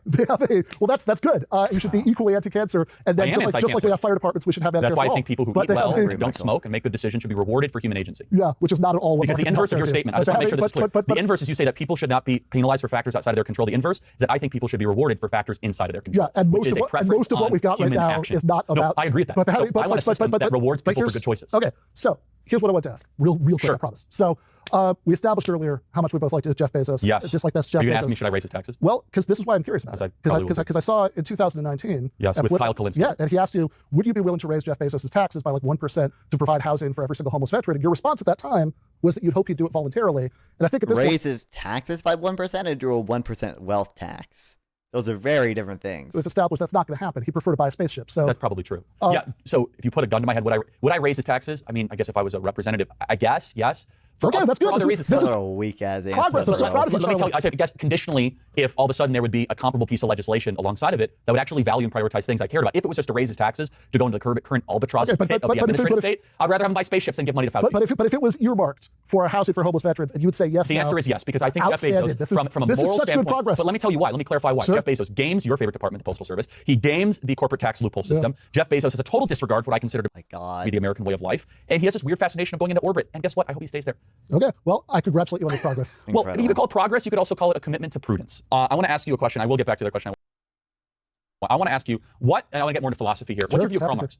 Okay. I don't know. I'm fucking tired, folks. Do I want to watch this whole video? There's another hour left. I can maybe save the next hour tomorrow. I want to probably edit stuff. I want to go to walk. I've been doing shit. I've been busy. Not busy, but well, kind of busy. I've been working on the stream and editing stuff pretty nonstop. Like I was fucking editing until like 8 a.m. today, or no, later than 8 a.m. today, really. Then I went to bed, and then I woke up at, I got like 4 hours of sleep and woke up at 7 to start this stream. So yeah, okay. But yeah, I'm working on more cool content and stuff. It's really cool that all you guys come by and watch me stream and support me. It's very cool. I very much appreciate it. We've done really good this month so far, which is really cool. Really nice to see. And sending you over to food shops on YouTube, I guess. But yeah, I really do enjoy streaming, and I really do like that I have a lot of, decent number of people to come by and watch me, check me out, all that stuff. Join a Discord server later. Yeah, appreciate you stopping by, Tesco Johnson. Appreciate all the gifted subs too, of course, the monetary support, of course, very much I appreciate. Yeah, I'll be streaming probably tomorrow. Probably. I don't have anything planned for tomorrow right now. I think Monday I'll probably be on a panel. Monday night I'll probably be on a panel, and then sometime next week I'll be talking to, I think, the last Jubilee Socialist, other than maybe Xena, but I think Xena, I just have to join her fucking TikTok live stream, so we'll see. But yeah, I think I might start doing some of my own TikTok live stream stuff. We'll see.